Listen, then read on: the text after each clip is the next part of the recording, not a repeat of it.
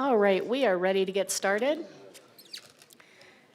Today is Tuesday, January 6th, 2026, and this is the City Council's regular meeting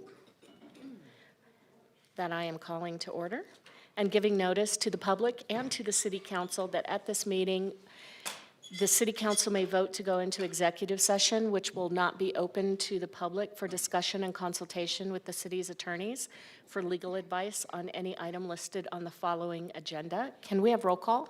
Mayor Daggett. Here. Vice Mayor Sweet. Here. Councilmember Aslan. Here. Councilmember Garcia. Here. Councilmember House. Present. Councilmember Matthews. Here. Councilmember Spence. Here. Councilmember Garcia, would you lead us in the Pledge of Allegiance? It would be my honor. Please stand if you are able.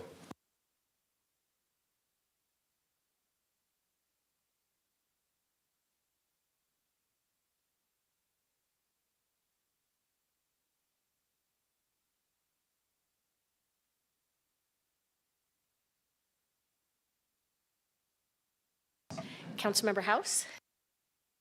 Thank you, Mayor. The mission of the City of Flagstaff is to protect and enhance the quality of life for all.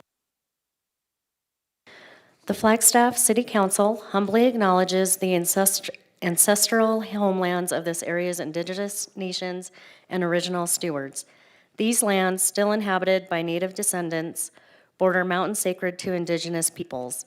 We honor them, their legacies, their traditions, and their continued contributions. We celebrate their past, present, and future generations who will forever know this place as home. Thank you. Next up, we have approval of minutes from previous meetings, and I will entertain a motion. Mayor, I move to approve the minutes as posted. I'll second. Any discussion? All those in favor? Aye. Any opposed? All right. Moving down to open call to the public. This enables the public to address the council on any item, about any item that is not on the prepared agenda. Comments relating to items that are on the agenda will be taken at the time that the item is discussed.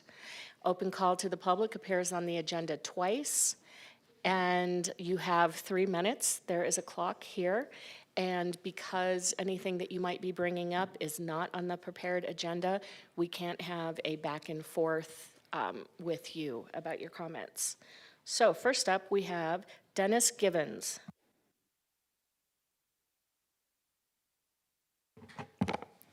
Hello, Madam Mayor, Vice Mayor, City Council, and residents of Flagstaff, and city staff, if I didn't mention them. I'm Dennis Givens, a law and order citizen. I want to apologize to the police chief for not talking about the importance of flock safety at the last meeting. According to the Flagstaff Police Department 2025 Crime Prevention Plan, page 6, Part 1 violent crimes, which include homicide, sexual assault, robbery, aggravated assault, are up 51% in Flagstaff.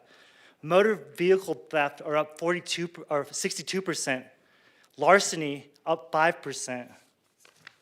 And then you go to this flock safety ad. It says reduce crime in your community up to 70%. Flock safety license plate reading cameras provide 24/7 monitoring of every home, business, and neighborhood. Protect against property crime, violent crime, and stolen vehicles, and more. Then it goes to talk about in 2023 and 2024, 120% increase in fentanyl overdoses. There's the fire right there. It may have only been 20 deaths in the last 2 years, but that's still a lot of deaths. And then I go over here to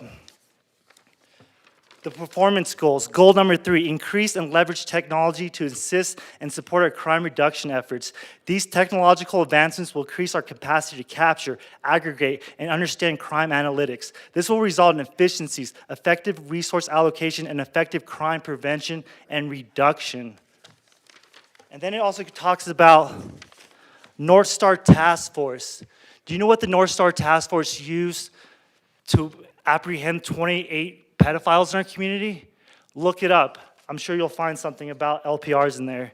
And then I also want to talk about Operation Desert Garden. It was established by Governor Katie Hobbs under Executive Order 2025-01 to unite tribal, local, state, and federal agencies in dismantling dangerous criminal networks operating in Arizona. These organizations are responsible for smuggling fentanyl and other drugs, human trafficking and exploitation, weapons smuggling, and coordinating violent crime activities.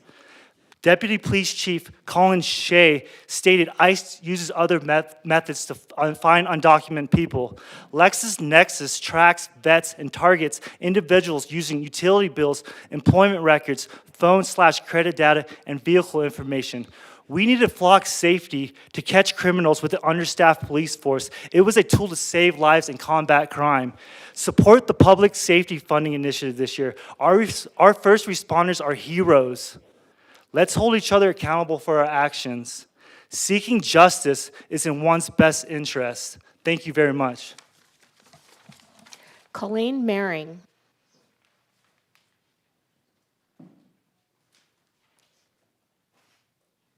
Good afternoon. Happy New Year, Mayor, Vice Mayor, Council. I'm Colleen Maring, Chief People Officer at Northern Arizona Healthcare.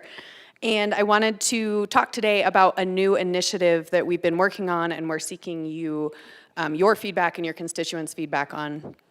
Last year, we reinvigorated our provider lecture series, which we now call Meet Our Experts Live. It's aimed at providing information and education on a healthcare topic that we believe will be of interest to our communities and meet them where they are. The reintroduction of this program was driven by that listening tour that I've talked about that led to the 2030 strategic plan, and we've heard very consistently that our community members want us to show up in the community and speak to healthcare topics, health education, things like that. So we've started this up again in Flagstaff and in Cottonwood in the Verde Valley. And we want to make it even more targeted and specific to what your constituents want to hear. So we would love feedback on what are the topics that your constituents are concerned about. Where do they want us to come provide these lectures? Obviously, this is dependent on our provider availability and being able to work with the locations that might host us, but we want to hear from you and your constituents about where, what, how we might deliver that education. Does a lecture format work best? Do they want something else? Do they want short videos instead of an in-person thing? We want to meet folks where they want to be met. These events are planned by one of my colleagues, Maggie Weidinger, who's here with us today. She's a provider relations liaison, and she's going to send you all on council an email later this afternoon so you can literally just hit reply and say, this place, this topic, thank you. For those of you in the community listening, or for your constituents, please, you can always reach us at the questions@nahealth.com email address. It's literally just questions@nahealth.com. We really do monitor that inbox. We have an amazing team who looks at every single email and gets it to the right person. So if it comes in about Meet Our Experts Live, it'll get to Maggie, and she can help us get that set up for you. So thank you for your time. Thank you in advance for the feedback, both in the past that led to this program and to make this program better and more successful. Thank you. Michelle James.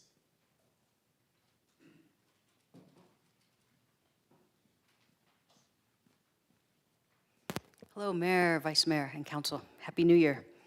I'm here today to ask some questions about the two new citizens committees, the Technology Privacy Task Force and the Flagstaff Public Safety Committee. Questions are, who appointed the members of the committee and what criteria were used to select them? Will both committees be making recommendations directly to City Council? How long will each committee be in place? Will the Arizona open meeting law be followed in each committee? If not, why and what rules will govern their process? Will committee meetings be recorded and made available to the public via the city's YouTube channel?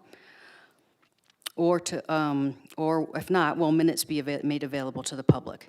And lastly, will the city release one or more statements explaining to the community that these citizen committees exist, they've been formed, and give information about how the public can attend or watch online?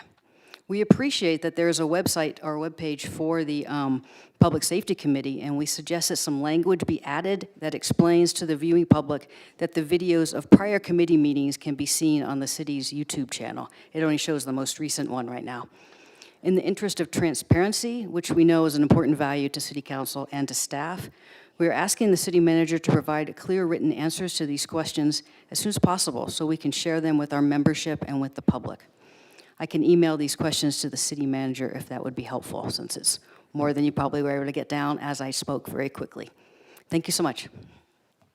Thank you, Michelle. And staff, we will get responses out. Seth Greger.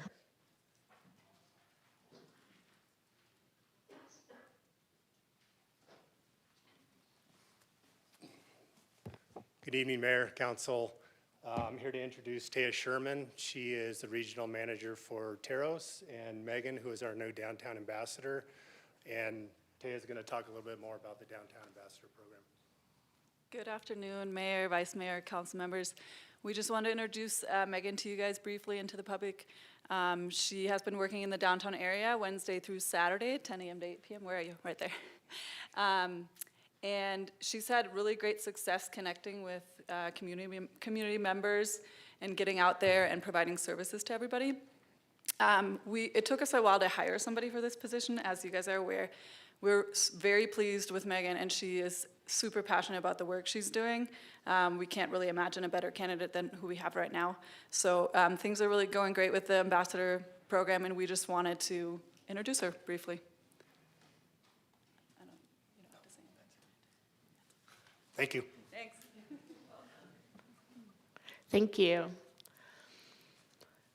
All right, proclamations. We have a proclamation for Martin Luther King Jr. Day, and if members of the audience who are here for this can meet us down here at the dais, and council, let's.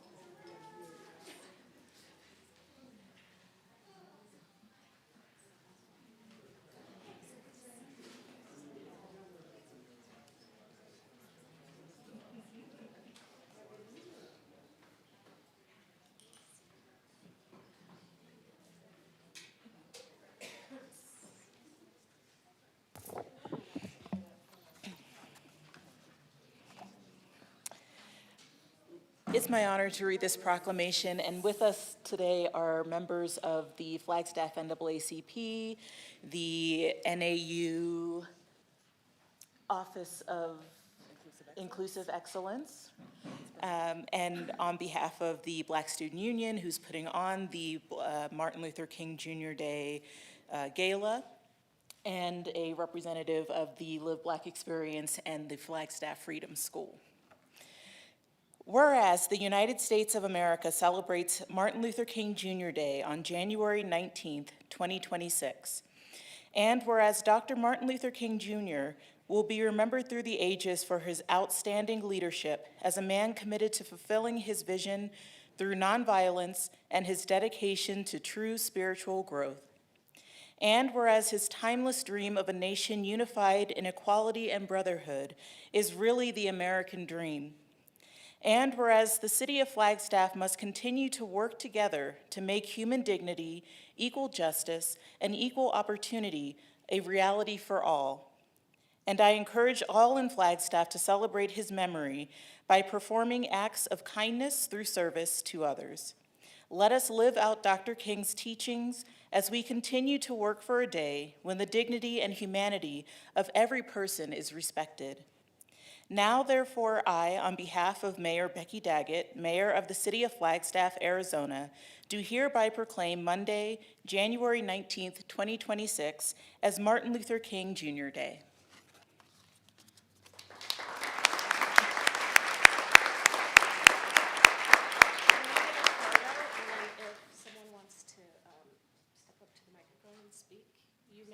you'd like to. Yeah. Oh, let's stand. Let's stand. We'll take a, we'll take a photo after. I think Ms. Gladys wants to speak. Or we'll do it now? Okay. Okay, we are going to do a photo. Are we going up one? No, you're fine. I'm good.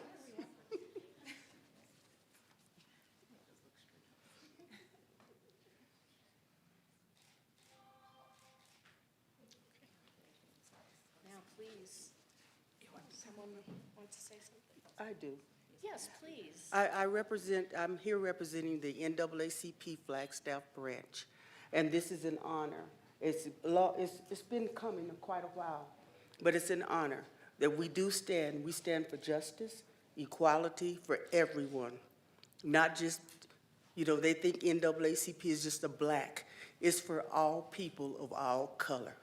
So, from the NAACP, praise God.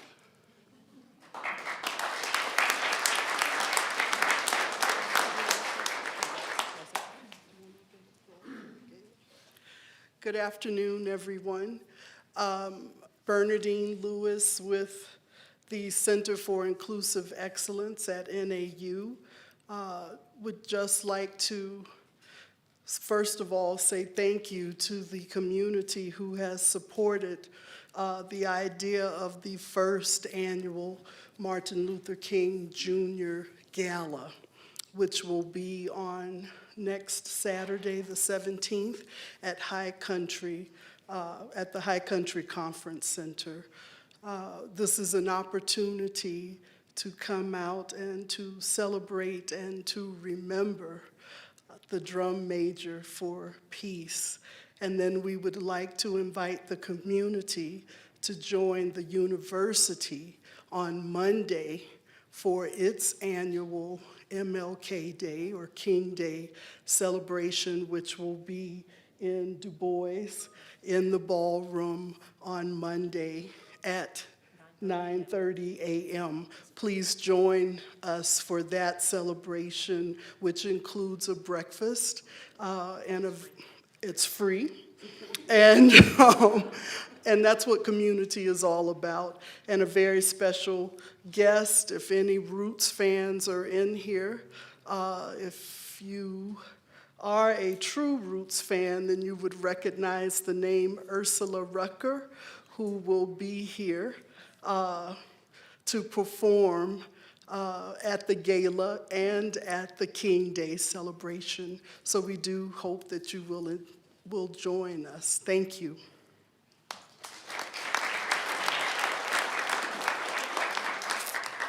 I just want to add about NAACP, like Ms. Gladys saying, that's open to anybody, not only for Black, everybody could come. And I really just want to thank the mayor and the council for recognizing this day as the Martin Luther King Day. Thank you.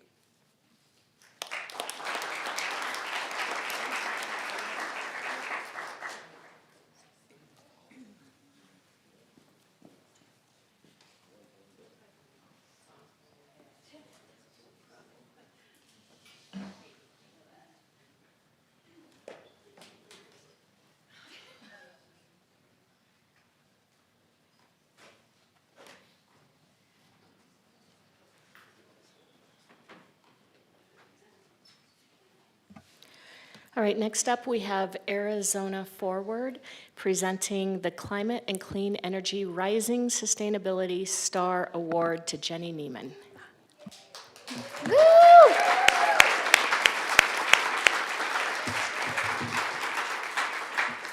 Mayor and Council, I'm honored to be here this afternoon. I'm Nicole Antonopoulos, the Sustainability Director.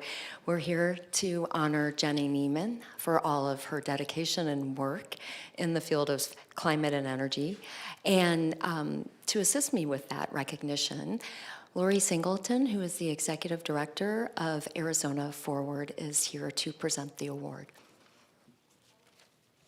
Thank you, Mayor and Council. I think some of you know us, but if you don't, we've been around for 50 years. We're a nonprofit that's focused on sustainability throughout the state. We bring together leaders from local governments, businesses, utilities, academic institutions, and nonprofits across the state to move sustainability forward. The City of Flagstaff has been a valued member of Arizona Forward since 2017, playing an active role in our Northern Regional Council and consistently demonstrating leadership on climate, energy, and community resilience.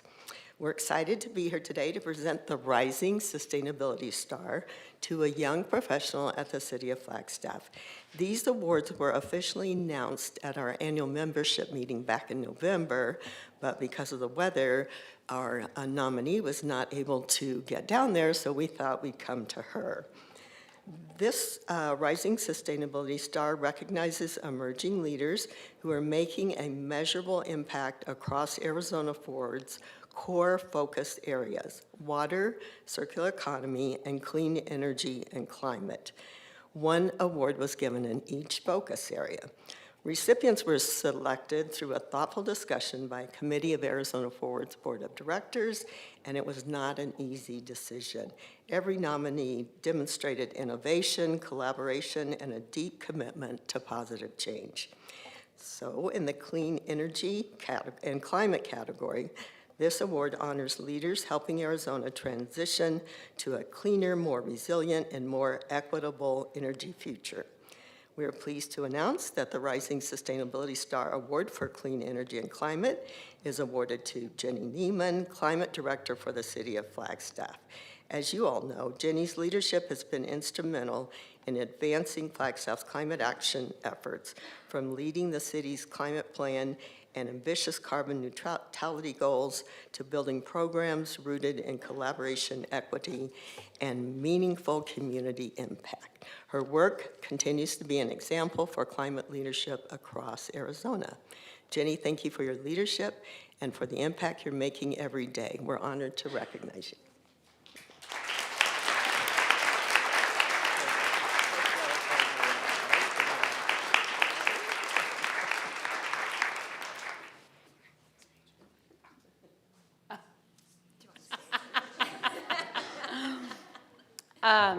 Thank you, Lori. I'd like to thank Arizona Forward and the city. I feel lucky every day to be able to work for my community and work on these hard things.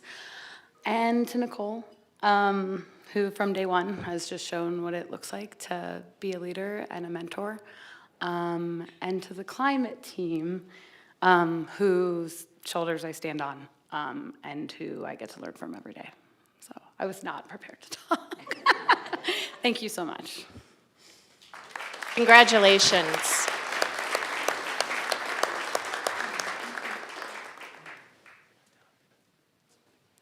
Next up is council liaison Mayor, report. I think there was a C in the comment box, in the chat box from Councilmember House. My apologies, Councilmember Garcia.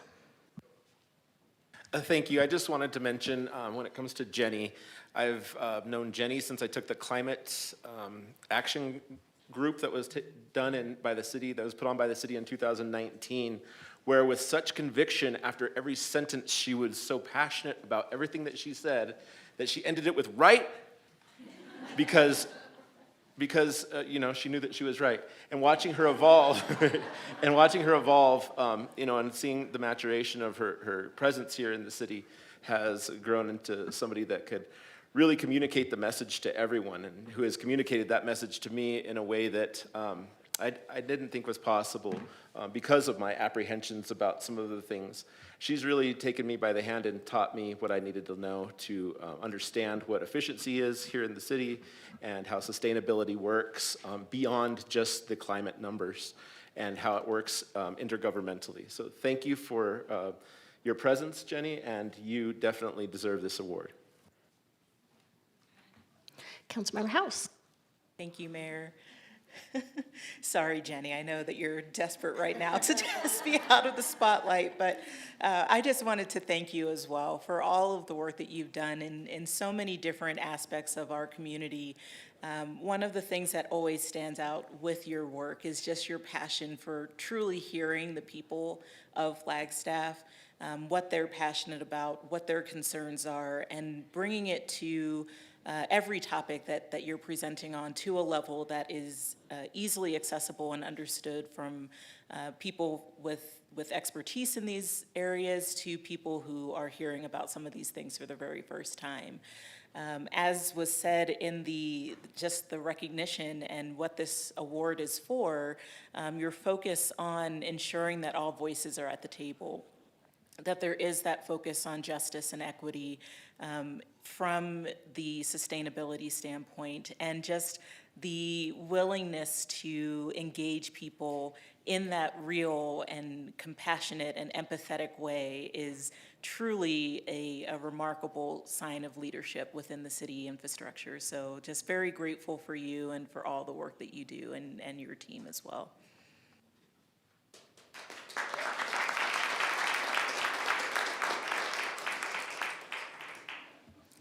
You can sit down now. All right, moving on to council liaison reports, and I'll start with Councilmember Matthews.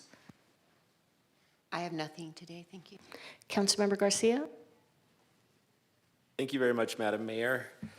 Let's see here, where did I start? I'm trying to find it.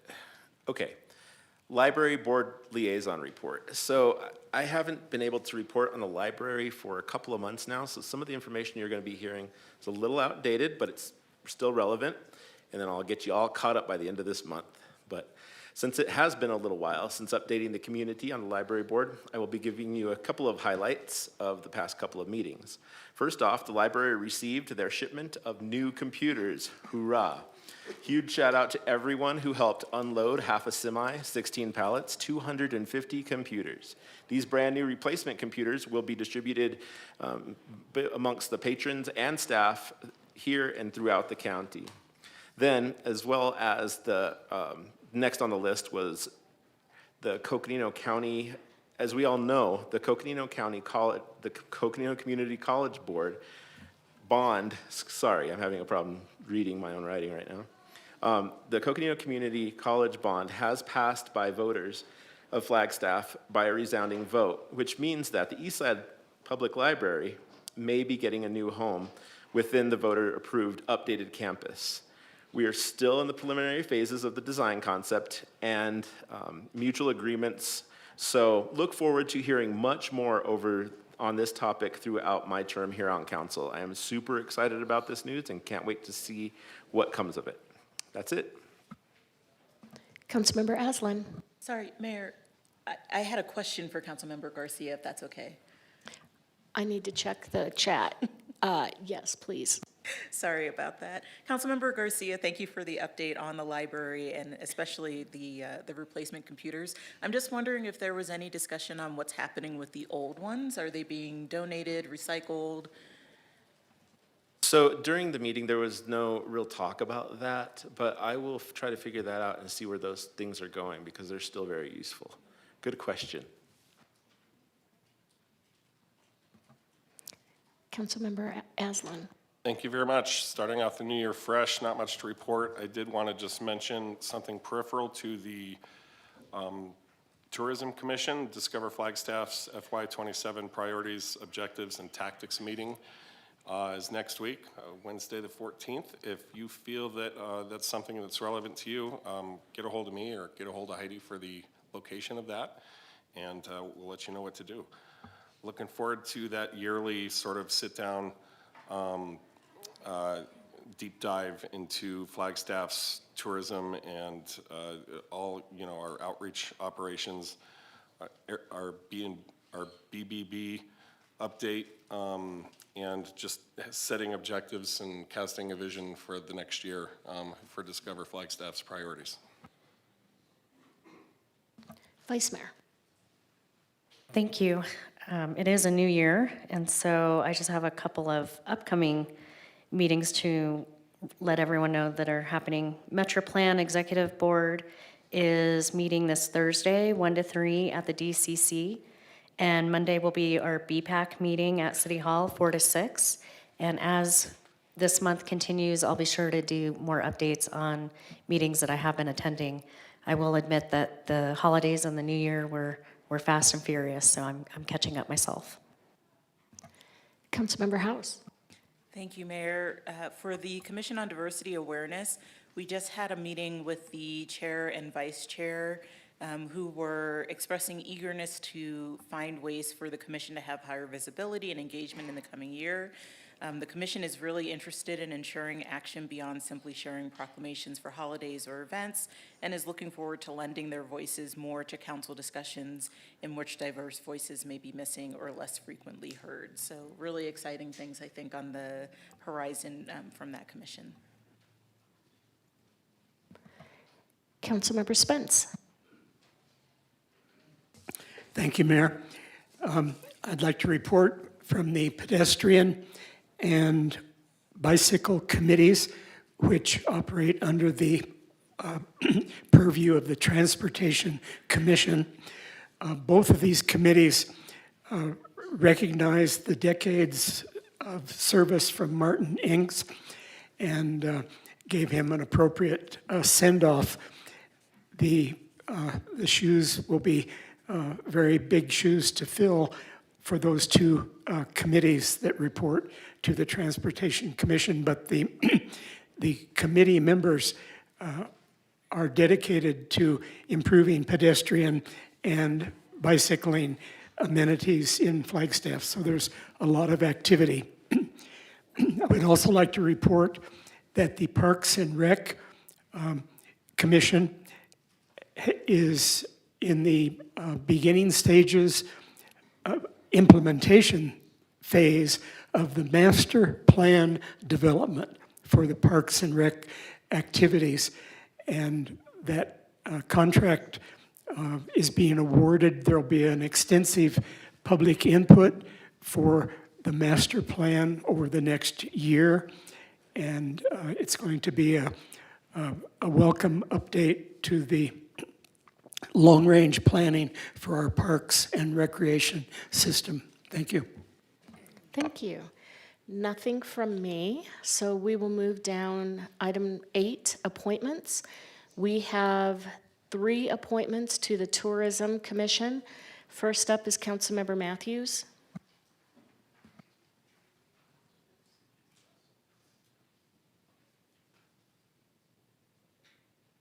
Thank you, Mayor.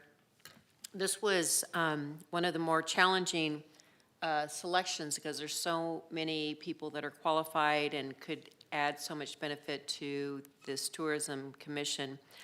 But I narrowed down my selection to nominate Angie Grubb from the Snow Bowl. Do we have a second? I'll second. Second. Any discussion? All those in favor? Aye. Aye. Aye. All right, next up, we have Councilmember Aslan. I'm going to recommend the renomination of Cody Halfmoon to the commission. I'll second. Any discussion? All those in favor? Aye. Aye. Thank you Any very much. opposed? Councilmember House. Thank you, Mayor. Agreed. This was a tough one. Fortunately, you made the job easy because there is another reappointment to make, and I am very happy to move to reappoint Michael Marquez. Is there a second? I'll second. Any discussion? All those in favor? Aye. Any opposed? All right. So moving down to the Indigenous Commission. Vice Mayor, you have the first appointment. Thank you, Mayor. I first off want to thank everyone that applied. This is a wonderful commission and they work hard, and it's great to see so many applicants and the interest in it. I would like to reappoint Mariah Zavala to the Indigenous Commission. I'd like to second that. Any discussion? All those in favor? Aye. Aye. Aye. Any opposed? All right. I have the next appointment, and I would like to appoint Darren Lance. I'll second. Any discussion? All those in favor? Aye. Aye. Any opposed? Thank you. All right, we're moving down to consent agenda, and we have a couple of items that there have been requests to pull.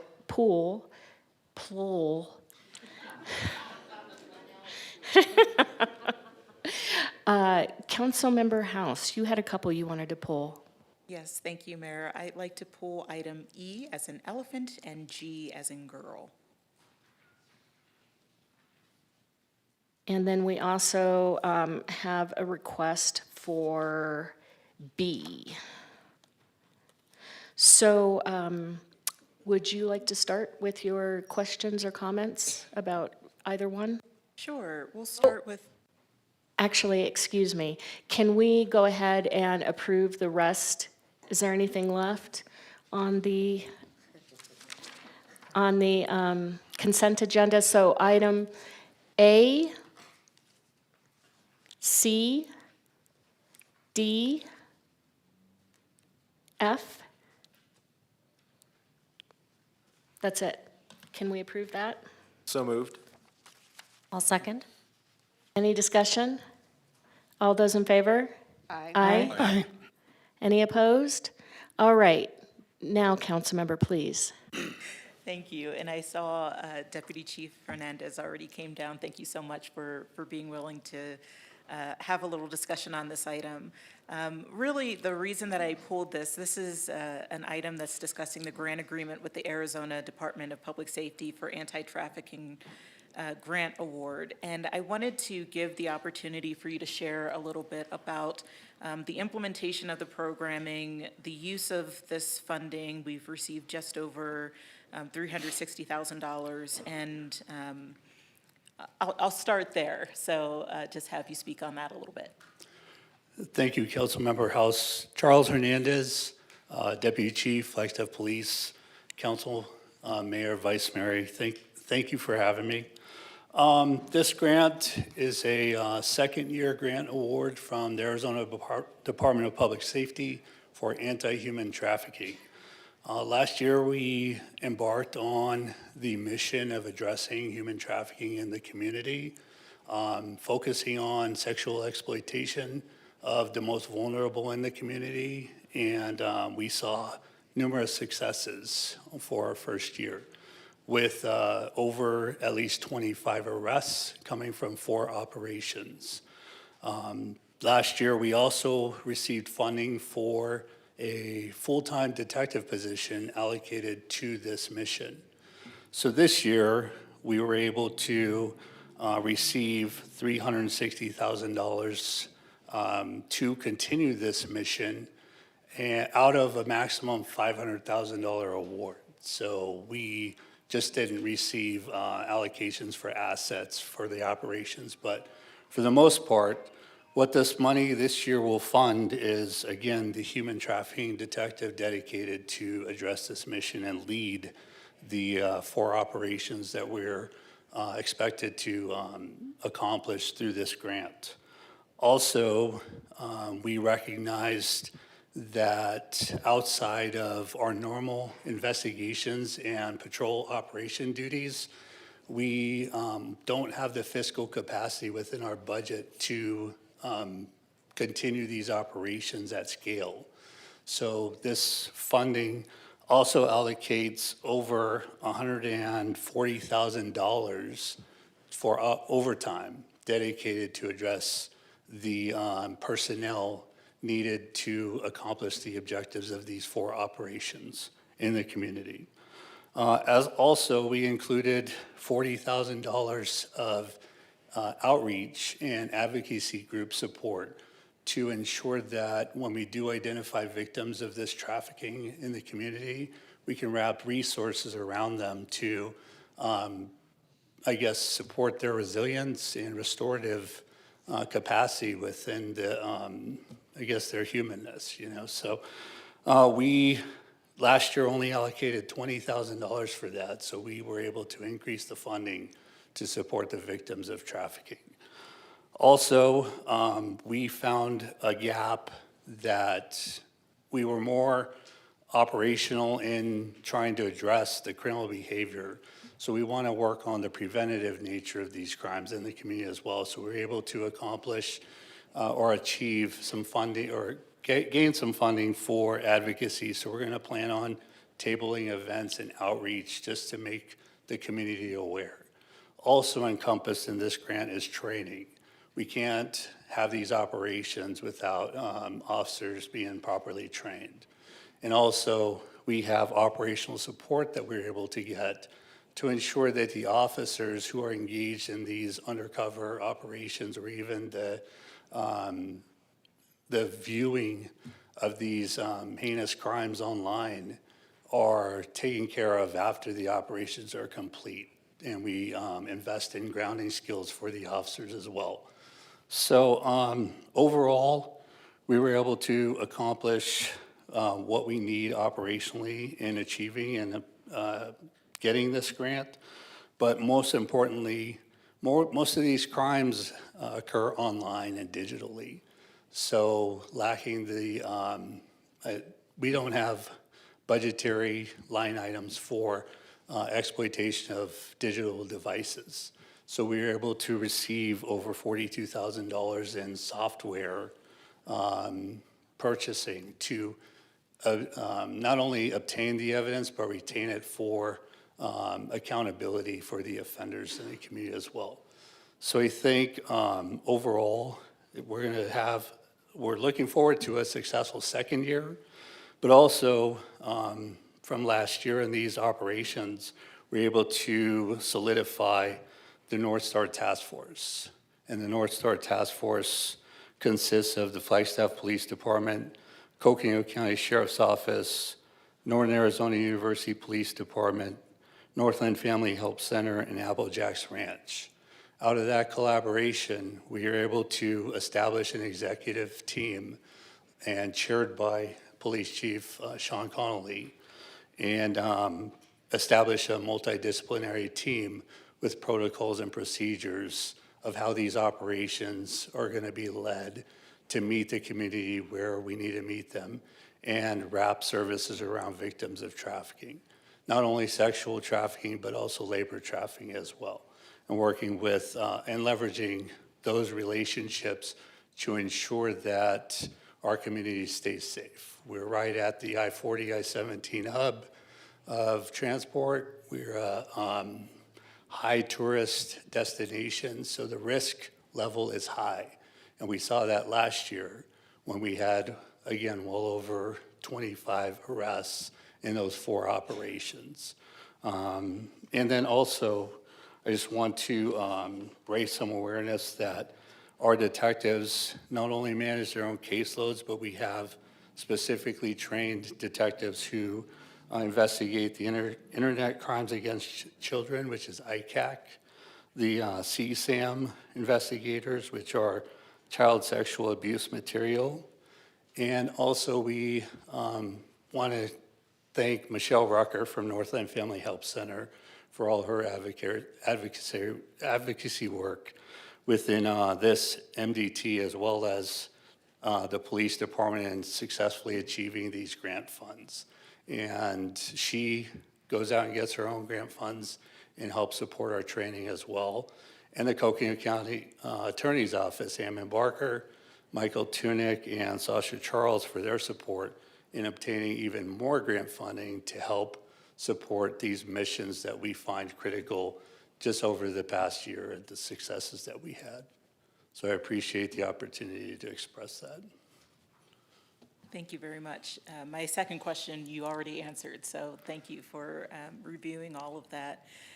And very encouraged to hear the success of this in the first year, and although it's hard to say looking forward to the work that you'll do because of just the nature of what this is for, I'm encouraged to hear how much you're able to accomplish using these funds. So kudos to the full team for getting that close to the maximum amount that's available under this grant program. Thank you. Thank you, Councilmember House. I don't see any additional questions, so thank you so much, Deputy Chief. Thank you.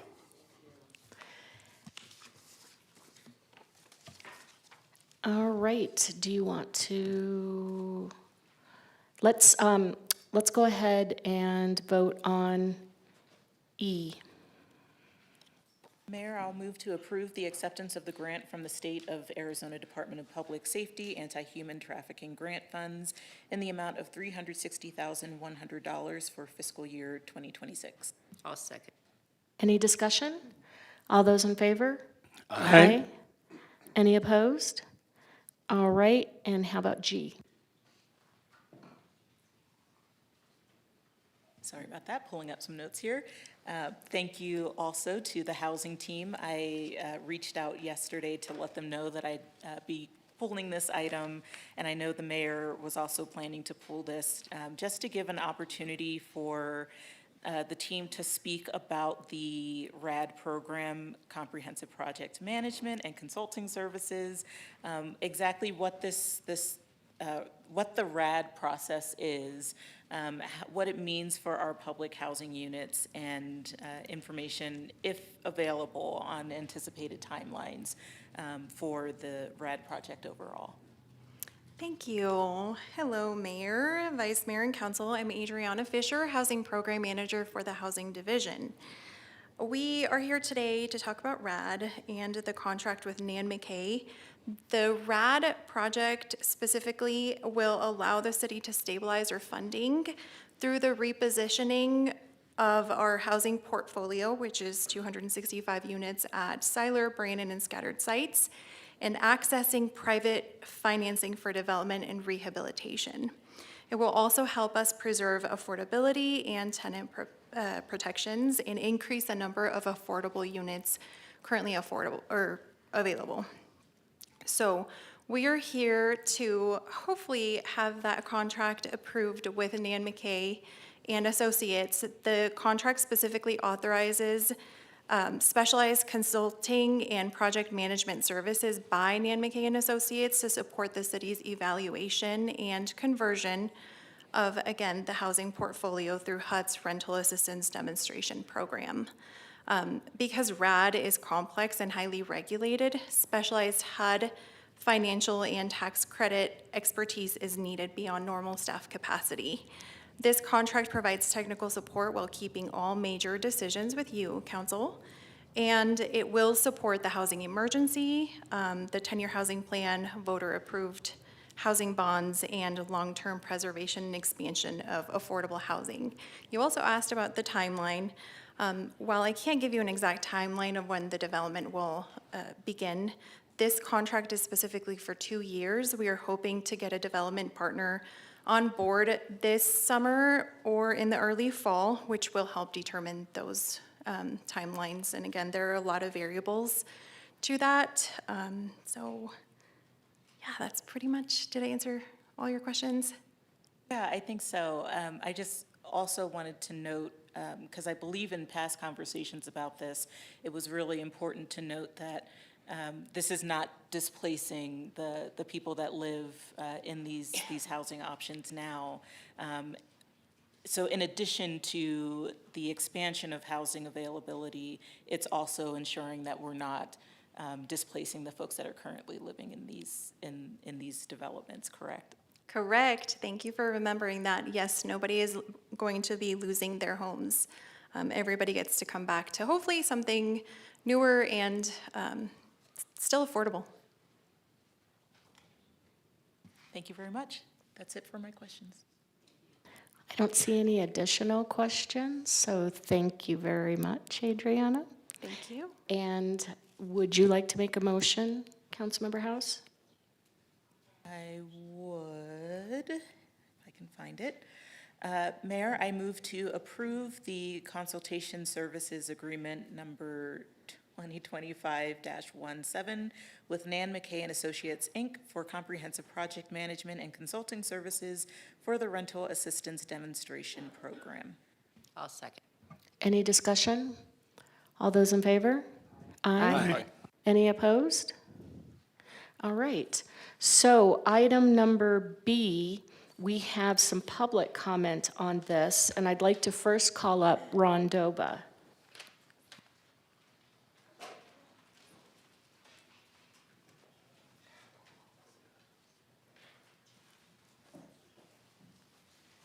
Thank you, Mayor, Vice Mayor, council members. Ron Doba, 2659 South Cotton Rose Lane in Flagstaff. I live in the Juniper Point subdivision. And, you know, the good thing is that we have this software that's on the agenda today. From the other perspective, the bad thing is we're still having a lot of issues that come along with STRs. And I'm sure I don't need to school you on what those are with the parking and the trash and the noise. And most recently, last week, we even had one of our neighbors had one of their windows shot out, and the occupant was nearly hit with pellets that were being shot with pellet guns in the yard of an STR, just from youths that were not being supervised properly. So these things are just building up and building up in our neighborhood. We appreciate having the ability to register complaints on this software, but it would be nice if we got some feedback when those complaints are registered so that we know that we're doing some good, so we're making some progress with getting some of these issues resolved in the neighborhood. Even if the feedback we get is from code enforcement is we couldn't do anything about it because ... for some reason or other. At least we'd know that somebody's taking a look at it. Right now, we kind of put the complaints in there, and it kind of feels like they're going into a black hole. So it'd be good to get some feedback on that. The other thing, and I don't know if it would be possible or not, is if there would be a way that the public could access complaints that have been registered for these units so that we'd know more about how much activity is going on there when it comes to the violations. I'm sure that renters might find this useful as well, to be able to look at that when they're considering renting a unit. And the other thing is maybe the property owner might not like it that much. However, it might be more of an incentive for better management of these properties. I know with state law, with the state statutes, we're not going to get rid of STRs, but what we really need is better management of what we have out there. So that's all I have, Mayor. Thank you. Thank you, Ron. Douglas Loveday.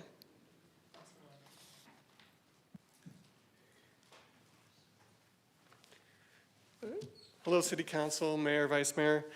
I'll add some color to what Ron was describing. We're the homeowners that lost our garage window recently. On January 1st, my wife Tanya and I returned home after a lunch date. Pulling up on the driveway, we noticed glass falling from the garage window. As we stepped out of the car, projectiles were flying all around, pinging off our house and our metal trash enclosure. One shot whizzed by Tanya's head. It sounded like a rifle with a silencer, and at that point, you don't know what's going on, if it's a pellet gun, a .22 with a silencer, or a high-powered rifle from even further away. It was very frightening. I yelled, "Get back in the car," and Tanya drove us in the garage. We called 911, and 6 vehicles came with assault rifles to take care of this, and they did a great, fast response.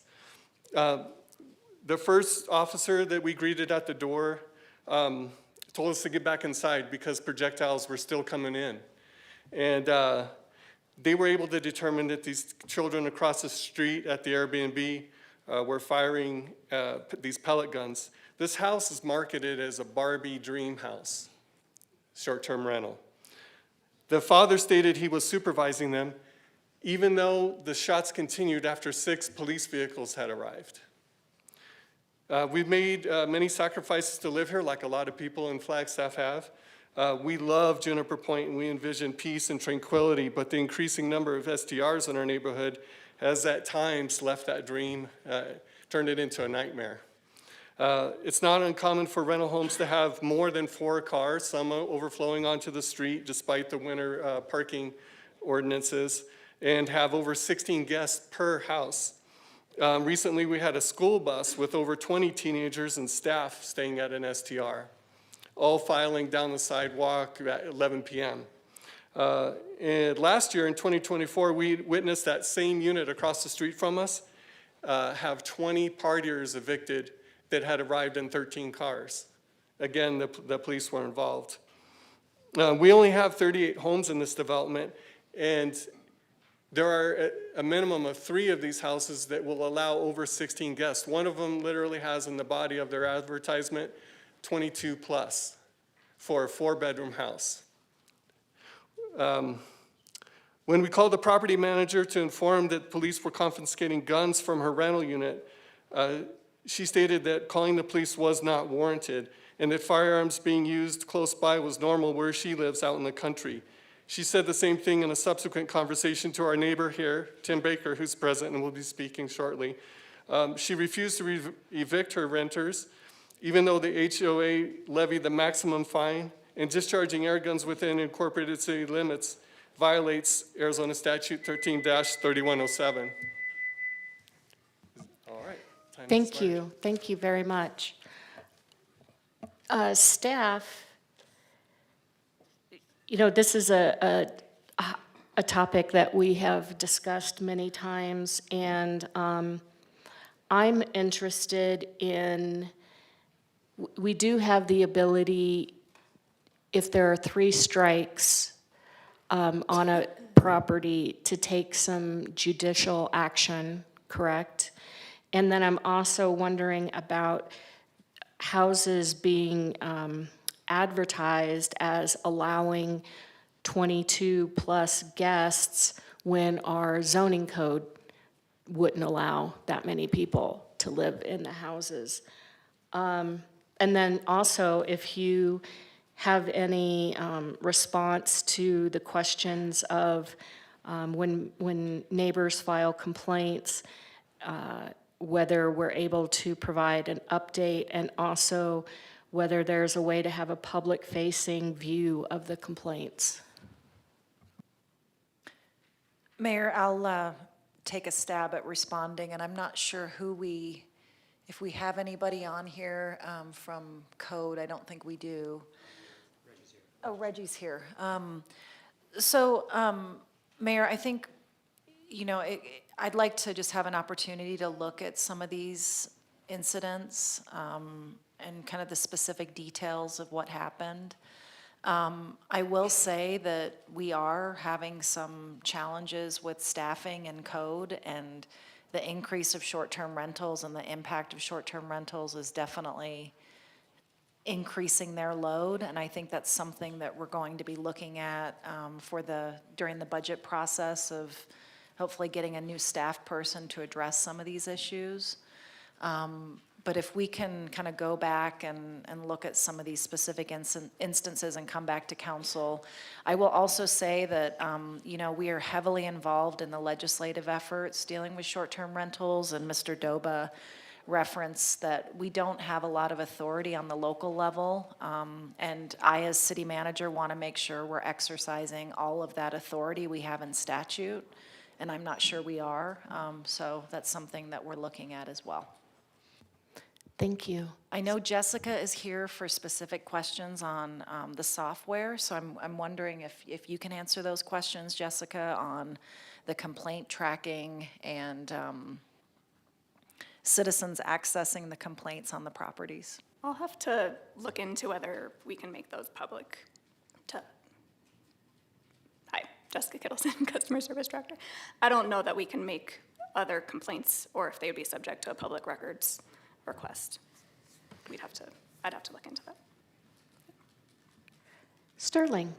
Mayor and council, I appreciate it, and I reiterate everything that Joanne has indicated as far as looking into everything here. Excuse me, City Manager Keene has indicated.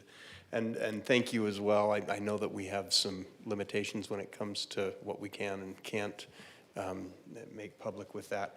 That said, I know that the incident specifically that was referred to There are processes when it comes to charging, and I know the police chief made a comment about the fact that officers did respond, charges were referred to the city prosecutor's office, and those are being reviewed. So I appreciate PD and also the prosecutor's office for their work in it. Thanks.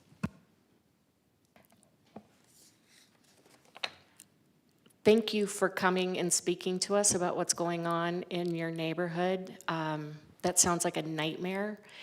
And as has been referenced, we do have limited tools of enforcement, but we will look into these and make a public presentation about it.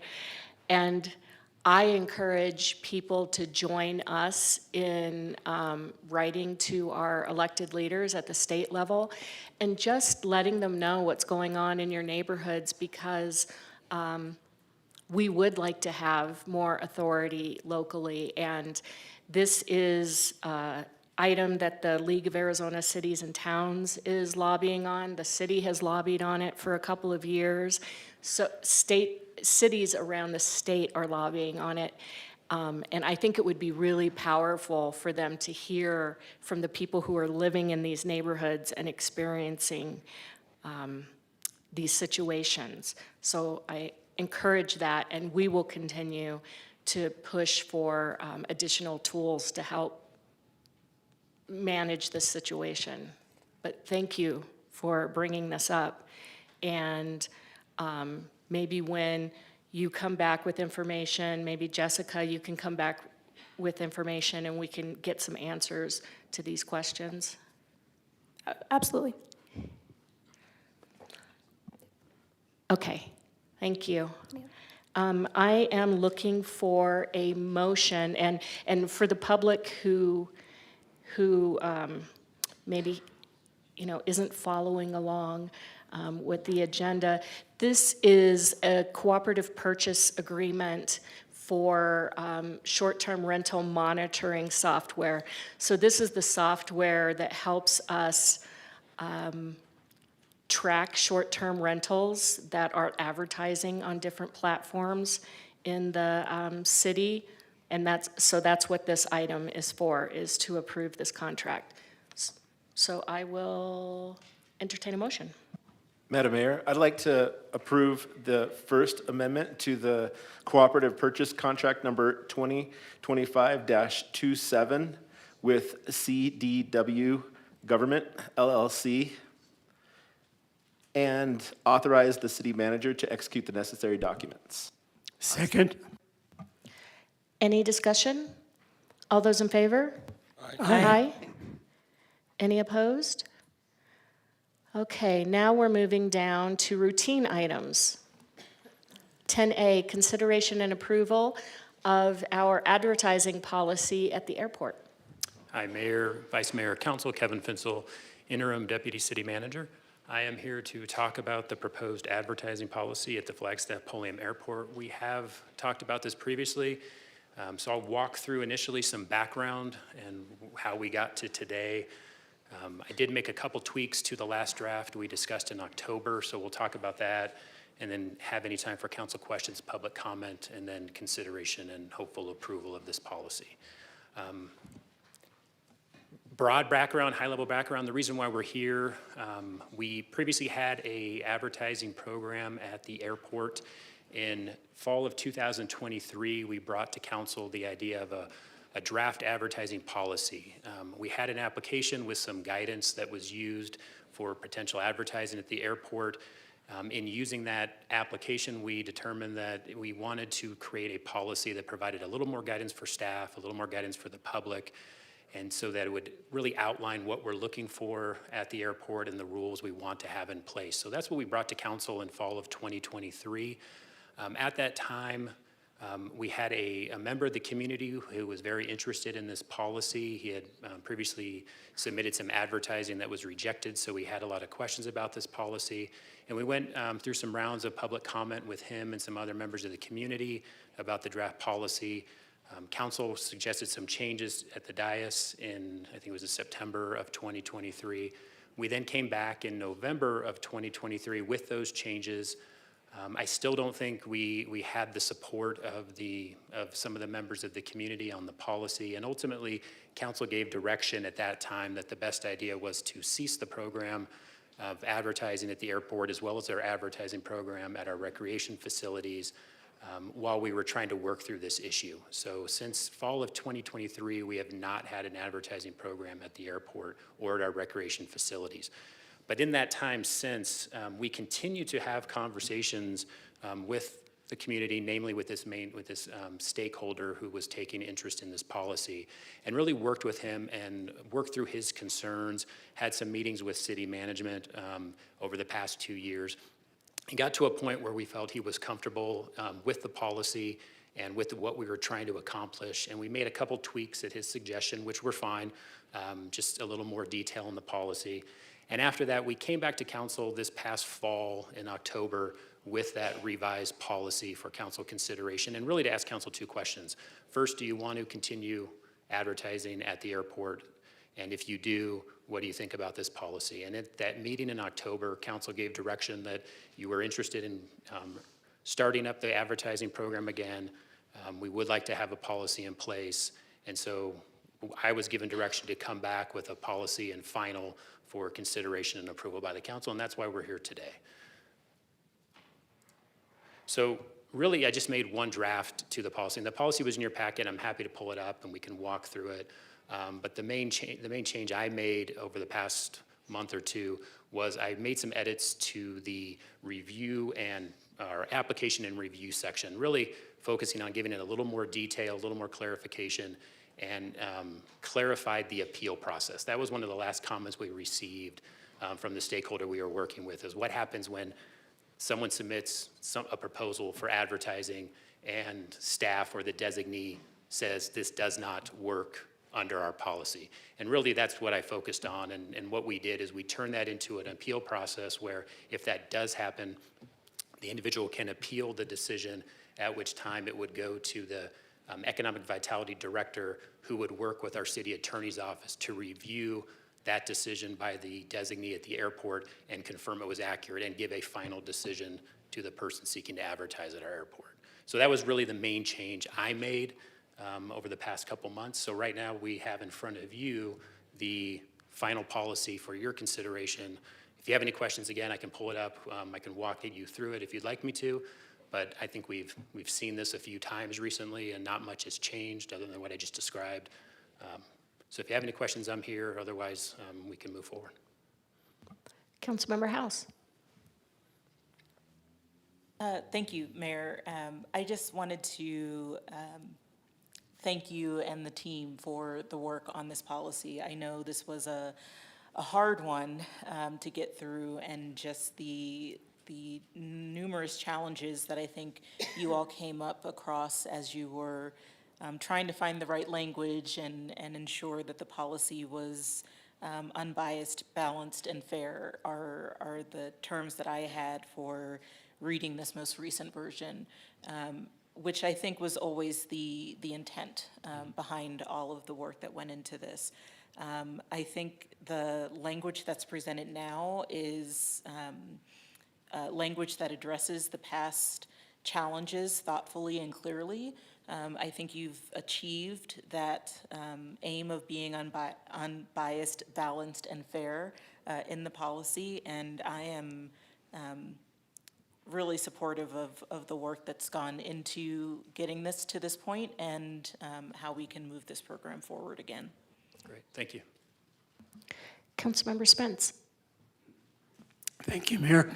I'd like to ask, what are the fiscal implications of reinstituting this advertising policy? Mayor, Vice Mayor, Council Members, Heidi Hansen, Economic Vitality Director. It's very hard to say. I did write a financial impact into the staff summary that Kevin and I jointly worked on. When we were ceasing advertising at the airport originally, we were probably making about $45,000 annually, but we were on a trajectory to do more. If we were to sell every single spot that we have at the airport, it would probably be about a $100,000 impact, but that would be that would be a lot of pie in the sky, quite honestly, because things change and they ebb and flow. So we're really not sure at this point, but we're happy to say that we think we could probably bring in about 25,000 annually, and with hopes that it could grow over time. And there's a lot of different options. At the time that we ceased, we didn't have as many digital options as we do now. We have different TVs and things like that, where an event producer who has something that's very timely can come on and show their festival is going to be happening. Are you in town? Please come join us. Whereas there might be somebody like an APS that wants a message up that's longer term that could go onto a static display. Thank you. That should be a help for the enterprise fund for the airport. Yes. Vice Mayor. Thank you. And I too want to thank you for your work on this. I know it was a lot of back and forth, but I think worth it. And I do like this final version. I'm just wondering, with the final, did you reach out to the community and get any feedback on this, what you presented to us tonight? I know you did in the past, but. We did let the stakeholder we had been working with know that we were presenting this tonight, and he was aware of that, and he said he didn't plan on attending. And we had had discussions with him last spring where he came into the office, and we had shared this draft with him, and he felt comfortable with it. And that was the main individual we had been working with. Thank you. I do appreciate that you took the time to reach out and get that feedback. I think it's important, so thank you. Councilmember Matthews. Thank you, Mayor. So my question is, I don't know, to Kevin or Sterling, but like we focused on the incident that created all of this, the advertisement. It was pretty black and white, and our decision was a response to that. But how comfortable are we that something different that we're not anticipating isn't going to be presented and it goes to appeals, but now we are faced with a potential lawsuit because they're claiming discrimination because we're not allowing them to advertise. This was something that was really sensitive in the banking community all of my career, and I just know that we always opted on no advertisement because just things would creep up that you would unexpect. So does our legal team feel like the policy in place is going to be good enough to shield us from possible issues in the future? I know we can't keep everything shielded, but do we feel comfortable? I mean, because $100,000, $25,000, $100,000 is not a big. From the perspective of everything that we can think of, yes, but you never know what will crop up. And we have to gauge that as we go on some things. But I've appreciated Kevin's work on this when he was with the city attorney's office, and that's why he's presenting here as well. He's done a phenomenal job with what's before you. Everything that we can think of doing has been done. Thank you, and I do appreciate all the work that's gone into this. It's been a lot. Yeah. And I appreciate you guys crossing the T's and dotting the I's on this, so thank you. So I will entertain a motion. Madam Mayor, I'd like to read resolution number 2026-01 by title only. That's not. We're on a different That's item. not the right one. Sorry. It's the only routine item. There it is. I would like to approve the proposed advertising policy for the Flagstaff Pulliam Airport. Thank you for that correction. Yeah, thanks. I'll second. Any discussion? All those in favor? Aye. Aye. Any opposed? All right, thank you. All right, now we're moving down to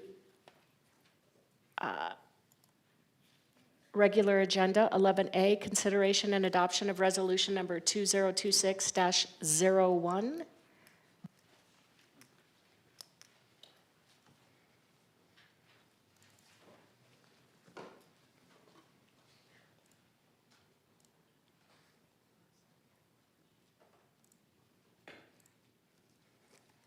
Oh, you're waiting for me. Okay. Good evening, Mayor, Vice Mayor, council members. Ivy Koss, Capital Improvements Engineering Department. I'm presenting the resolution to authorize the city to just apply for the AZ Smart Grant for the design phase to extend J.W. Powell from Lake Mary to I-17. Okay? Nope, that's not it. Okay. All right. Let's get oriented to our map here. Everyone can see very clearly our beautiful airport that was just under conversation. The yellow highlighted areas show the proposed design scope for the AZ Smart Grant. If you follow me over here to the Lake Mary Road and JWP intersection where the first proposed roundabout is going to be. And then you can track with me. Everyone can see my pointer, yes? Okay, I want to make sure. Following it over here to the second proposed roundabout for JWP and Shamrell, and concluding, of course, at the I-17 airport traffic interchange. Then we're also including the extension of the High Country Trail connecting to the new J.W. Powell. This is a 1.4-mile extension, and it fulfills a key piece to our 5-year capital improvements commitment, creating a critical link between I-17 and areas east of the airport. Why does this matter? Why is it important? The benefits are going to improve access to our airport, Fort Tut Hill, and southern Flagstaff in general. Not to mention it's going to reduce the congestion, the beautiful traffic of our beautiful city, improve emergency access. It's going to support multimodal transportation with bike lanes and pedestrian paths, and it aligns perfectly and very well with our carbon neutrality plan by reducing vehicle miles traveled and therefore emissions. All right, basically we're just seeking to apply for this grant to help us with $2.3 million for the design portion of this project. Once the grant is awarded, if it's awarded, the city then has 2 years to apply for a federal grant to fund the construction portion of the project. Hardcore numbers, again, 2.3 for the design. Anticipated construction costs add up to approximately $23.4 million. We're just, again, seeking approval to apply for the grant so that we can get the design started. And our current project budget for the fiscal year 26 has about $200,000 in it, with appropriations in out years fiscal year 30, $14.3 million.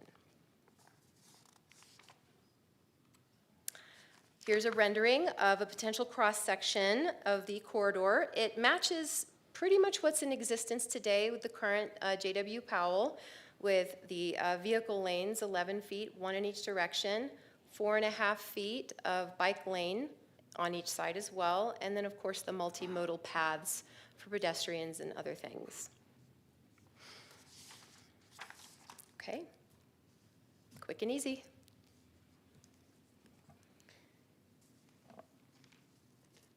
I'm seeing who was first here.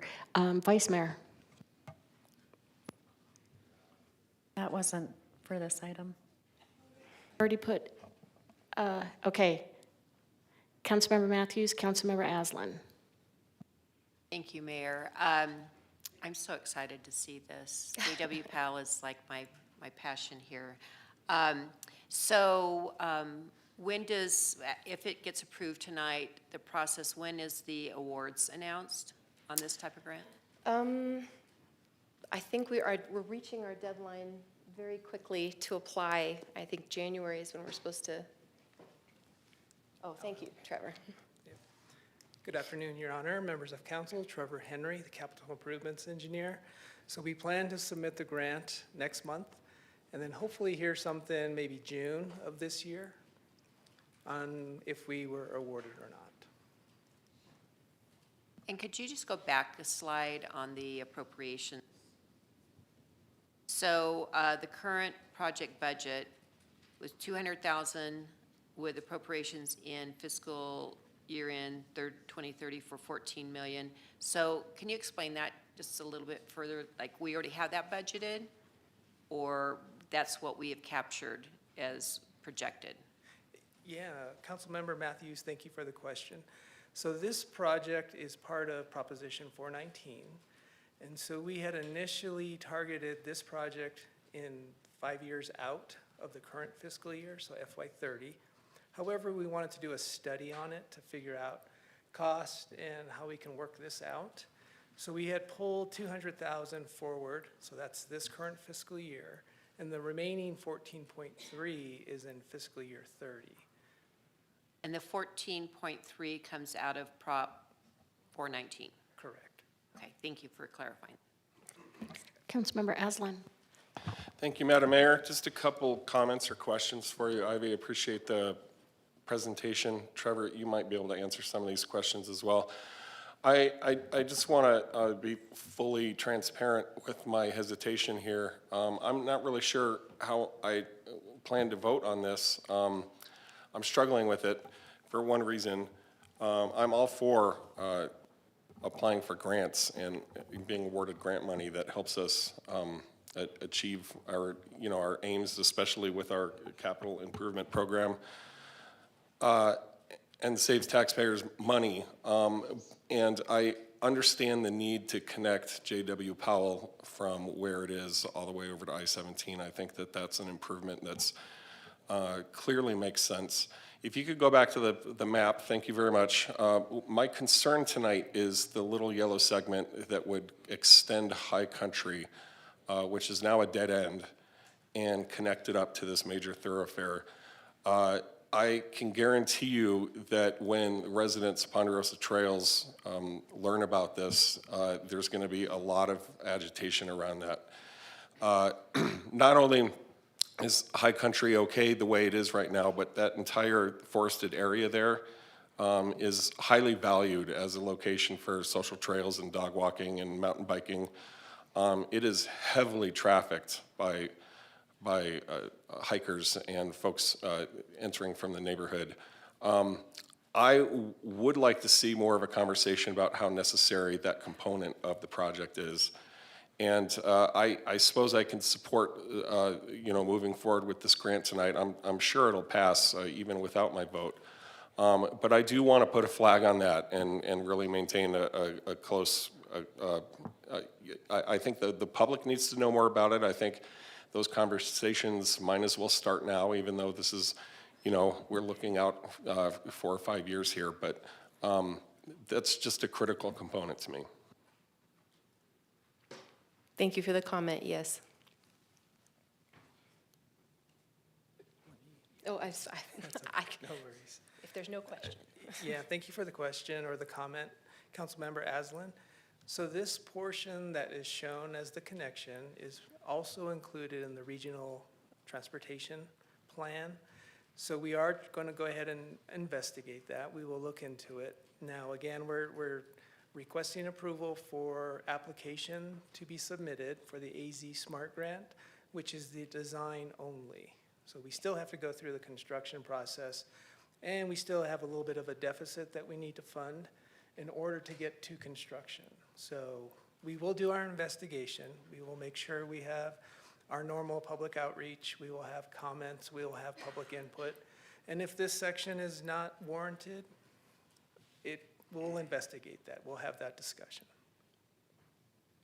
Thank you, Trevor. Thank you, Ivy. It's a very satisfactory answer and completely what I expected.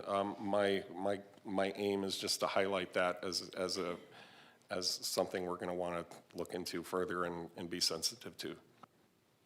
Absolutely. Councilmember Garcia. I'd like to thank you guys for bringing this up to us. It's a very good presentation. If you can push it, I think 2 slides forward to where the multimodal and bike lanes are. Thank you for this picture. It looks wonderful. I'm really happy to see that there are the multimodal and the bike lanes set in there as well with the vehicular traffic. My question's really simple. Is that going to run concurrent throughout the project? The way it is now with the multimodal, the bike lanes, and the vehicles. That is the plan, Councilmember Garcia. That is the plan. This wasn't designed by me. This was designed by our traffic engineers, and I just made the pretty picture based off of the schematic I was handed. So yes, that is definitely the plan. But with the way things are moving forward with creating density and getting people to step out of their cars more often, I think that this is an excellent plan, and I'm glad to see that it's going to be moving through, and I hope that it gets reflected on some of the other designs that we have on that same road that have yet to be designed. So thank you for that. Yeah, absolutely. I feel like it's going to be very beneficial for future projects to reroute traffic as well. Councilmember House. Thank you, Mayor. I know it's in the staff summary, and I'm sure you've talked about it in your presentation today as well, but I'm wondering if you can just give a little more voice to how this is making those improvements for pedestrians, bike riders, and other multimodal modes of transportation. That's first, and then also just what considerations have gone into this as far as what that might look like for enhanced access to, you know, like buses or any other sort of transit through this area. Thank you so much for the question, Councilmember House. I'm not sure I can answer the question about the buses necessarily. It would just be like the JW Powell as it exists today. And I would just like to ask for a little clarification on the question on the bikes and the pedestrians. Yeah, so in the staff summary, it talks about improving mobility, improving transportation safety for all models, and the promotion of multimodal transit, and increasing the availability and use of pedestrian and bike infrastructure. So I was just hoping to hear a little bit more about how this is kind of leading, or if it's leading with that mindset, because I know a lot of the community conversation around projects like this and our other roadway projects has to do with how much those tend to be focused on vehicle transit and not so much on the pedestrian or bicycle transit or infrastructure. And this sounds like it's really kind of leading from that perspective of multimodal and pedestrian and bikes. So was just hoping that you could speak a little bit more to that.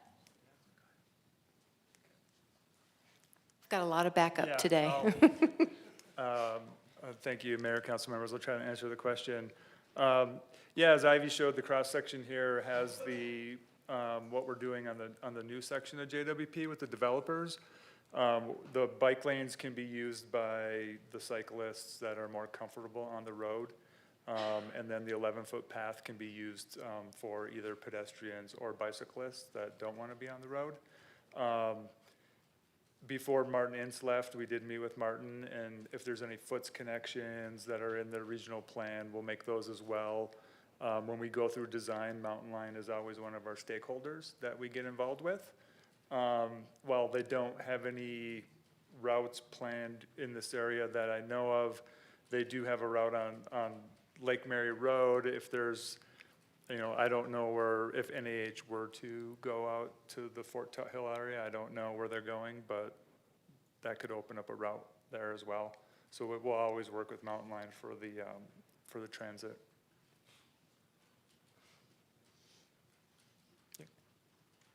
Vice Mayor. Thank you. I am very supportive of this, and I'm excited to see that, we're so proactive in our multimodal transportation. I think it's great. I just had a question on the risk of escalating construction costs, and this grant, there's a 2-year window, and then we need to finish up the funding. So with the escalation of construction and how do we have that contingency plan built into this? I can tell you what I did. Thank you for the question, Vice Mayor. I did calculate in an extra cushion percentage for inflation, and I worked very closely with the right-of-way real estate acquisition folks to make sure that I wasn't just shooting from the hip. So yes, short answer, yes. Thank you, that's good to hear. I have a question about what is Plan B if we don't get this grant? Yeah, thank you, Mayor, Councilmember. Just to clarify, We had $200,000 in this year's budget to try to do a 15% design to go after grants, because we know that $14 million in year 5 of the capital improvement plan is not enough. So going after the AZ Smart Grant is really a way to leverage the city's money. If we can get $2.3 million to pay for design upfront, that's a huge benefit to the city. And then we have 2 years, which was in the presentation, we have 2 years in which AZ Smart Fund requires us to go after a construction grant, because they don't want to just give us money to do a design and have it sit on a shelf. So our plan is to get that design done within the first 2 years, and at a minimum, we would go after like the build grant like we got for Butler 4th Street project. Or we work with Metro Plan to identify any other grants that might be out there. So we really want to get this design done, have a shovel-ready project, and then go hard after grants. If we don't get the grants, then the plan B is we don't have enough money to build the road as, designed.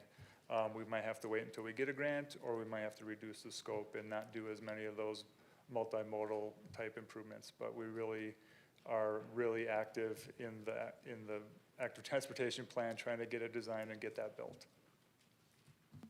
Thank you. All right. Councilmember Aslan. Appreciate that, Mayor. So if we can go back to that map view again, I'm pretty sure I'm up to date on this, but can you help us all understand better and be on the same page about the land ownership in all of these segments, and what the plan is for any land swaps that are going to be necessary with the National Forest? Are we just talking about are we just talking about what we'd need to, like, right away purchase, or? Yeah, just the yellow dotted area. From what I understand, and I've got my backup just in case I'm wrong. I think we need about 62 acres to purchase from, and I think a lot of it's from the Forest Service. And FAA. my understanding, that would probably come in the form of some sort of land swap, because that whole national forest area is already hemmed in and isn't a really great candidate for being national forest. So that connectivity can come somewhere else at the expense of that. And so just thinking out loud again about all these things and realizing I wouldn't mind seeing it priced out if we go ahead and design a scenario in which High Country isn't connected there. It'd be interesting to see what the cost savings are of that. I'm happy to get those answers offline. I have no expectation that you have those ready to go right now. I'd be happy to follow up with you on that, Councilmember Aslan, as soon as we get approved to apply for the grant and find out how much that might actually cost. All right, I will entertain a motion. Mayor, I'd like to move that we read resolution number 2026-01 by title only. I'll second. Any discussion? All those in favor? Aye. Aye. Aye. Any opposed? City Clerk?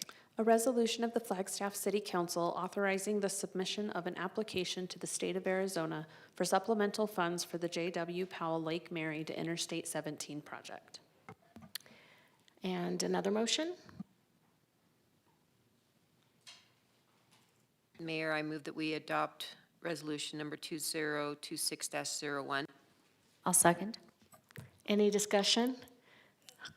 All those in favor? Aye. Aye. Any opposed? All right, thank you very much. Thank you, Mayor, Vice Mayor, and Council, for going easy on me my first time. All right, we're moving down to 11B, consideration and approval of the Council Initiative Fund.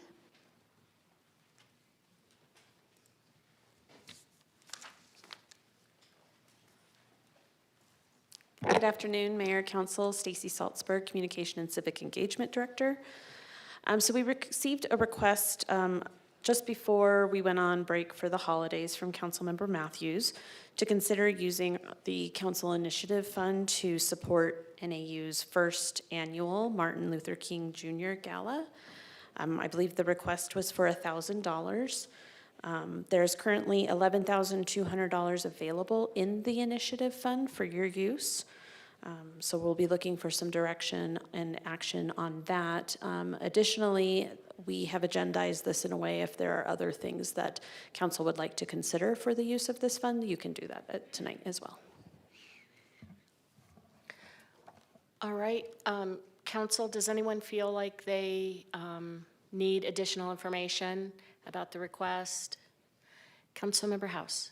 Not additional information. First of all, thank you so much, Councilmember Matthews, for bringing this forward.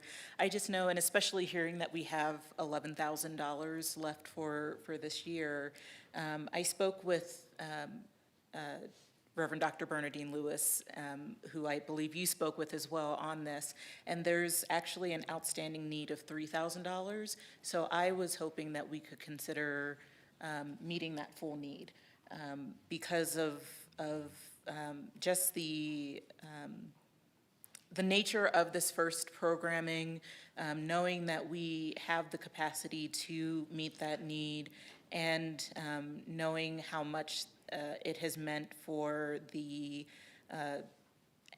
for NAU, the BSU, and that full team to reach out to other parts of the community to ensure that there was that level of involvement. I would love to see us be able to meet that full need. And I also had a second consideration for us if we, maybe if we want to talk about this one first and then I can talk about the second, or do you want me to name what the second one is? I'd say go with the second one so we can have the full picture. Sure. I know that we've had conversation before about not wanting to necessarily do the same programs year after year, but I had reached out to the Big Read program as well. I know we had the presentation from Jamie Paul and some of the others that are part of this program. I was looking at the book that they're reading this year, which I believe is called Fuzz, and talks about the intersection of nature and society and all of those sorts of topics that are really core and important to our community. So I would love to see us support that program as well. I believe last year we did like $1,300 or $1,500. I'm suggesting a little bit less because the books are costing less this year, and I believe they already have some partnerships with other places to meet the need to purchase the books for the community. So I'd be looking at between $500 and $1,000. All right. Is there, Councilmember Garcia? Thank you very much, Madam Mayor. And I wanted to support Councilmember House's idea of raising the Martin Luther King Day celebrations funding rate. And I was going to use the fact that we don't normally typically go year over year with these funding mechanisms to say, since we're going to, if we do move in that direction to fund them, let's fund them fully as we possibly can. Now to the second point, with the Big Read, I do support that literacy program, but it gives some apprehension just because it's not typical of us, and I don't want people to start coming here year over year to use us as their budget at our council initiative fund. So I will be amenable to proceed this year, but I just want the public to know, unless we make this decision as a council to make it an annual thing to where people can keep coming back, that is not what this is for. But I do appreciate them coming forward because there obviously is a need. And if we're able to help that need, I'm willing to support it at the numbers that you gave us, Councilmember House. Thank you. Councilmember Aslan. Thank you very much, Mayor. Thank you, Councilmember Garcia. I was thinking along the same lines, and I'm glad you said something. I was definitely going to say something as well. I love this council initiative fund. I love how we have a few dollars here and there to collaborate and provide assistance to great things that are going on in the community. I want to caution council and just echo what Councilmember Garcia has said. personally, one of the rubrics that I'm going to use for measuring whether or not council fund proposals move forward is that we're not creating a situation where a group is feeling like they need an annual line item from this fund in order to succeed. So while doing something for a second year in a row might be harmless, I do worry about the type of precedent that that could send, and just want to be cautious and deliberate about that each time the opportunity comes up. I don't think we should get in the habit of funding these things year after year after year. Honestly, that takes away from other opportunities that are going to arise in the future. So this fund should be nimble, and it should be flexible, and it should be spread as widely throughout the community as we possibly can in terms of, you know, overall average distribution. With that in mind, I'm very supportive of the book event. I was supportive of it last year. I would offer the lesser amount of your proposal, $500, just to sort of ease off of that as an expectation that this is part of their funding on an annual basis. Vice Mayor. Thank you. I too am supportive and was going to state what Councilmember Aslan stated and Garcia, that, you know, I think I asked for something twice and we did fund it with the understanding that, you know, we do need to be careful, and knowing that, I've decided, you know, this year I'm not going to do that ask. And I do appreciate, council member, that you raised the amount that we're asking for the event at NAU. I think that's well founded, especially it's their first year. And I know it's hard to get an event off the ground on the first year. And because of how I feel with asking year after year, I think it's important to state it. And I will support the $500 mark for your second request. And I'm glad that we're having the conversation and just reminding one another that this isn't a line item. And we are lucky that we get to spread this throughout the community. So thank you. Councilmember Spence. Thank you. I'd like to ask a clarification. What's the time frame on our remaining $11,000?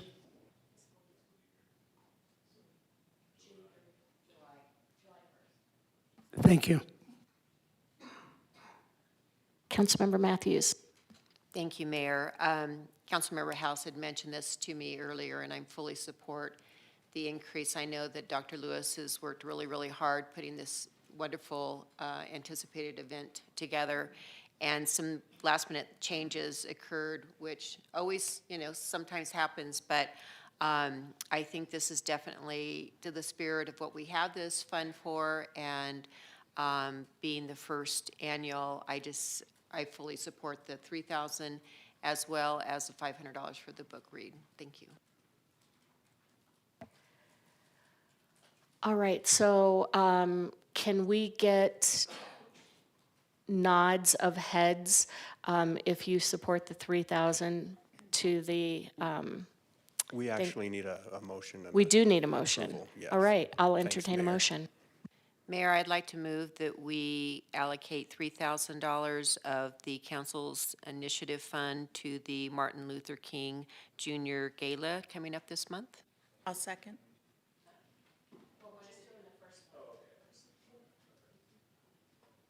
There's no reason you can't do them both together. Yeah. As well as the $500 to the big read. Second. Any discussion? The only discussion I would like to bring up, Mayor, is to thank both council members for bringing this forward. Even though, Councilmember House, you probably anticipated the amount of pushback and the conversation that took place, it was necessary to have both the conversation and to have the donation. All those in favor? Aye. Aye. Aye. Aye. Any opposed? All right, moving down. Yes? Can I just ask one question about, with the process for doing the donation, or the contribution, I think we should probably call it. Is there timelines of how outreach is done to the organization and when they would expect funding, or what does that typically look like? Typically, we look for, what we will need is some sort of document that is requesting, not requesting, but invoicing those funds, essentially. So in this case, staff would be working with Councilmember Matthews to connect us with the appropriate people to obtain that documentation. The same would occur for the big read. We do have that information from last year, so we can reach out to the same folks. But we try to do that internally to get something physical from them to issue that payment. Okay, we're moving down 12A, Energy Code Update Options.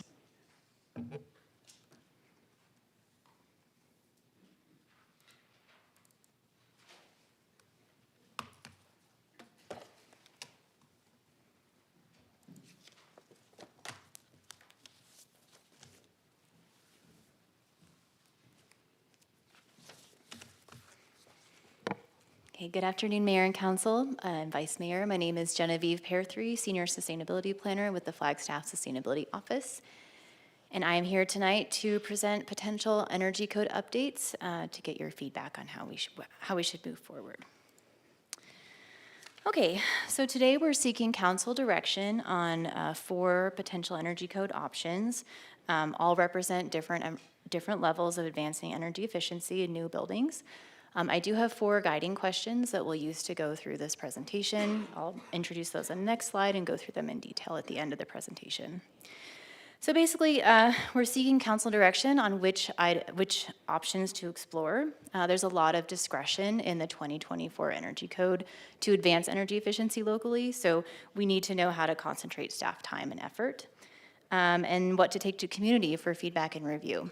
And once we take that to the community, we'll get that feedback and we'll bring that back to council later on in 2026 as part of the larger building and fire code update process.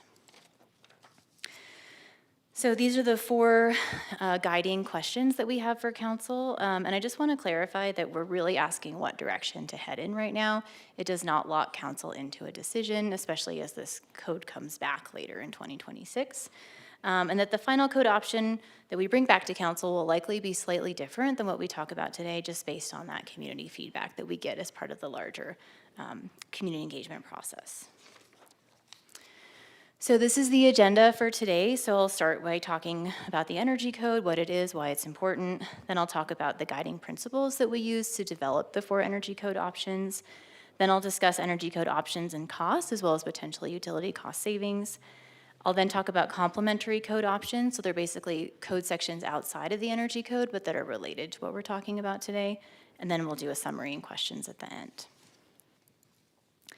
Okay, so now I'll go into the 2024 Energy Code. And just to clarify, we're talking about the 2024 International Energy Conservation Code, or IECC, as it's referenced later in this presentation, as well as the IECC appendices. Okay, so I'm here today because the city is on a 6-year code update cycle for building and fire codes. We're currently on the 2018 suite of codes, and the 2024 codes are published, and the goal is to adopt in mid-2026.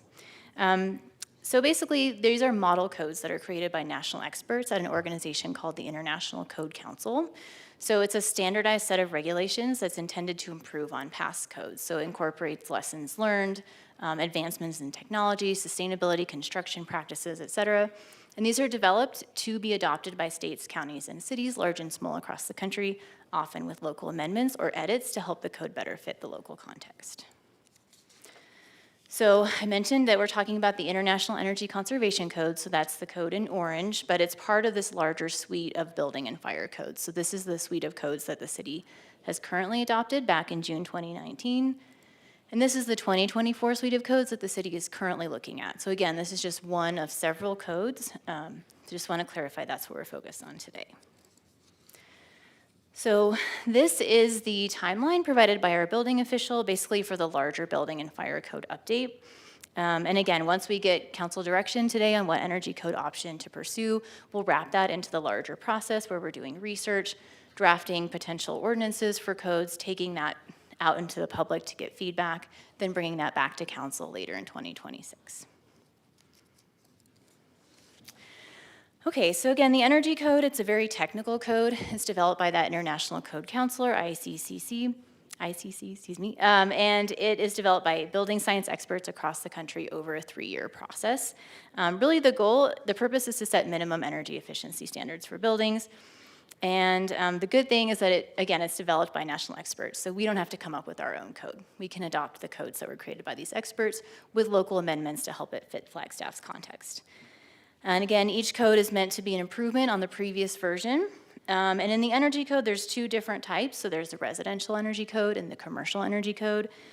The residential applies to residential buildings 3 stories or less in height, and the commercial is all other buildings, which can include large multifamily residential buildings that are taller than 3 stories in height. Thank you. So the energy code is a very technical code that regulates basically all aspects of a building that have to do with energy use and energy efficiency. So I won't go into these in detail, but this is the kind of stuff that we're talking about. So again, a very technical code that this is what it regulates. Okay, and the energy code, just to clarify, does not regulate land use, so that's in the zoning code. It doesn't regulate transportation, that's generally in the engineering standards, nor does it regulate one type of building energy over another. So it doesn't require all electric buildings, nor does it require mixed fuel natural gas electric buildings. It's just really focused on energy efficiency. Okay, so the 2024 code, as I mentioned, is an improvement over the 2018 code in terms of energy efficiency, reduction in energy costs, as well as reduction in greenhouse gases. But it also provides a lot more options to advance energy efficiency locally. There are a lot more appendices than the 2018 code that the city could adopt, which is why I'm here tonight to get your feedback. I won't read this quote as is, but you can see it on the slide. It was created by the Southwest Energy Efficiency Project, or SWEEP. They're energy experts in technical and policy aspects of energy for the Southwest. And this is what they're saying about the importance of strong energy codes, and basically how strong energy codes help buildings in the future versus weaker energy codes lock in inefficiencies for decades to come. Okay, so now I will talk about our guiding principles. These are the principles that we use to guide the development of the energy code options. We developed these because this is a challenging conversation because it has to do with housing and costs. We know that, and so we feel like these principles kind of help us think through this challenging topic. And I want to clarify that they don't apply to a specific code. They're just high level in terms of thinking about the role of energy codes in our community. And they're really intended to provide context to council for this larger conversation. So the first one is that when looking at codes, it's really important to remember that our buildings will last for generations, and they'll impact families far beyond the first buyers or renters. Several neighborhoods have buildings that are over 100 years old, and new well-built buildings are an investment in the future of the Flagstaff community. And we know that neighborhoods change over time, and the energy-efficient buildings will benefit the first resident and also the 50th, or more than that. And we know that Flagstaff's climate will look different in 75 years as well. So more energy-efficient buildings now can help build in resilience to future climatic changes. The second principle is that our building codes lift all boats. So not every building can be LEED certified, but codes are a minimum standard that impact all new buildings. So they bring the benefits of upfront investment to a greater portion of our community. And one of those benefits is improvement in air quality, so they can protect residents better from outdoor pollutants like wildfire smoke, as well as indoor pollutants like radon. And everyone who lives in these buildings can benefit. Our third principle is that we know that energy costs will increase. They've increased in the past. We know they will continue to increase. And one estimate is that Arizonans will spend almost $93,000 on just energy utility costs alone over the next 25 years. So lower energy use can lower utility costs for every person who lives in a more energy efficient building. Fourth, energy efficiency is an example of where we can address housing and climate goals concurrently through lower monthly utility bills. This is especially important for lower income residents who can spend a lot more of their income on housing costs, up to 15%. In comparison, Flagstaff households earning above the AMI, or area median income, tend to spend 1% to 2% of their income on utilities. And when residents can't afford their utilities, they face a greater risk of losing their housing. And these benefits accrue every month of the building. So over 75 years, that's 900 months. So potentially 900 months of utility cost savings, which is quite a bit. The fifth principle is that the energy efficiency features that I'm talking about today, the most expensive ones, represent less than 5% of the sales price of a new single-family home in Flagstaff. And many of the features are a lot less than that. There are also, some of the energy efficiency features are also equivalent in cost to other design features and other design decisions, but in contrast to a lot of other design decisions, they can actually save residents money through those lower utility bills. And this is continuing in the current principle that I was just talking about. Really, the energy efficiency is a small part of housing costs. So this is a table from the National Association of Home Builders that shows that a lot of different things go into the price of home. And a lot of different components impact the sales price. So this is national. We can see in Flagstaff, the average sales price of a new single-family home is higher than what's shown nationally. But really, the point is just that lots of different things impact the sales price. And I want to say, too, that the cost of construction is not the same as the cost of housing. So there are a lot of features, including markets, that will dictate the ultimate sales price, which I think helps put the energy costs in context because they're a small portion of this total sales price. Okay, number 5 is that the, number 6, wrong slide. Okay, the number 6 is that we have to look at how the energy codes relate to other development codes in the city of Flagstaff. So there are a lot of other development codes. As I mentioned previously, it's one of the suite of building and fire codes. Those may impact costs as well, so that's something we're going to look into as part of the larger building and fire code update process. There's also the zoning and engineering codes. I do want to say that a lot of recent zoning code changes that council has approved have been intended to reduce housing costs by making the design and review process more streamlined. A really good example of that is the middle housing amendment that was just passed. And I also want to say, too, that the last CAP project, or the code analysis project, there could be a lot of code changes that come out of that that are also intended to streamline housing production and reduce those housing costs. So really just that we have to look at the energy code in this larger development code process. Number 7 is that well-insulated homes protect residents from extreme weather a lot better than poorly insulated homes. They're a key component of passive survivability, so that's how long a resident can stay in their home when the power goes out. For example, this is a study from the Rocky Mountain Institute that looked at how long it took for a home to fall below 40 degrees in a power outage during a cold snap. A typical 1950s home, which is the least energy efficient home of the ones in this table, it took only 8 hours. A passive home, which is way more energy efficient than even in the options we're talking about today, took almost 6 days. So it just really shows that benefit of that energy efficiency in terms of protecting residents from extreme weather and power outages. Okay, number 8 is that while Flagstaff has a unique climate in Arizona, there are a lot of other places in the country across the Mountain West that have a similar climate as Flagstaff. So everything in that light green is climate zone 5B, which is the same zone that Flagstaff's in. And when we looked at the energy code and potential options, we looked at energy code leaders, including Denver, which is also in climate zone 5B, and that national modeling has shown that cities and counties in these zones can experience energy efficiency and cost savings by adopting the 2024 code in climate zone 5B. Okay, number 9 is that buildings produce more than half of Flagstaff's emissions, and that we know that the energy code is the most effective way to reduce emissions from the built environment in new construction. That's why the carbon neutrality plan calls for net zero residential construction by 2030. As a reminder, net zero buildings produce as much energy as they consume annually. Usually that energy is through on-site solar panels. In contrast, it's really difficult and costly to retrofit energy efficiency features after homes are already built. The last principle is that we can amend the code to fit Flagstaff's needs. So as we're looking at these code sections, as we do a deep review after we get feedback today, if things don't work, we can amend them. We can add things, we can delete things, we can edit text. This is really common to do that. Flagstaff had local amendments in our current code. There will likely be amendments in all of the codes in the 2024 suite of codes. So basically, there's a lot of flexibility to make the code work best for Flagstaff. And that's why the final energy code update, again, will look different than what's presented today after we get those amendments. And then I just want to clarify too, because Arizona doesn't have a state building code, there's a lot of room on a local level to advance energy efficiency locally. So again, that's why we're here today. And before I go into the energy code options, I want to pause just to give council members a chance for any questions or comments on the content I've already presented. Councilmember House. Thank you, Mayor. Thank you for the presentation so far.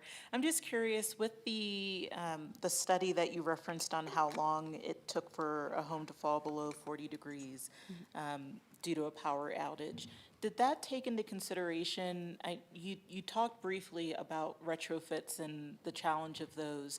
Was that study primarily looking at new builds, or did it take into consideration retrofits? Yeah, I think it took into what type of energy efficiency features these homes would typically have. So a 1950s home would typically be a lot less energy efficient than a net zero home or a passive home.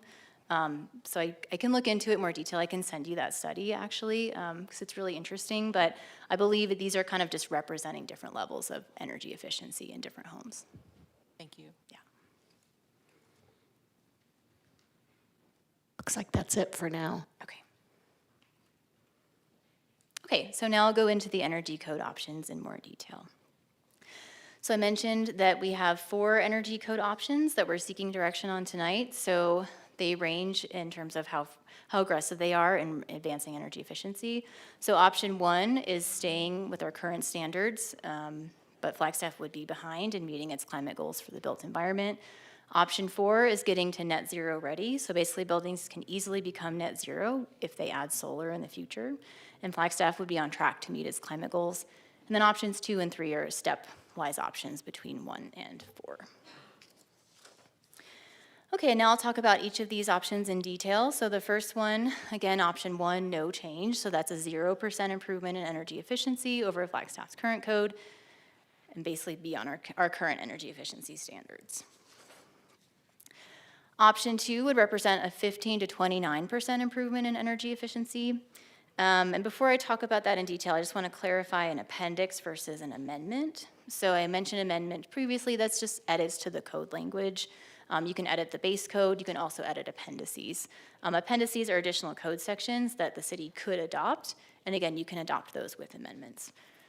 So option 2 includes adopting the 2024 base energy code with 2 amendments that we've talked about so far. So they basically have to do with if you do install a gas furnace or a heat pump in new construction, they have to meet minimum efficiency standards. They're not requiring gas furnaces or heat pumps. It's just if you install one in new construction, it needs to be efficient and be appropriate for Flagstaff's climate. And we actually do have existing standards for gas furnaces in our current code to be at least 90% efficient. So this is a little bit beyond that. And then it includes 3 residential appendices and 4 commercial appendices. And I'll talk about these on this slide. So the first one is a solar-ready zone. So we actually have that in our current code. It doesn't require solar panels. It just makes sure that there's room on the roof to install solar panels in the future. And it makes sure that the roof can accommodate the weight of solar as well as the electrical panel can accommodate that electrical infrastructure. The next appendix is electric ready. So that is something new. We don't have that in our current code. But basically it makes it easier to switch to electric appliances in mixed fuel homes in the future by requiring a 240 volt outlet behind the dryer, water heater, and stove. So that would help residents avoid costly retrofits having to install that in the future. The next appendix is EV charging. We do have EV charging standards in our current code. And in the appendix, this would require a 240 volt outlet in the garage to support our charger, which we actually have in our current code. Does not require a charger. Someone would buy that later on. But the outlet can also support a welder, air compressor, dryer, so they're high use appliances. And then it also requires infrastructure under parking spaces to facilitate chargers in the future. And then the last appendix is demand responsive controls. That's also new. And that would just be for commercial buildings. And that just allows buildings to opt into programs to reduce their energy use during peak hours. It does not require joining these programs. It just puts the infrastructure in place that if they want to do that, they can. Okay, option 3 is a 24 to 34% improvement in energy efficiency Includes the base code with those amendments for a gas furnace and a cold climate heat pump, as well as the appendices that I talked about in option 2. But instead of the solar ready appendix in option 2, it has a stronger one that applies to more building types, as well as has a little bit more electrical infrastructure standards. And then it also includes an appendix for an additional 10% energy efficiency over base code. And then it includes 2 commercial appendices to improve the performance of mechanical systems, and as well as improve energy efficiency by requiring buildings to select from a menu of different features to improve energy efficiency. Okay, option 4 is the last option, so that's net zero ready. So that's a 31 to 42% improvement in energy efficiency. Again, a lot of the things we talked about in option 2 are still here, except now we have that stronger solar ready appendix. And then we get to net zero ready standards. So that's a 16% improvement over the base code. That's for residential. And then commercial, there's an appendix for a 29% improvement over the base energy code. So this graph basically provides a visual of the different energy code options and how close they get Flagstaff to its adopted climate goals. So as I mentioned previously, energy code option 1, 0% improvement is the farthest, whereas option 4, net zero ready, gets the closest to Flagstaff's climate goals. Okay, now I will talk about potential cost impacts as well as utility cost savings from the energy code updates. Before I do that, I just want to clarify where these came from. So these are for single-family homes because there's so much more data available for those, even though we know they impact other building types as well. And the data are provided as a range, just multiple data points are available, and that they're really a ballpark estimate. There's so much variation. There's a lot of variation in the data due to a lot of factors. So I just really want to highlight that point, that this is kind of a range of potential options, and just kind of give you a sense of what these impacts these codes could have. And as we get more data, we can always refine these moving forward.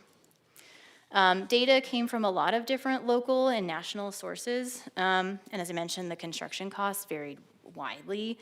The national estimates from the Department of Energy and the National Association of Home Builders were the lowest. We also had data from the energy efficiency and all-electric study that was presented to council back in December. That was kind of in the middle. And then Capstone Homes had provided data to council in September, and that was on the high end. So that range is just very large, and that's why you'll see that in the costs that I present in a couple slides. And just a little bit more on the assumptions. This kind of shows what went into how we got these numbers. And again, there's a large range. I'm happy to go over these in more detail if you're interested. Okay, so we'll get to the actual cost estimate. So the first one is no change, so there's no additional upfront costs, but also no utility cost savings. Again, this is a 0% improvement in energy efficiency.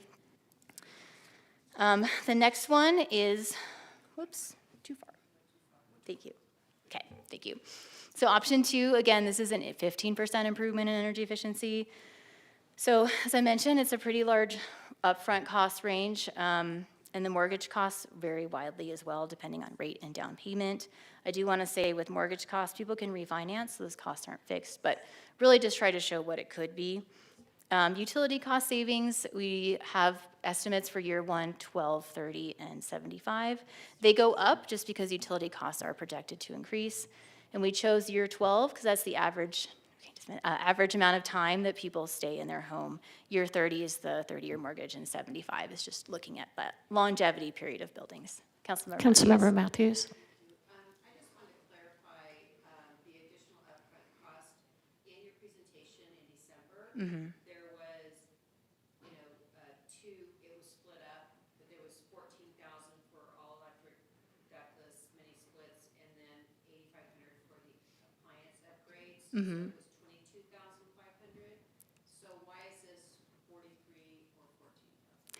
So, no problem. So those, good question. They're looking at slightly different things. So they don't quite map exactly onto each other. So the study in December did not look at the cost of the base energy code. It looked at our current code, and then it looked at actually option 3. So are about a 24% improvement in energy efficiency. So but that data is in here. So so it's looped into all this, but it didn't actually look at this option. And I just want to repeat it with the microphone so people online could hear. My question was, the presentation in December showed for the all-electric ductless option, it was $14,000 with the mini splits, plus on a different line item, $8,500 additionally in energy efficient appliances.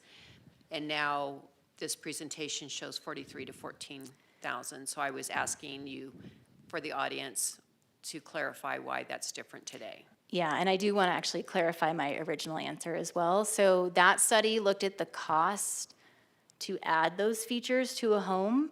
This is looking, and basically how much does it cost to meet the base code that we have right now. So these additional costs are anything beyond that base code. So that's why they don't totally match, if that makes sense. This isn't looking at the cost of our current code. This is looking at anything above and beyond that. Whereas that study looked at the cost of our current code and then anything beyond that, if that makes sense. It's a little bit hard.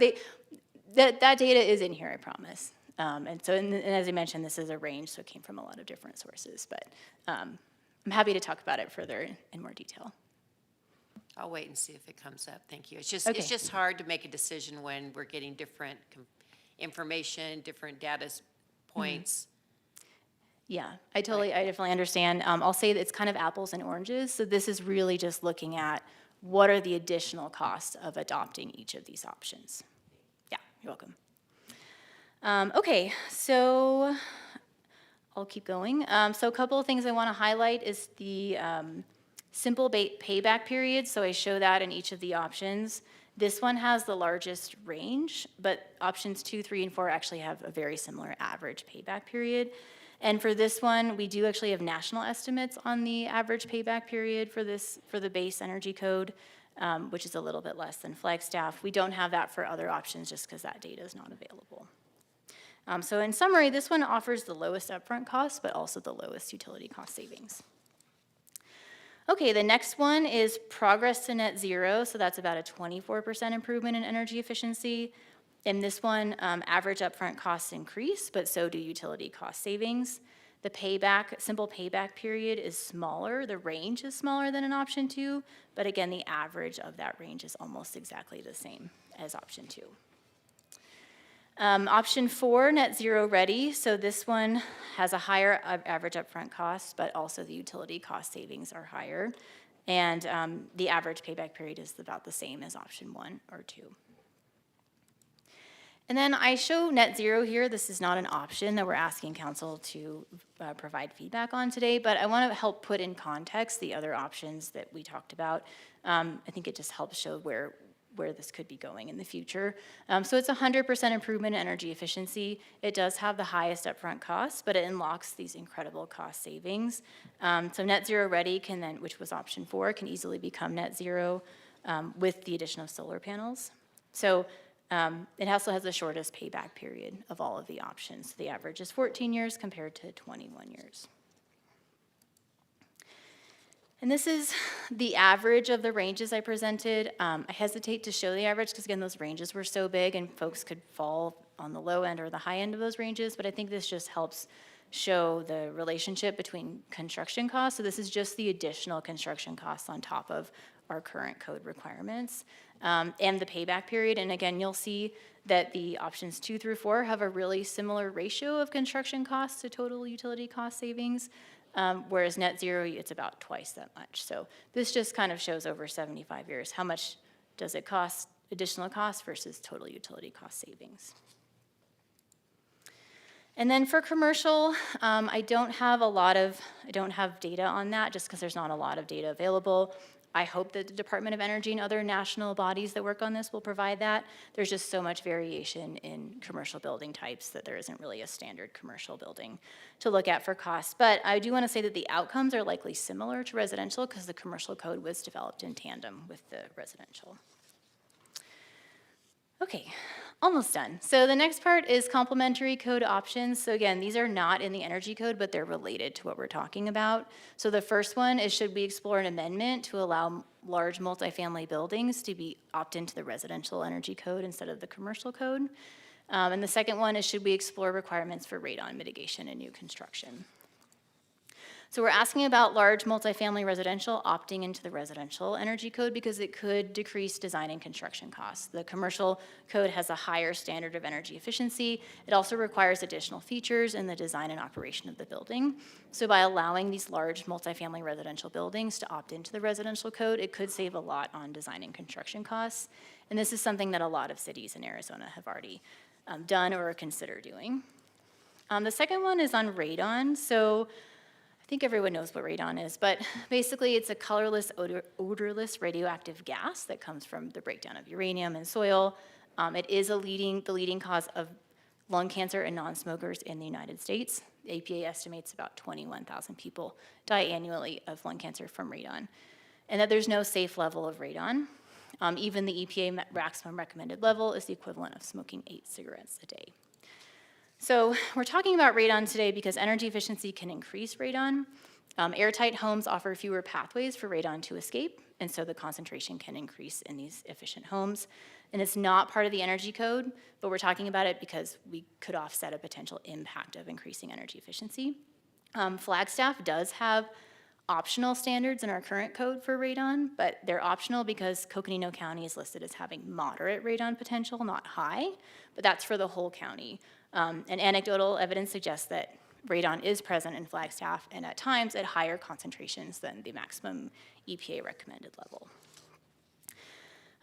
So there's two types of radon mitigation. The first is passive, which you can do during construction, and it's less costly, and basically it's installing a vapor barrier and some vents to allow the radon gas to go out instead of going into your home. There's active mitigation. That's usually a retrofit, so that's installing a fan, and we do know that it is more costly, and we know that mitigation at construction is the most effective way to reduce radon levels in new homes. And so basically we're asking council, is this something we should look at as part of the code update? Okay, so getting to summary and questions, so just to recap, this is where we are today.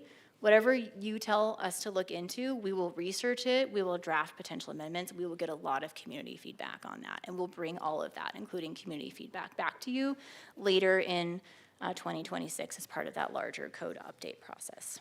So again, providing direction today does not lock you into a future decision. And this is a repeat slide from earlier, but again, it just provides a visualization of the different energy code options and how close each of them get us to Flagstaff's adopted climate goals. Option 1 is the farthest, option 4 is the closest. So these are the 4 questions that I have, and we can go through them individually. I don't know what would work best for this discussion, but the first one is what energy code option should staff explore? Option 1, 2, 3, or 4. Is there anything else in terms of energy code options that council would like staff to look at as part of the energy code update? Number 3 is, should we look into any of those we're calling complementary code options, so about allowing large multifamily construction to opt into the residential energy code. And the second is exploring radon mitigation requirements for new construction. And then the last one is, what additional information should we bring back to council when we come back later in 2026? Okay, and that's all I have for you, so I'm happy to take comments and questions. Thank you. Thank you. Councilmember House. Thank you, Mayor, and thank you again for the presentation. I know this took a lot of work, and you did a lot to kind of streamline the presentation and make it easy to digest, so that's really appreciated.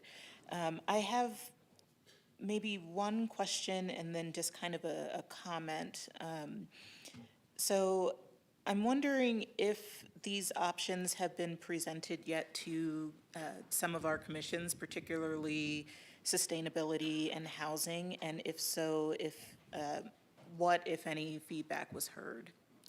We have not presented this to any city commissions. The larger code update process, I guess what happened last time in the 2018 is that we look at the codes and come up with potential amendments and then talk to the commissions about that.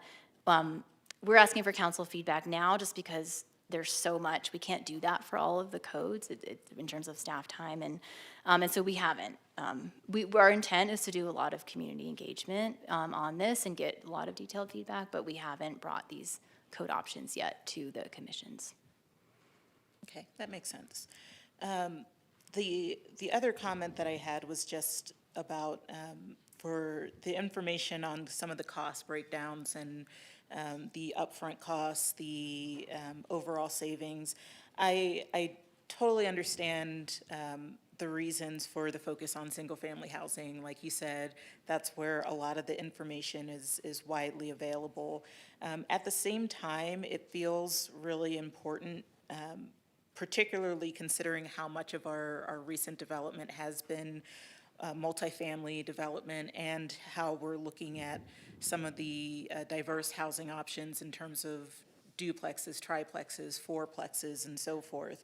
It feels really important to have some of those further considerations in terms of the impacts that these sorts of codes could have in terms of affordability, in terms of what those savings look like over time for that sort of development. And I think that kind of speaks into one of the questions that you had about where multifamily should fall in terms of these policies. Even though I have kind of a leaning on that already, I think it is kind of a challenging thing to answer without having some of that same information on how this, these sorts of code amendments or adoptions could impact multifamily and those sorts of developments over time. So that's just kind of some of what I'm thinking about at this point. I don't know if you had any response to that. It doesn't necessitate one, but if you had anything, I'd love to hear. Yeah, I agree. I would love to be able to present that as well. I think that if we're able to hone in on an option, we can try to figure out if we can get more data. I do know in the study that the consultant presented back in December, she also wasn't able to get very much from local developers on multifamily. So it just does feel like a little bit of a data hole. But that doesn't mean that we can't continue to look into it and try to provide a more complete picture. My hope in providing the single-family data was just to kind of provide an order of magnitude idea of how these different codes could impact costs, but I do understand it's really different for single versus multifamily, especially if you have a mortgage versus rent and things like that. So I do think that there's a lot of room to flesh out this conversation, and that's definitely something that if we can, we'll bring back more information about that in the future. Thank you. Great response. Councilmember Matthews. Thank you, Mayor. Thank you, Genevieve, for the presentation, all the work that you put into it, and great information. Can you go to, I think it was page 56, you recapped, there. So I was unclear, is this graph presented saying, are you projecting how many houses built under this code by 2030, or is it just the goal to have this in the code? Yeah, great question. So basically, this shows the average, very high-level energy usage of a home. So the closer you get down to the bottom is the less energy usage that the home is using. And so basically, the yellow line is showing how energy codes in the past have dropped and improved energy efficiency. And so getting down, the lower down you go, the less energy a home is using. So this is basically just looking at the energy efficiency of new buildings if they're built to option 1, 2, 3, or 4. So you calculated an anticipation of how many new buildings between today and 2030, and that would drop. Yeah, so this isn't actually looking at any specific number of buildings, it's just looking at the average energy use of a home built to the different codes. So it wouldn't really necessarily get us to net zero ready by 2030. It would, if a new home was built to that standard, that home would meet net zero ready energy, but it wouldn't be like community-wide. It's not looking at community-wide emissions. And then go back a couple of slides where you were showing the utility savings. For which option?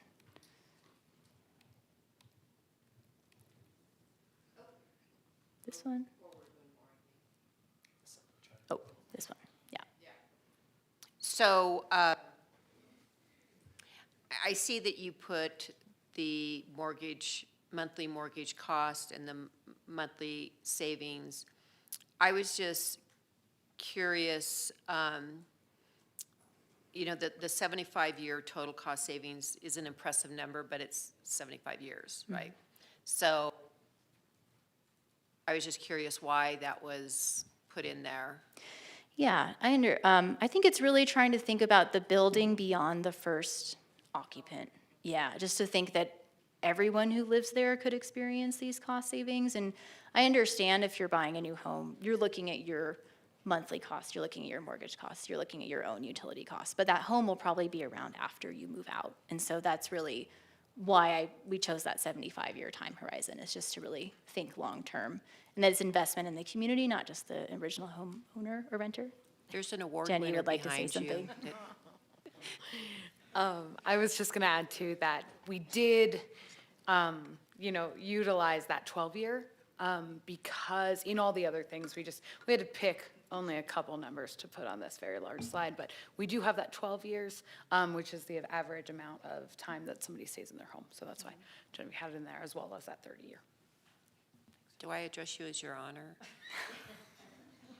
Thank you. That's all the questions I have now. I know there's public comments, and then I'll reserve my comments for later. Thank you. Vice Mayor. Thank you, and thank you for the presentation and spending all of the time helping us through this. I mean, it's a big, big topic. You had mentioned that, so I'm trying to wrap my brain around this. You had mentioned that once we adopt this, we could go back and modify if it doesn't meet the Flagstaff needs. And my question is, to kind of flip that to the other side, if we went with option 2 or 3, let's say, and we're doing all the education and we're training the builders on what that looks like, and we can modify it going the other way. Yeah, so I do want to clarify, the intent is to, adopt the amendments with the code. So it's not the idea that you adopt it and then amend later, although I would leave that question to our building official. But the idea is that we would be looking at the codes now in partnership with the Flagstaff community to identify sections that we know need to be edited. And that's kind of part of the typical code process beyond just the energy code. All the building and fire codes follow that process. So the idea is to try to identify those now. And there is a building and fire board of appeals that is kind of a set of technical experts that are tasked with looking at this, in addition to staff, consultant experts, and community members. And so it's not a adopt and then edit. That's not the intent. The intent is to do those amendments as part of the code adoption. So that's what you'll see across the codes that come your way later in 2026, is a lot of them will likely have amendments that are going to be written into that code adoption package that you'll be looking at. Okay, thank you for clarifying. And I'm just wondering, when you talk about going out to the community with this, can you kind of paint that picture for me? And who would that entail? Yeah, so definitely all relevant city commissions doing open houses, as well as reaching out to relevant interest groups and the building community. So really anyone who might have technical expertise or interest in this topic would be invited to participate. And that larger community engagement process will be led by our city's building official. So then this is just one part of that, or this code would be part of that larger process. But the intent is to get as much engagement as possible to really make sure that what is adopted meets our local needs, basically. Thank you. And I have one more question. You know, I'm assuming, and probably a silly question, but you're working with Tiffany Antal on all of this. And how does that, there's so much coming at us. I don't know what my question is. It's just a lot. Yeah, I can speak to that. So we're involved in the Last Cap project. We do work closely with Tiffany and our partners in building and planning and housing and across the city. We know there's a lot coming. This energy code, like after today, the timeline is moving as Last Cap is moving forward. So we're planning to look at this holistically. So if something is in the energy code, maybe we don't need to look at it in Last Cap or vice versa. And so we really are trying to think about how all these things come together. And that's why this really is interdepartmental effort. And we know it's a lot, and I know this presentation is a lot, so thank you for bearing with me and a lot of information that's been presented. But the idea is to look at it holistically and not to look at any of these things in a vacuum. So again, as we move forward with this energy code, whatever we do receive direction to look into, we'll do a really deep dive into that. And then we'll look at how does this relate to potential other code changes in the building and fire codes, as well as other development codes, including the zoning code. Because we want to be smart about it too. We want to be strategic. We want to look at the domino effect of if you adopt one thing, how does that impact something else over here? We want to try to do the best we can to get it right the first time as much as possible. Thank you. I appreciate that. And the two words that you said that really resonate is holistic and the domino effect. And I think that's a hard thing to achieve the balance with, and I'm glad that you're cognizant of that, and I know our staff does an amazing job. This is a big task, and I'm glad that we're starting early and have time to do a lot of feedback. Thank you. Councilmember Garcia. Thank you very much, Madam Mayor, and thank you, Genevieve, for the presentation up till now. It's you know, to me, it seems like we're just getting to the point in the process to where we could really ship this out to the public and get everybody engaged into this. And up till now, there's been a lot of work from council and from staff presenting to us to get here. Is that kind of where we're at? Yeah, we've been working on this since August or July, and it's really been, back and forth working with staff, talking to council. But really, this is kind of the culmination of where everything's ended up. So this is kind of like I don't want to say the finished product 'cause it's not finished, but this is the culmination of the options and what is in each of them. So it's basically, it's felt like a ton of work, but it really is step 0.5. Like it's very preliminary in this. Yeah, so in we're this project. pretty much at the launch point for community activity. And I wanted to make sure that the community is very clear on that. So they have a reference point, this presentation in the future to come back to and kind of decipher and digest some of these numbers and some of these options, and to know that there is still a future conversation, if not multiple future conversations yet to come, which Vice Mayor articulated very well. So I just wanted to make sure that we're all on the same page with this. Also, my question, the other question I had was, have you talked to the building community? And that was also answered.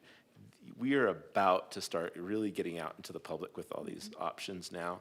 And I really wanted to thank you guys just for bringing them to us, council, first. So that way, they can use us as leadership to see what we gravitate towards, as well as what we state today in our options may look a lot different after we hear all the community feedback and input that will be taking place over the next year.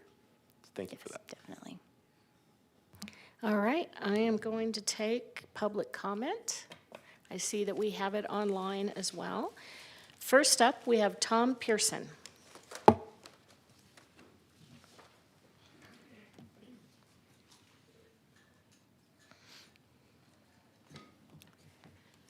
Thank you, Mayor Daggett, Vice Mayor House, and council members for this opportunity. The Sustainability Office's excellent presentations excuse me, leads one to believe that achieving carbon neutrality in Flagstaff will also reduce housing costs. But the steps proposed to make new housing more carbon neutral will increase, not decrease, housing costs. You've heard it said that a principal housing aim is improving affordability through long-term utility cost savings. There is a fatal flaw, however, in using this metric. Improving affordability over time does not mean lowering the purchase price of a house. The vast majority of home buyers look at two numbers when house hunting, the down payment and the mortgage payment. That's how professionals like nurses, teachers, police, firefighters, builders, and journeyman technicians decide if they can afford a house. Virtually every proposal that you are being asked to approve will increase both the down payment and the monthly payment of a new house. Flagstaff is experiencing an exodus of young professionals, primarily due to our high cost of housing. These proposed codes will only increase the migration rate of crucial professionals. You have declared both a climate and a housing emergency, yet virtually everything done to promote home carbon neutrality undermines housing affordability. Please remember that while housing is a local issue that you can tangibly improve, climate change is a global problem. Neither the millions of dollars you have already spent locally to achieve carbon neutrality, nor the trillions of dollars spent globally over the last 30 years have changed the global rate of CO2 increase one iota.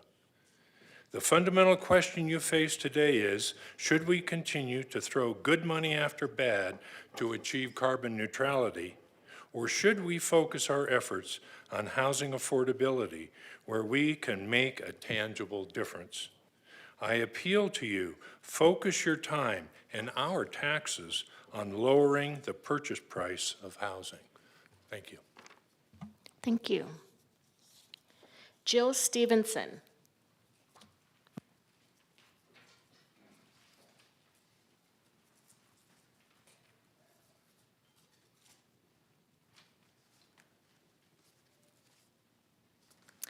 Hello, Mayor and Council and everyone left here. As our climate crisis worsens, it's up to all of us to do what we can to lessen the impact. As our City Council, you have the power to make positive steps towards Flagstaff's carbon neutrality plan goals. In weighing the energy options presented by the city's sustainability department, please keep in mind that reducing greenhouse gas emissions coming from buildings is a major step towards achieving carbon neutrality by 2030. In 2023, 55% of Flagstaff's greenhouse gas emissions came from building energy. Strong energy codes that encourage net zero buildings would be an immense help. Option number 4 should be the Council's obvious choice towards meeting Flagstaff's climate goals. I hope you will urge the Sustainability Department to pursue exploring this option. Thank you for your time and consideration. Thank you. Dee Hoagland.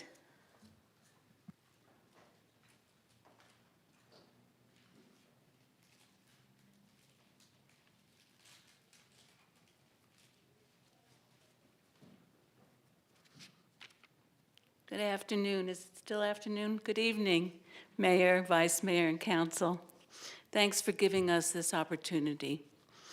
Updating building code is key to ensuring new construction meets future needs. So a new home being built today will be around for decades. Sustainable building codes play a crucial role in guiding the construction industry towards more environmentally responsible practices. Utility costs are predicted to continue to increase. Everybody who has utility bills knows that our bills are going up year after year. Sustainable buildings result in lower operational costs due to reduced energy and water consumption. This will impact long-term utility cost savings. I support option 4 to meet the CNP goal. Innovation in construction is a major element in the fight against climate change. Thank you. Thank you. Andrea Garrett.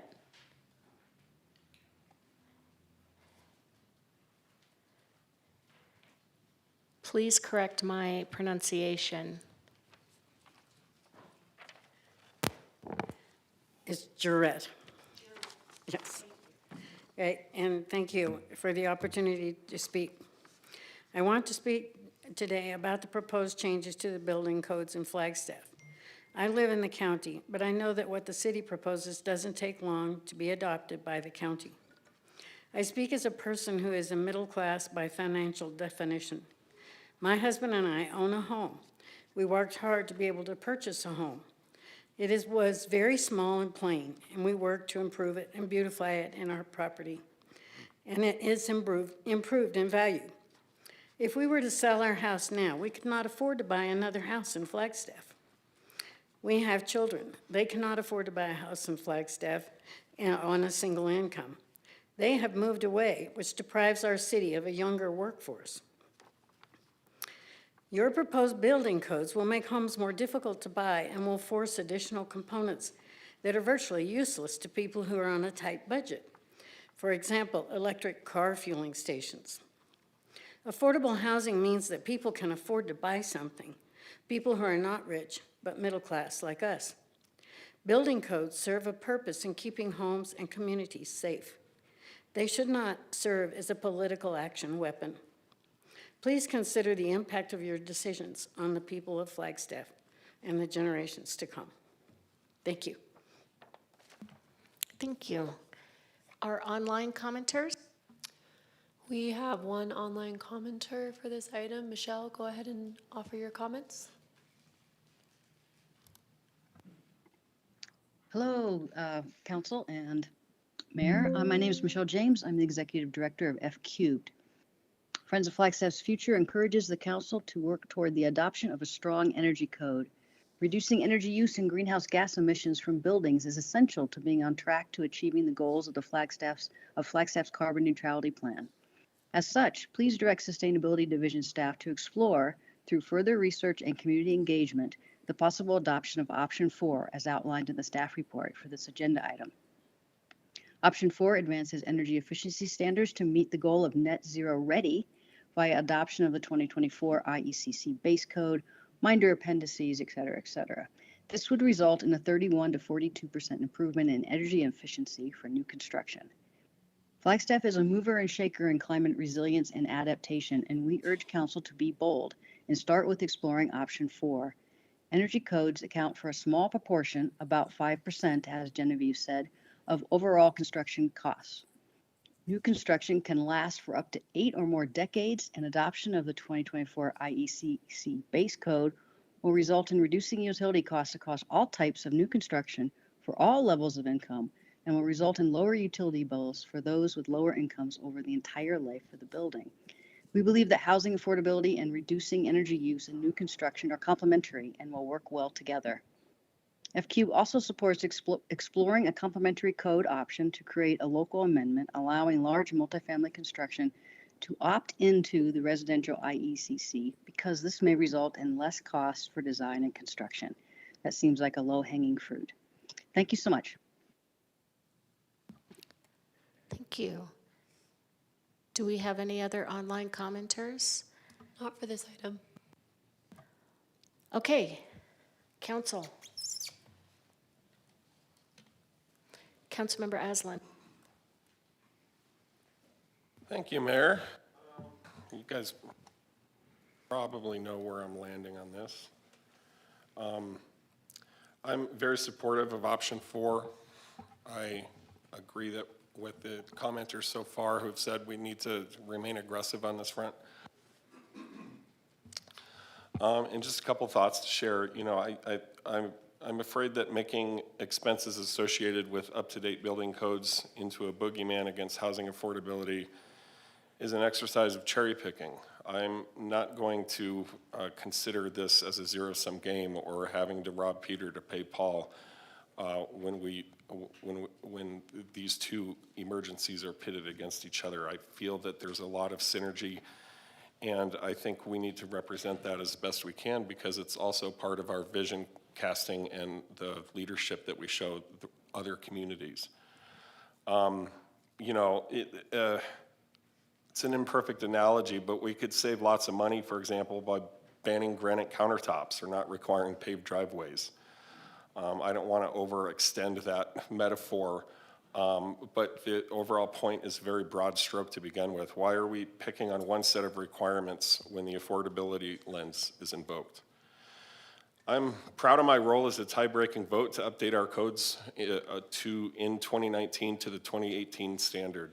And I can only imagine how far behind we'd be with our basic reasonable standards if the 2018 code update hadn't happened. There's been a lot of construction since then, and we can only be amazed and super excited about the level of construction that we're going to see in the near future, in the midterm, after these new codes come into effect. It's really difficult for me to imagine where we'd be if the 2018 code hadn't been updated to what it is. You know, we were put in a very difficult place this past year as a council when we raised water rates to what they are, to what they need to be from a base level that was far, far under what is required. Others punted on that topic and left this council with a big hot potato. Further updates to our building codes will be warranted every several years. I don't want to leave a future council with a more difficult lift because we opted not to do the reasonable thing when it was our time and our turn to do it. So, you know, better materials, weatherization, and plug-and-play ready properties will save buyers and renters significant expenses over the long term. And we need to take this opportunity to show leadership and to drive policy for other communities like ours and even bigger communities that are looking for some great leadership to stand behind. I fully support option 4 as much as possible, and that's my direction. Councilmember House. Thank you, Mayor. I agree with a lot of what Councilmember Aslan just said. My personal leaning right now is toward option 3. I think that if we're giving direction for the team to come back and explore these options, though, what I would propose is that they explore both options 3 and 4. And I would hope that our follow-up conversations on this would be guided by the conversations that are planned to be had with more of the community. I think the challenge in making a single call on any of these options right now is that we don't have the benefit of those conversations. We don't know the full implications for the question of that line between affordability and sustainability. And I think one of the challenges in even answering that question is seeing that as a competitive line rather than as a collaborative one. I think one of the things that our team has done well, particularly over the past several years, has been really looking at our 2 emergencies not as competing, but as conjoined, as partnered goals for our community. And so one of the things that I think is missing from the conversation right now is where our commissions see these policies coming down on that line, where our broader community sees that conversation, and how we can take some of those things into consideration in the codes that we're adopting.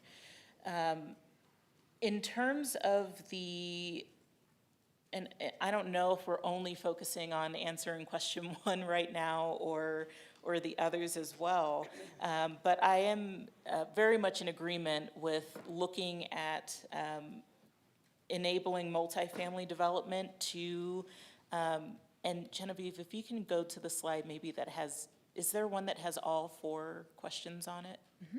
Okay, yeah. Thank you. Oh, I see why you were going through them differently. Sorry. That's okay. You're good. But yes, in terms of that question of whether multifamily should be able to use the residential code versus the commercial code, definitely I feel like that's a no-brainer, that should be a consideration. As far as the radon testing, again, I think that that is something that we should really have as part of the consideration with this as well. And that's another reason why, for me, that question of where multifamily or multi-unit development falls in terms of the cost savings or other factors is really an important one, because with my background in multifamily, I'm used to radon testing being kind of a standard. So hearing that that's not necessarily a consideration at this point is not surprising to me, like something has been missed, but really just kind of a given that yes, especially in our area where radon is possible and where that testing is necessitated in those types of buildings, that seems like something that should really be explored and considered. And as far as the additional information to be included when you return with the proposed updates, I think really that's where I'm looking at the input of the rest of the community. So what the commissions have to say on this. And not only, I know I mentioned earlier the Housing and Sustainability Commission, but again, this is one of those conversations that feels really important to have those conversations with commissions like the Commission on Inclusion and Adaptability. Thank you. I never remember that full acronym. But to have conversations with that commission, to have conversations with the Commission on Diversity Awareness, to talk about what this looks like from that equity lens and from those perspectives. I think the number one thing that we don't want to do is adopt a code or policy that positively impacts one part of our community needs, but maybe unintentionally negatively impacts another. And I don't think that the community members that spoke today are not taking that consideration into account, but we as council really have to look at it from all those different angles. And so I think it's important for us to have that full information before us before we make those final decisions. Councilmember Matthews. Thank you, Mayor. I'm struggling with this, and it's not pitting one emergency over another or declared priority. The information that we got in December and we get today leaves me kind of confused, like I'm not able, and you said it's apples and oranges, and that's right, and so that doesn't help me. And every survey I've seen, which always amazes me why it's not really considered, shows housing's #1 priority throughout the whole community, not just a group. And climate is lower than that, but still a priority. And climate does incorporate our forest health and everything, and everybody is worried about that because we're all impacted, right? And if I was a home buyer and I had the option of buying a high energy efficient home, I would be, yes, how great. My husband and I enjoy a newer home, and our insulation is such that we don't have AC. We don't need it because it can stay warm. But, I think about our workforce, our firefighters, our police officers, our teachers and stuff, and I could be wrong, but I believe they would love to see those things in a house option. But they're going to look at what is my mortgage, how much is my down payment, and the presentation that we saw tonight shows the mortgage increase is more than the energy savings. So now it's just the shiny object that I get to have a Tesla. I want to have a Tesla. I want my husband to have a driving car because he is a terrible driver, but we can't afford it. So I keep going back to that because most of the community that I talk to, not saying that they don't care about our carbon goals, but their #1 concern is, can I stay in Flagstaff and can I ever afford a house? And even rentals are expensive. we're working on some potential, and I think I sent this to you and Nicole a year ago, saying, if we can do both without sacrificing one for the other, I'm all for this. And we're working on some last cap, and there's some fair items that I've presented that are coming up that would help reduce the cost of housing. But we don't know if those are going to get approved, and we don't know the effects. And yet we're now making another decision to move forward on options without knowing the impact of these other things that we're doing. And so I'm really struggling with anything past option 2. We can add to it later, it sounds like. This is not like we only can make this change like the regional plan every 10, 20 years. I just can't risk the thought of us making this change and us being so far out of the ballpark for us to ever obtain affordable housing for low income, middle market, higher income people, and so we can feel good that we are building houses that, reach a goal. But if there's nobody here to buy them because nobody can afford it, I don't mean to pit housing to sustainability, but this is aggressive, and I loved it when I first you presented it. I said, yes, that's wonderful. Let's put all those things in. But reality is that we have to think of the whole community, and this is going to put us 10 steps back on anything we're trying to do on code changes and zoning changes and stuff to make people be able to buy housing, and I don't want us to lose that focus and that energy that we've put into obtainable housing for right now. So I'll stretch and say I'd go with option 2. But right now, because we have these other things that we're still working on, the regional plan, the last cap, all that other stuff, I really want to see where that lands us. And if we can get to that, net, great, because we need it up here with forest fires and stuff. But I just don't have the confidence that we're there yet. And those were significant numbers of increase. So that's my comments. Thank you. Can I respond, just to Yes, clarify? please. Yeah, definitely understand your concerns. Just a couple points that I do want to highlight. The timeline of really digging deep into this energy code stuff will ideally align with last cap to a certain extent. So I understand your concerns about not knowing exactly what's coming, but hopefully we will know a lot more from last cap and any other potential code changes when this comes back around. So hopefully we will have more information. And then on the costs, definitely understand the concerns about the upfront costs as well. As I mentioned earlier, it's a really wide range of potential costs, and the low number could be just as valid as the high number or somewhere in between. And so I don't want to be set in stone that these are what the costs are. But I understand that's something we have to be aware of, that these do have cost impacts. We do know that. Hopefully the code changes coming out of last cap overshadow what additional costs, construction costs, energy code would add by order of magnitude, hopefully. But again, we don't know. So I understand where you're coming from, but just that this is, again, preliminary, and I know it's a tough decision to make, not having all that other information, but we are hoping to also have a lot more information that we can present to council as this whole process moves forward, and as last cap moves forward too. Councilmember Spence. Thank you, Mayor.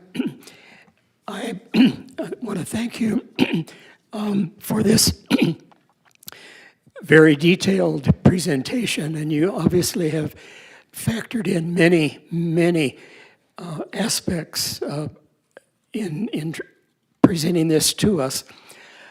I would like to share one thing that I think has not been factored in. This is personal experience. I am a physician. I was concerned about our natural gas fired kitchen stove in our home. And in 2021, I invested in an induction range, $3,000. It was a big expense, but we were concerned about the effects of methane in our home. That same induction range now sells for about half, $1,500. So over the course of 4 years, with increased volume of appliances being on the market, companies can sell these energy-efficient appliances at a fraction of the cost. And we've seen that in the cost of solar panels over time. The costs drop, obviously, with volume production. The same will happen with heat pumps. Right now, they are expensive, but with cold weather rated heat pumps becoming more popular, sales go up, production costs go down. So I think if we look at the 6-year cycle, we can expect that the upfront construction costs, yes, there will be inflation, but there will also be cost reductions based on volume. So I am impressed with your presentation on page 46, the payback period for the 4 options. I look at that final column, and the payback period is compelling to me. I favor option 4, and I also favor allowing multifamily construction to meet the residential rather than the commercial standards. And I think that will go a long way toward addressing the affordability question for our workforce housing, many of whom are looking at being renters for 5-10 years as they get established in our community. So I think the multifamily going by the residential codes is something I favor, but overall, option 4. Thank you. Councilmember Garcia. Thank you, Madam Mayor. I really appreciate the context of the conversation we have had here on council so far. It kind of covers all bases and many of the public comments. And that's really what I'm holding on to, is waiting for that time when we can discuss this with builders and community members and have a better idea. But I know you're looking to me for leadership now. So I wanted to kind of anecdotally cover a few things, just my lived experience being here in Flagstaff, being very working class, and also being a lifelong renter. And I say a lifelong renter because there is no possibility in place at this point in my life where I could ever buy a house. And I've pretty much worked all the days of my life.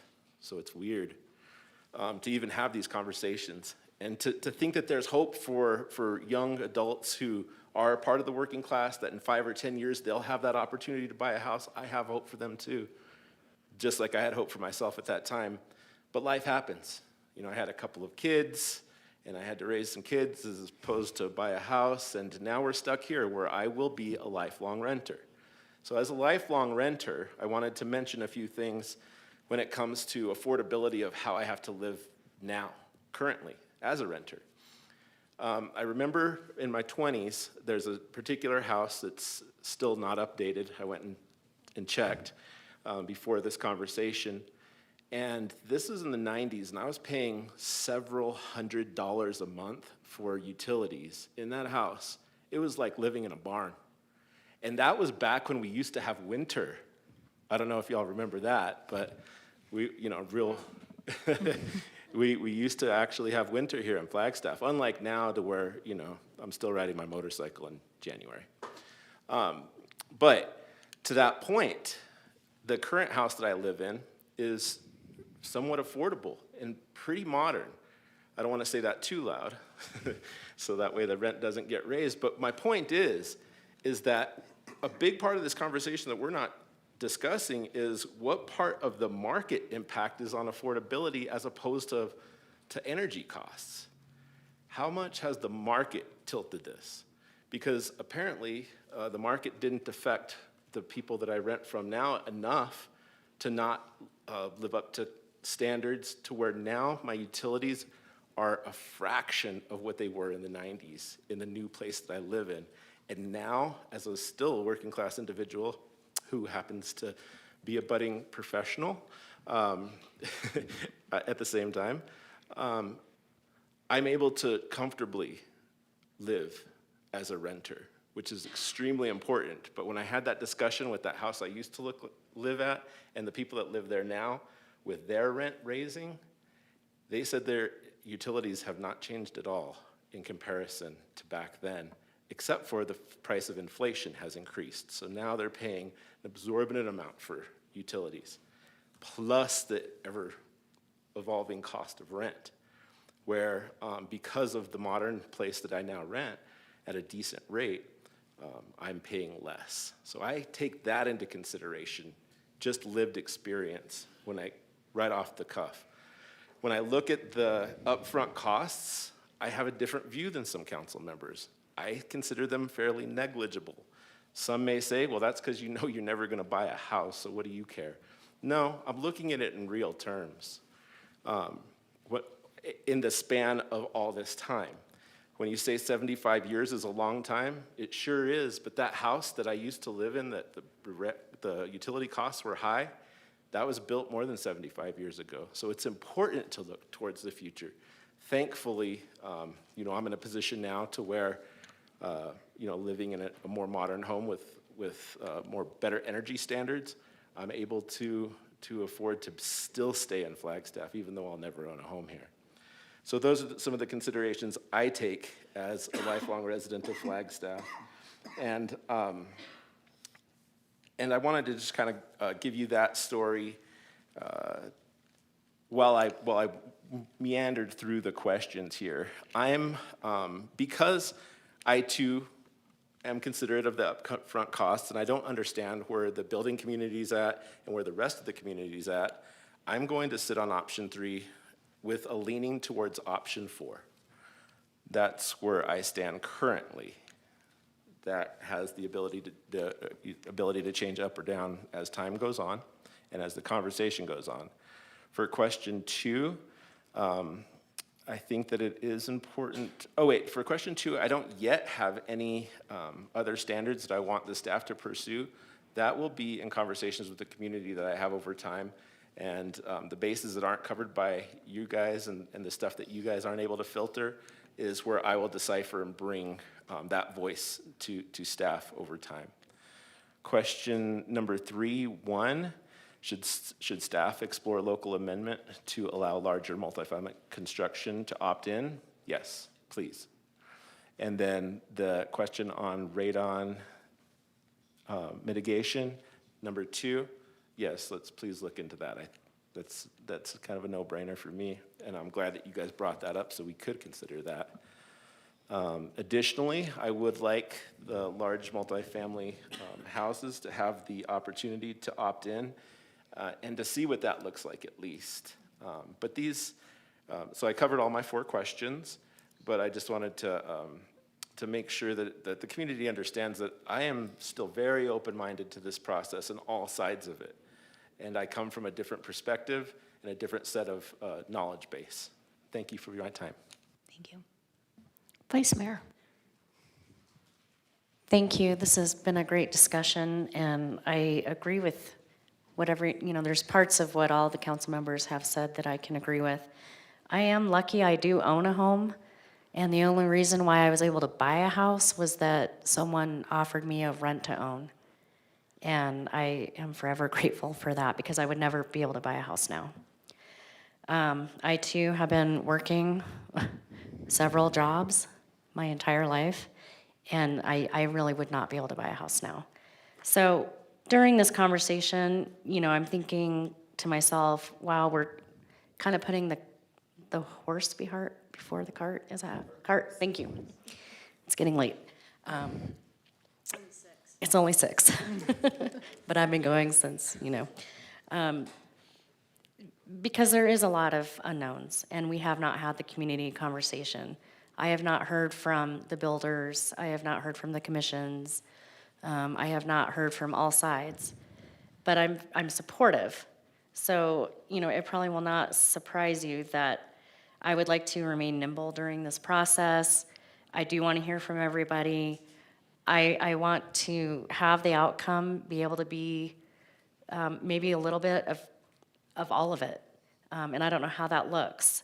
So I too am in the option 3 category. I might go more towards option 2. I might go more towards option 4. I don't know. It's impossible for me to guess because I only have a fraction of the information. This has been a very good discussion. I think you kind of heard from all of us. I think we're all somewhat on the same page that we want to keep hearing from the community. And I just want to remain flexible because I really don't know where I'm going to land. I support this. I support people that need to buy a home, that want to buy a home and make Flagstaff their forever home. And I also support that we do have, 2 goals that we're trying to achieve here in Flagstaff. They're not competing, we're working together. And I see that, and I think that this gives us a great opportunity to continue. So thank you again for the presentation and all the good discussion tonight. It's been great. Councilmember Matthews. Thank you, Mayor. Genevieve, I don't mean to pick on you, but I'm a numbers person, and I just want to make sure I'm not assuming. Can you go back to that slide that Councilmember Spence asked for on the, there? So I was trying to work the numbers, and the monthly mortgage cost is more than the monthly savings. But if I take the additional construction cost and do the math just on the savings part, it comes up to about 22 years. So is that correct that this chart doesn't consider the higher mortgage payment, just the utility savings cost and the construction cost, but not factoring in that every month it's $40 more? So we really don't ever recover the cost unless they refinanced. Yeah, you're correct. It's just the simple payback period. So just looking at the additional upfront costs and then the utility cost And the savings, but not the mortgage Not the cost. mortgage. I looked into that, but the mortgage payment varies so much depending on your rate and down payment, and you can refinance. It didn't feel quite as fixed, so that's why that wasn't included. But you're correct that if you have a mortgage, that would increase the payback period. If somebody doesn't take out their calculator or their phone, it can be deceiving if they don't do the math in their head to say, oh, well, they do, gain it back after 22 years. So, okay, thank you.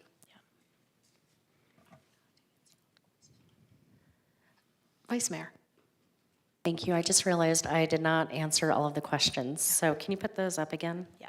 I figured I should do this now. Sorry, Mayor. Oh, there we go. Okay, so I kind of gave you my answer to number 1. And then can you go back to the other screen?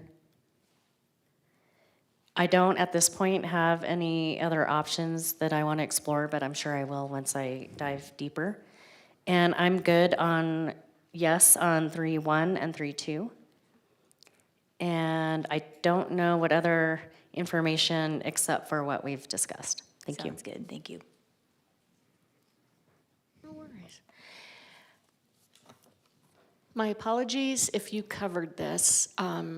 Have you had conversations with the Housing Division, and if so, how have those conversations gone? Yes, I have presented this information to the Housing Division just to kind of say what we've been looking at and talk about the options. They didn't. I don't want to speak for them. They're here, so if they want to come up, they're welcome to. But they also want to go to the Housing Commission as well in terms of kind of getting more feedback on there. So I don't want to speak for my housing colleagues, but they have been involved in this process and they are aware of what's in the presentation and know that we need a lot more community engagement, including from the Housing Commission. Okay. And what does it do to your work plan if we select 2 options that we'd like you to examine?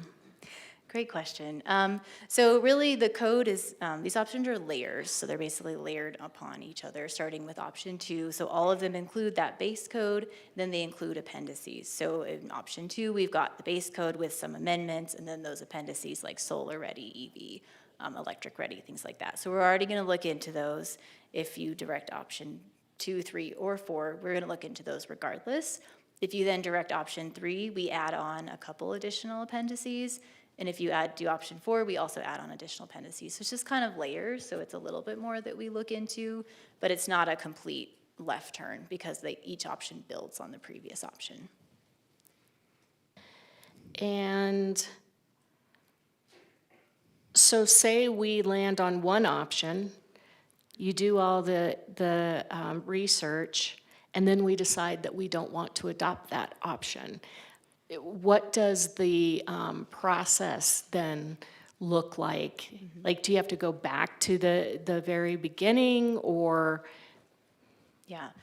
So basically what our next step is, and that's what building and fire are also doing with the other building and fire codes, is really digging into the text, looking at where there's potential options for amendments, vetting those with staff, then bringing them to the Building and Fire Board of Appeals, and then doing that broader community engagement as well. And so as part of that process, if there's any red flags or things that we get a lot of feedback, whether it's the energy code or other codes that I'm not leading, but again, it's part of that larger process. If there's red flags that, hey, this really doesn't work very well, those can get incorporated into the code language that would then be brought back to council. So I don't know if it's necessarily starting over. It's kind of an iterative process, ideally, and that you're getting that feedback as you go. We just have to have a starting point, I think, is what I'm looking at tonight. Thank you. So as we hear people say over and over and over again, I could never afford to buy my house today. I'm just fortunate that I bought when I did, and at the time, every dollar of my mortgage payment mattered. I had to have a couple of roommates to be able to make my mortgage payment. And still, I feel tremendously fortunate that I was able to pull that off. So I'm very sensitive to trying to make that upfront difference, right, when you're trying to buy a house. I also bought a house that was built in the 70s, and as I was able to, I added insulation and did all of these improvements to make my house more comfortable, and that cost money. But it was at a time when I had a little bit more money than I did when I bought it. So I'm having all of these competing thoughts in my brain as I'm thinking about these codes. Multifamily, yes. And radon, I'm really interested. I don't know if there's any way of knowing how widespread it is. I have at least one friend who discovered it when they tested. So I don't know how widespread it is, but I think that it is something that we should at least look into and find more information about. I think that I'm leaning along the lines of what Councilmember House said with the 3-4. Yeah, so that's where I am. So where are we all? You were net zero. No, you were 4. 3, 4, 2, 3, 4, 3, 4, 7? Oh. 3, 4, and 2.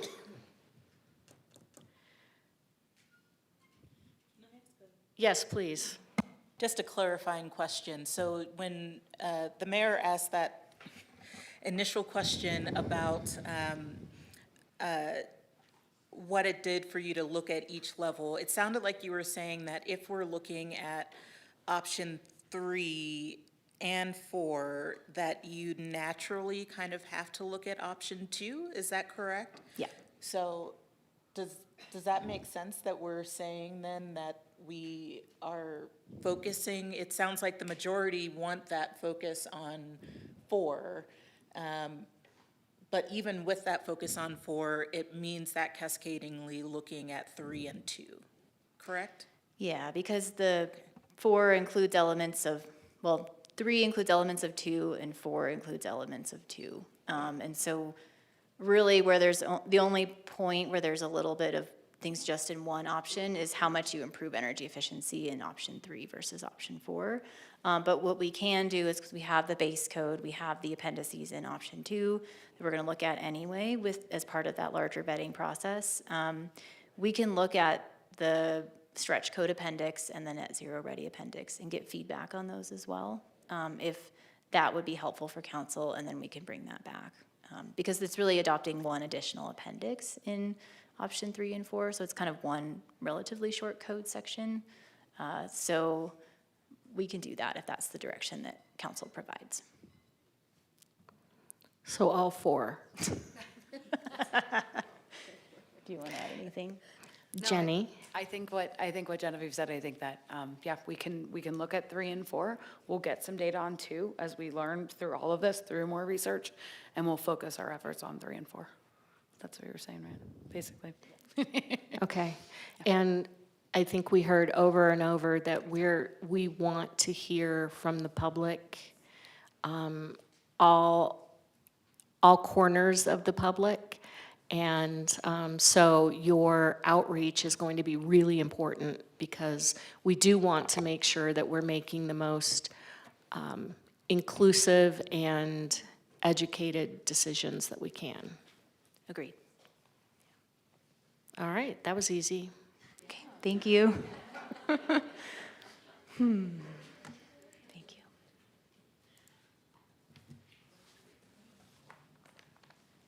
Thank you, Genevieve. Yeah, thank you so much. All right, so I'm pretty excited for this next one. B.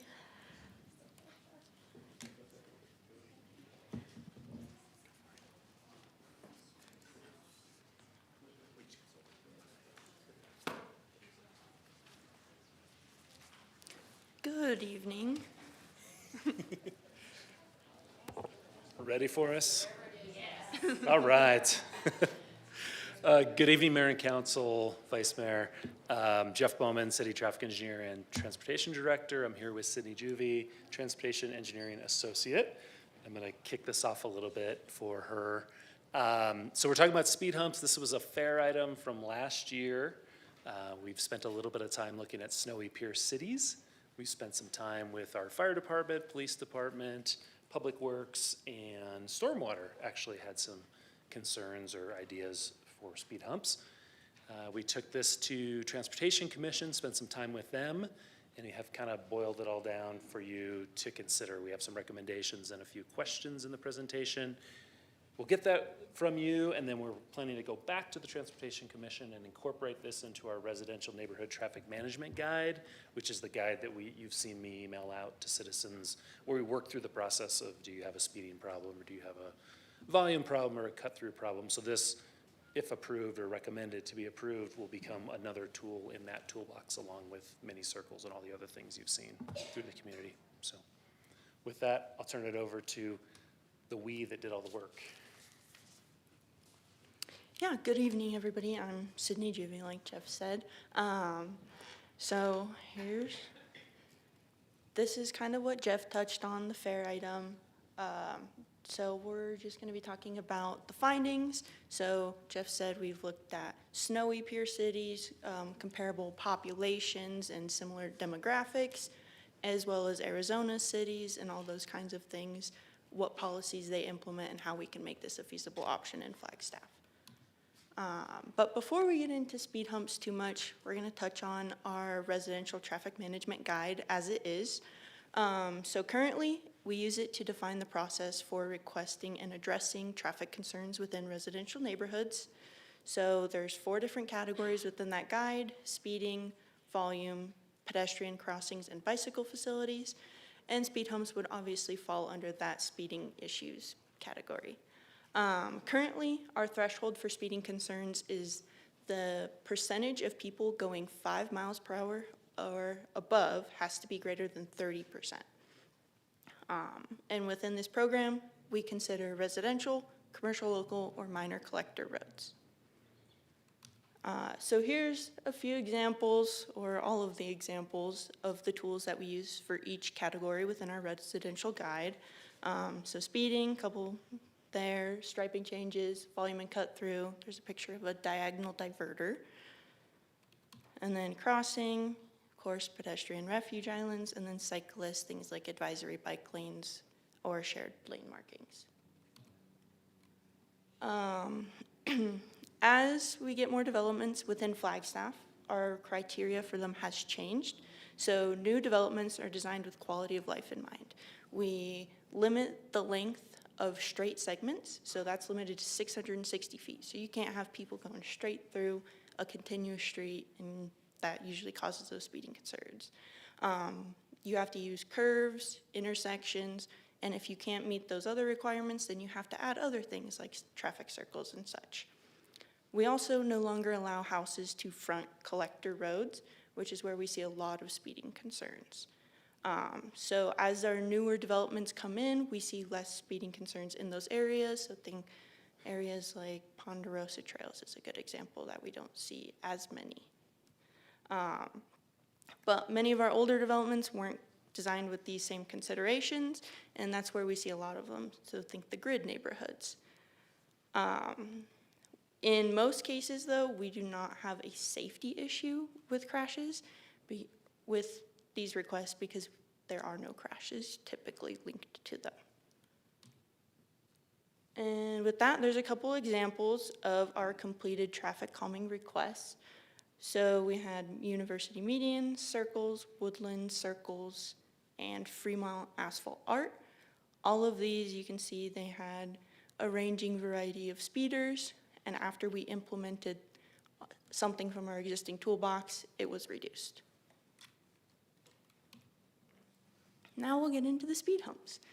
So speed humps are considered an effective traffic calming tool. They tend to reduce speeds on local roads by 5 to 13 miles per hour in the vicinity of the installation. They're used in many Arizona cities, all around the Phoenix area, peer cities, and places with comparable amounts of snow. Speed humps are relatively low cost, about $7,500 a piece, not accounting for mobilization, design, that kind of thing. They're relatively low maintenance, except for some striping and signing maintenance that will have to be kept up on, and they ultimately address those quality of life speeding issues that we see. So what are we talking about when we say speed humps? We're not talking about speed bumps that you would go over in a parking lot. These are a little different. So we have a profile here. They're only going to be about 3 to 4 inches high, and they're going to be about 12 to 14 feet in the direction of travel. So you're going to go 12 to 14 feet, almost your car lengths long. And that's how it would function, less abrupt than a parking lot. With speed humps, we kind of address that current threshold of 30%, going 5 miles above the speed limit.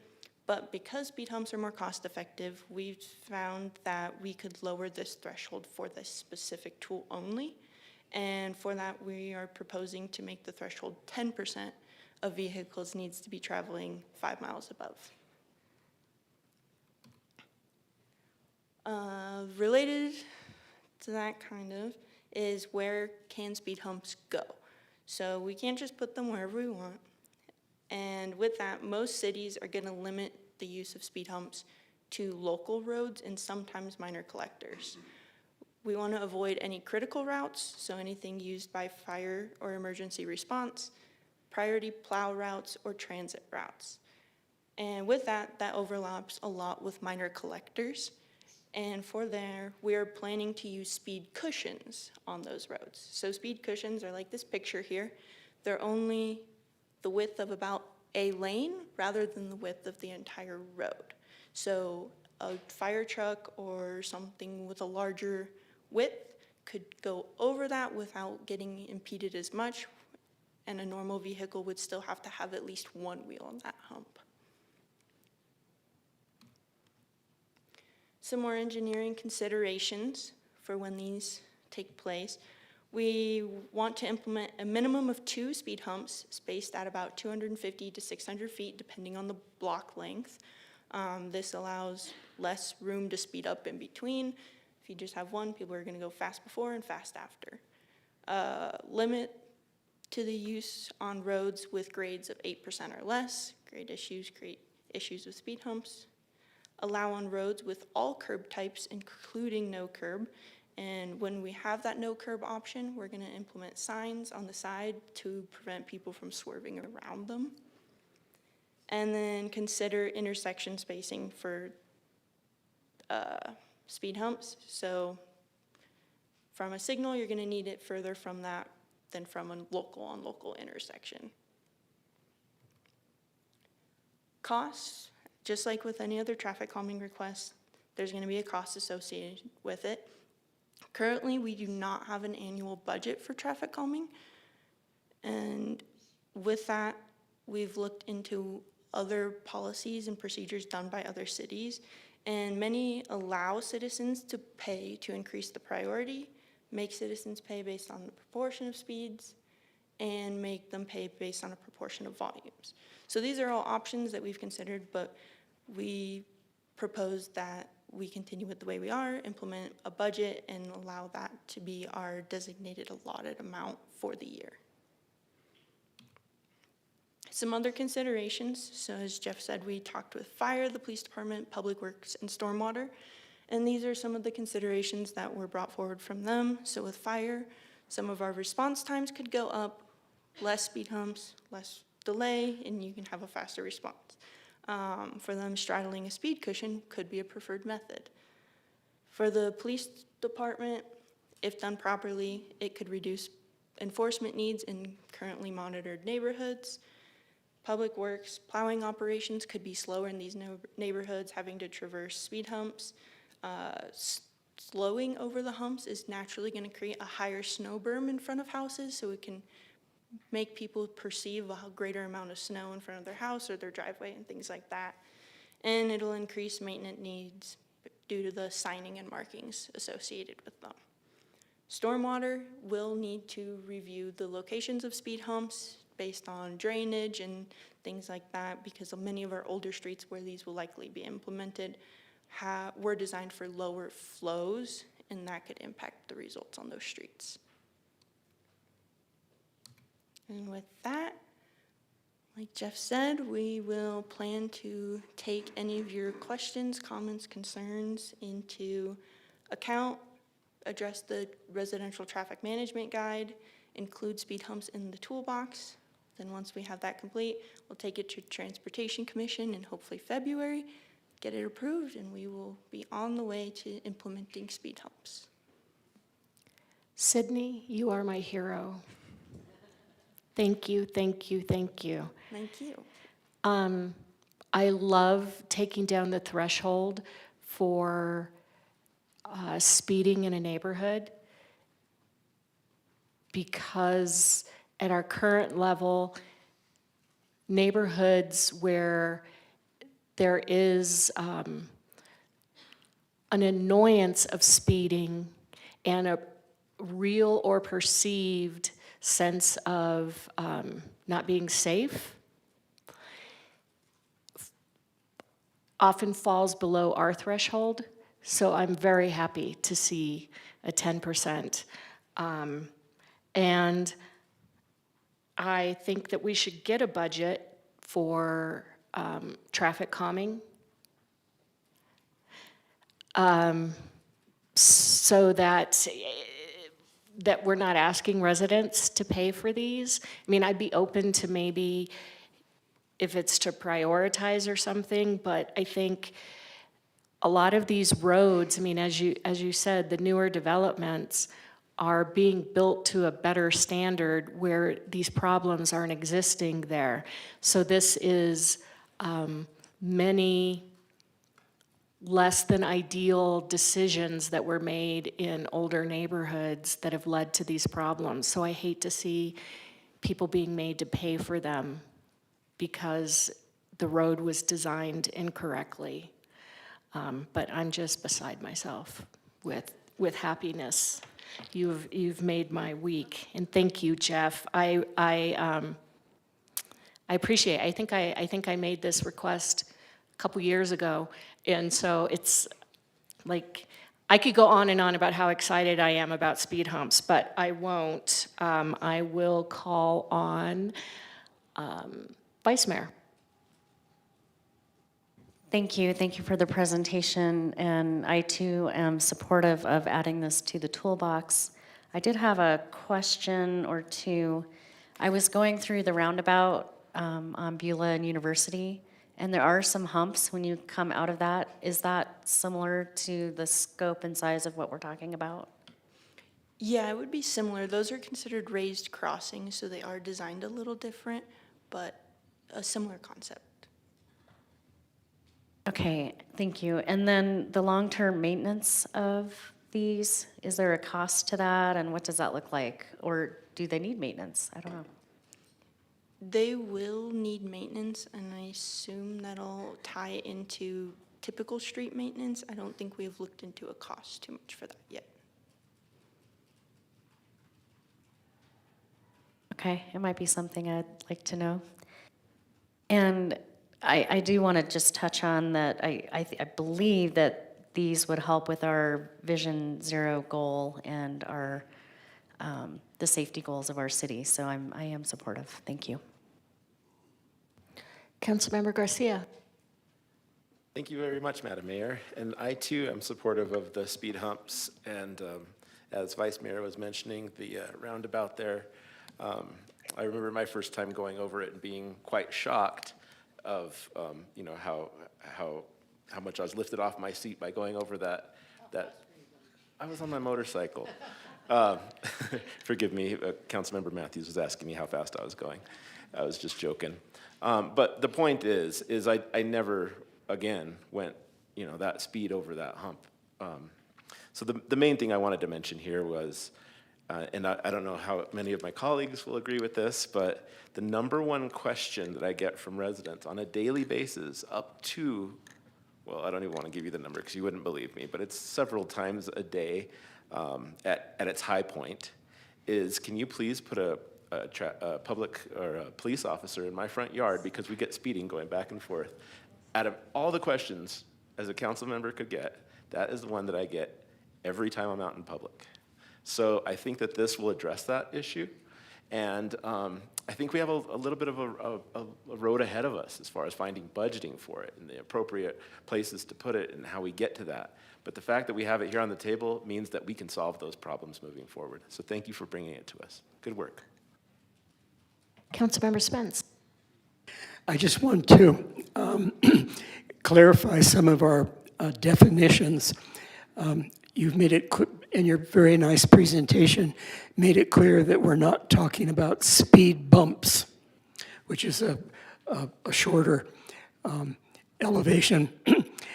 But I haven't yet heard the term that I see at the Public Works building. In the common area, there's this wall of historic signs, and one of the signs says speed tables. So my question is, what is a speed table, and is it any different from a speed hump? So a speed table would be longer in length. So here we have the 12 to 14 feet in length, whereas a speed table would be longer and keep you at the higher elevation for a little bit longer and then drop you back down. Has the transportation engineering considered a speed table? I mean, everything we've heard so far is about speed humps.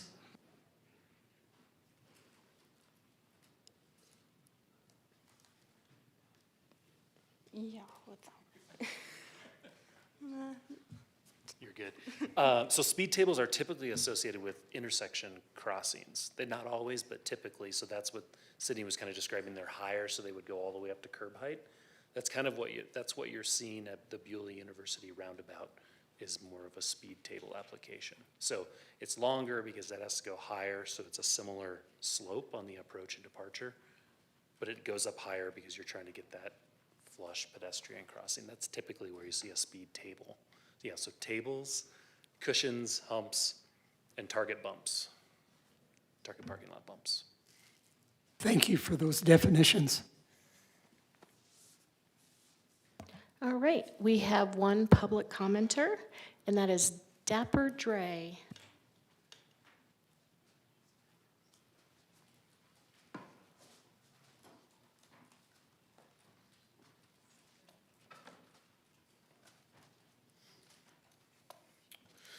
Howdy all, Happy New Year, good to see everybody. In regards to, any kind of traffic calming measures, any tool in the toolbox, I think is a positive move forward in all forms and had been mentioned. You're talking about things that were built at a different time before we knew certain amount of clearances and necessities for how it is to feel comfortable. What I often see, and I've been going to a lot of different meetings, is the lack of data of actual pedestrian usage and bicycle usage. So some of this ties into why is it complained about? It's probably because it's observed more if it's a crossing that a lot of people use, but yet we always get dismissed on, oh, we can't figure out that kind of data, which it's data, it can be found. You just gotta put your mind to it and observational skills to it. Another thing coming up, which will be the snow readiness is next on the agenda, but also that's often what gets some of these road improvements kind of dismissed again, is what happens when it snows. But as Councilmember Garcia had pointed out earlier, there used to be a lot of snow. I've certainly been here for a little over 20 years. I haven't said that our winters are getting more snowy. As an observer, I'm not a meteorologist, but I've noticed that. I remember it being 20 degrees on Halloween. There was a -17 New Year's Eve. But this last Halloween was about 50 degrees, and New Year's Eve wasn't even cold enough to actually have it snow. It was raining. So when we talk about unseasonably warm, we should be thinking new seasonably warm, because I think we're seeing that as much as we want to prepare for snow and that there's gonna be snow coming back, there oftentimes isn't if we're observant of our actual seasons. So when things get dismissed because we can't do it because of snow, or what if it snows, I believe that that was the case a few decades back when about 5 to 6 months of your year could be snowy, could be impactful. But now we're looking at snowfall in just February and March, 2 months. When you have 10 months of safety given up for 2 months of potential snow, well, we have to start reassessing what our snow policies are. We have to start reassessing what our travel policies are. And it's more of a quality of life thing. I love hearing all the stuff about environment, CMP, neutrality, all that good stuff. But if you can walk a place or you can bike a place safely now, tomorrow, that's a quality of life thing, regardless of 5 to 10 years of trying to get through neutral planning for carbon. Let's think about just quality of life. Thank you. Thank you. So, Mayor, oh, we do have someone online? All right.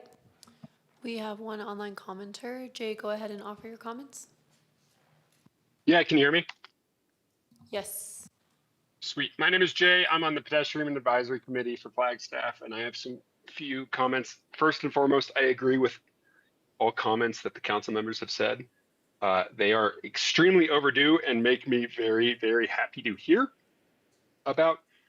I have actually purchased a speed gun when I lived over on Linda Vista before you had those speed trackers, and I would clock people going 65 plus miles per hour. And I have seen that in my current neighborhood downtown as well, around Thorpe Park, up and down Grand Canyon, up and down Summit, and around Thorpe and Santa Fe, any of that. It is insane. So I've got a few comments on this. I think that the initial threshold of 30%, I'm really happy that was brought down to 10%. I think there needs to be a way to monitor actual the top end of that, of how fast someone is actually tagged going, which would make it an automatic, hey, we're going to put some speed bumps in here, speed humps, and peak recorded speeds. It would kind of push it into that rather than focusing on like, hey, is someone meandering 5% over, 5 miles per hour over 5% of them. If someone's going 70 on Thorpe around kids, 100% there needs to be speed bumps. Regarding the infrastructure itself, I see that there's focuses on the speed humps. I'm asking council to actually prioritize and look at those elevated crosswalks, speed tables where they could be used. We worry about snow plows and emergency response vehicles. Elevated crosswalks solve this. They're flat topped and long, allowing ambulances and plows to pass smoother over the flat hump. But more importantly, these are sustainable infrastructure and add to the overall safety of our community. You look at Bend or Boulder, they deal with the same snow and emergency constraints, yet they have had these in place for years. Boulder's platinum, Walk and Bike City, Flagstaff sits at a silver. There is a reason I feel Flagstaff is the least safe place I've ever been a commuter. Bend, Boulder, Denver, small towns in Iowa, large cities in the Midwest, rural country roads. Flagstaff, in my mind, is the least safe place I've ever commuted. We claim to be striving to be sustainable in every effort. We have a carbon neutrality plan that relies on people driving less, yet our on-the-street reality makes minimal effort to actually support that. It creates a positive feedback loop, make residents feel physically safer. When people feel safe, they choose to walk or bike instead of drive. They effectively lower their carbon footprint. It creates a culture of where seeing neighbors on the street is normal, prompting drivers to naturally slow down. There are specific locations I think that would obviously be good for speed bumps versus elevated crossings. Thorpe doesn't have a crossing. It's insane that we can go from downtown and hit that and not have a crossing. Santa Fe has no crossings. It's insane. Elevated crosswalks everywhere. Why not? Downtown, the fact that we don't have elevated crosswalks downtown is insane to me. Anyway, I'm out of time, but there's no reason why we shouldn't be one of these cities that makes people feel safer all the time. That's it. Thanks. Thank you, Jay. Councilmember Garcia. Yeah, just one more real brief question that I don't expect you to have the answer for now, because I get the sense that we're kind of in the preliminary phase of this and that this will be coming back to us in the future. But I just want you to know that I am also concerned, have been a snowplow operator in the past, of the feasibility for the Public Works Department to be able to attack this. So when we do hear this presentation again, get a little bit closer to solving this issue, I'll be really eager to hear the disposition of the Public Works Department when it comes to making the streets clear with these things in place, because as an operator, I couldn't even imagine how you would know where they were at when a fresh snow was on the ground. Thank you.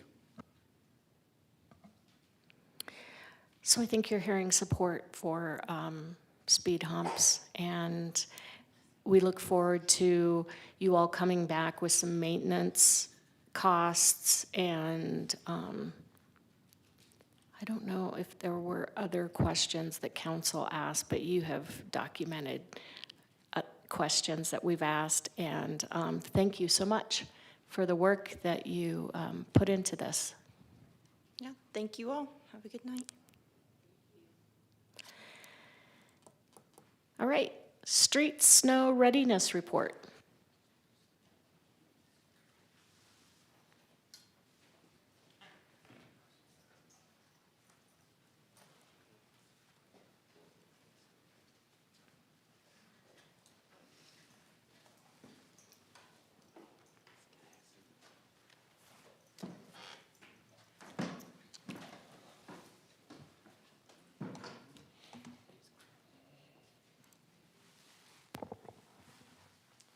All right, good evening, Mayor and Council. Sam Beckett, I am currently serving as your Public Works Section Director. I have the Solid Waste and Street section that I serve today. We're excited to come to you tonight with this more of an informative presentation. We'd like to do this annually to give you an update on what we provide as a service as we get into the winter season. We're hoping to get there soon, so as we work our way out of fall, I think, hopefully we'll move into some snowy weather here in the next few days, and we'll get to utilize some of these best practices and some of the equipment and tools you see in today's presentation. I'm excited to have some of our key leadership here in our streets section. We have most of our supervisors. We also have the streets manager sitting here with us, and our administrative staff as well came out to support and to watch tonight's meeting. So grateful for all their support. We'll jump straight into it here. The objective of tonight's presentation is to, one, give you an overview of weather predictions. We work solely off of NOAA. We work really closely with our Flagstaff partners out in Belmont. They are the best source of information for us. They have been the most predictable, if you can say that with a weather service agency, and honestly, they work very, very closely with us and give us pretty regular updates. We'll also jump into just our general overview and our season review. Then we'll go through current snow shifts, how those work, what are the operations, a little bit of the nuts and bolts of it. Greg, our streets manager, is going to go over that with you. Then we'll talk about snow plowing our fleet in general. What is that we bring? What are our winter responsibilities? And sometimes we like to go over that to help people understand what is it that streets does? Where do they work? To help understand what those boundaries are. And then we'll go through our policy, our manual, our operations manual, and we'll talk about post-event, because that's a big piece of what we do. So as most of us have all been tracking, we've heard about it a bunch here tonight, and Councilmember Garcia kicked it off earlier with his comments. Yeah, we've been tracking actually very closely to where the Weather Service predicted. So we're seeing a warmer winter. We're going to see those kind of inconsistent storms, but more likely on the warmer side than the colder side. But they're also predicting later in the season we see that pick up. So we might see something happen here as we move into later January, February, and then obviously March has always been our largest precipitation month. So we'll be tracking that. But so far they've been pretty close in their predictions. So we'll keep watching that as we go. No new updates have come out on this. I'm going to actually bring Greg Cray up here. He is our streets manager, and he's going to walk you through some really key pieces for us with staffing and the overall operations itself. So, Greg? Thanks, Sam. Good evening, Mayor and Council. Greg Cray, streets manager. Just wanted to touch briefly on some of our snow operations and staffing here. A little excited this year. Last couple years, we've kind of entered the season at around 55% to 65% staffing. Kind of happy to report, if you look at the slide, that when we submitted this a couple months ago, we were at 24 out of 29. So looking really good. By the end of January, that number should be at 28. So we're extremely close to being 100% full on the street side here. A lot of that was an effort from Human Resource Recruiting, class and comp. So really proud of the effort that we put forward to get this staff towards 100%. You can see up there too, obviously with the low numbers that we had, pretty high percentage of inexperienced snowplow operators. So we've had a lot of focus on getting good training going. You know, that involves explain to these rookies that we, where they exist on the snow maps that we have, getting them thorough drive-arounds, ride-alongs, talk to them about controlling their speed, where their windrow goes, setting up obstacle courses. So really a year-round effort that we put forth there. We also depend on temporary staff. Right now, we're at about 31. I know that kind of seems like a high number, but really keep in mind too that these guys don't have to show up for every storm like our full-time employees. We use other city employees that come help us. These people have other jobs. So a lot of times we're lucky if we get 2 to 3 temporary help staff out of a storm. So pretty excited about what we're going into this year.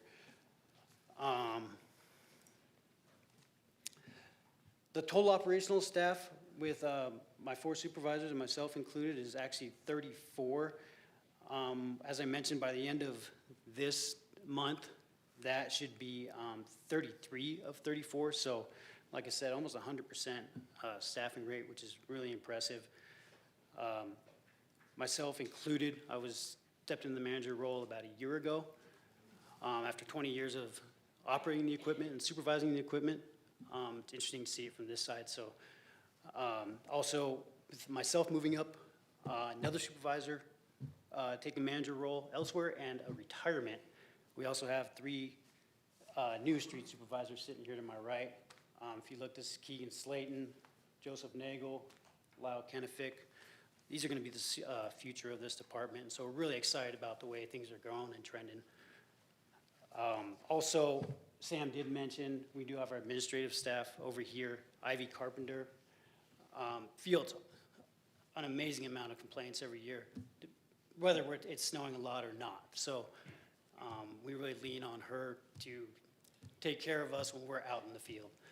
Bailey Shotina, now our business systems analyst, helps us a lot on the GIS end, mapping, helped us implement routing, best practices. So really important that these individuals are here helping us today and supporting us. So I want to go real quick into our actual shifts. Currently running 2 12-hour shifts. Of course, this is a 24-hour operation. Our day shift runs from 12 p.m. to 12 a.m., consisting of 1 shift supervisor. Currently 7 operators. Here we go again. By the end of the month, hopefully that will be 9 operators, leaving us a lot less temporary positions needing filled to meet our goal of 12 snowplow trucks. When we go to the night operations, that's of course from 12 a.m. to 12 p.m., 2 snow shift supervisors, and hopefully going to be at 9 operators there by the end of this month as well. Can I jump in with a question? Sure. How many snowplow trucks do we have now? We have 20 plow trucks. I think Sam's going to speak to a little bit more, so you have a breakdown of that. With 6 priority routes on the priority and collector routes on the west side of town, and 6 on the east side of town. That's where we get our 12 that we're looking for. And any temps that we backfill there is just icing on the cake. So, and then, So your goal is 12 on the road at any one time? yes, yep. And then our next shift is one that was kind of implemented by leadership a few years back. You know, I think we can kind of all agree, and we're kind of proud too of the community expectations here in Flagstaff. And after the 22 winter, there was clearly a need for us to be in these neighborhoods faster and with better response times. So we came up with this equipment and shift, which runs from 8 p.m. to 8 a.m. It's also kind of a shifting shift, we like to call it. We'll track the storm and when the heaviest part of it's going to be, so we can run that, you know, it could be 10 p.m. to 10 a.m., all depending on, you know, when the storm's really going to hit us hard. Point of that one is, of course, for the parking ordinance to be able to really get in neighborhoods when cars are not allowed to park on the street. So that's all I had for my portion. Did you guys have any questions there? Yeah, go ahead, Councilmember. Thank you. And if this is going to happen in a later slide, then just let me know that and I'll wait for it. But you were kind of giving a breakdown of your temporary employees. I was also wondering if this is the right time to ask if other street departments, if they shift when the snow has fallen and when they're, you know, do you shift from like the garbage truck driver, jump on a snow plow? How much interdepartmental mobility is there, and how does that factor into what you're mentioning here on this slide? Yeah, you know, the solid waste side of things, they have their own timelines that, you know, they need to meet, so they need to continue running. We try to stay ahead of them as much as possible. We do kind of coordinate what neighborhoods they're going to be in as best we can. Unless we go for a complete shutdown, it's just undrivable for them. They will help us. Sometimes they're available on the weekends, sometimes after hours. We do have some employees from Flagstaff Fire that help us out. That's very helpful, and water services too helps us as well. But, you know, same story with temporary, you know, they do have other jobs that they do need approval for, you know, before they come help us. And with temporary employees, they still have Christmas, they still have Thanksgiving. They don't have to show up on, you know, the days that we have to be here, no matter what. So hopefully that answers. Absolutely. Thank you for speaking that to me. Interdepartmental cross interactions mean a lot to me, and hearing that this is actually happening in your department for snow operations makes me smile. Thanks. Great, thank you. I don't see any other questions. Oh, okay. I'll just continue on with our equipment. You kind of asked how many snowplows we have. 16 10-wheeled snowplows. So, you know, those are the big ones that you see on the street there.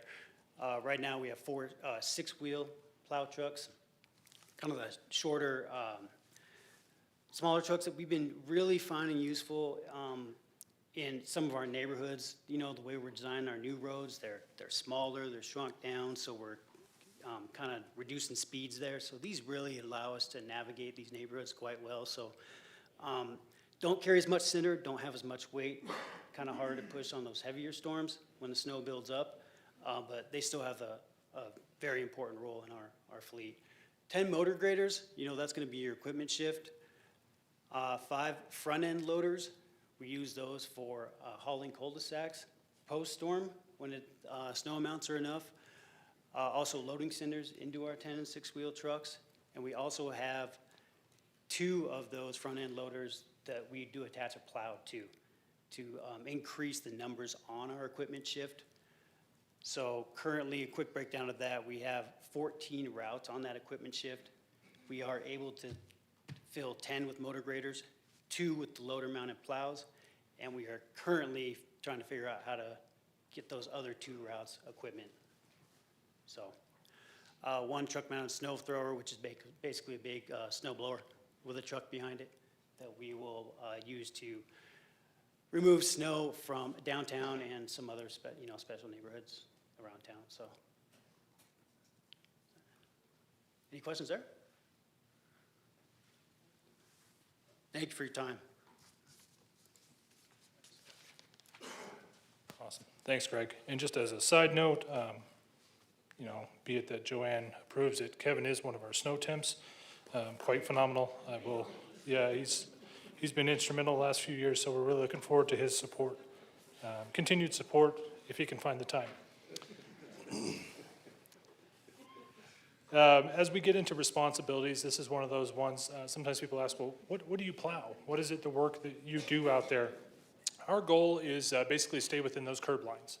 Streets' responsibility is curb to curb, to try and keep those roads open as much as possible, but also understanding if we start pushing up against those curbs, we inadvertently cause snow impacts onto our sidewalks, things like that, especially in our communities. So they're trying to find that fine balance of opening the road up as much as possible without completely inundating sidewalks, and yet still finding that balance with bike lanes. It's quite a task, but that's where our responsibilities lies, within those corridors. Streets plows about 700 lane miles of roadway every year. When you start breaking that down, that adds up to about 2,600 miles traveled to clear every road one time. So it just starts adding up quickly when you've got 12 trucks out there and a handful of pieces of equipment trying to get it all done. You know, granted, sometimes we don't see big winners, but that one storm we do see, you know, people remind us we have 2,600 miles of road that we still need to travel. So one of those things we try and track, but our responsibility is curb line to curb line. We also apply ice cinders. So as you'll see, even some of these events where we don't see a lot of snow, we've seen a lot of rain here recently. These crews are out, and these supervisors monitor 24 hours a day, and they have ice cinder trucks out there in the mornings, because we do see those frozen roadways in the morning.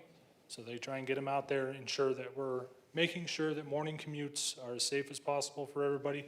We're also watching those evening hours. So they're constantly watching our weather temperatures, our road temperatures, and then ensuring that trucks are ready to respond at any given point. We also do strong coordination with all of our partner agencies when we do snow operations. I actually saw the county has already released their snow preparedness meeting for tomorrow evening in preparation for what we might see Thursday. And so we like to coordinate with all of our partners in the region.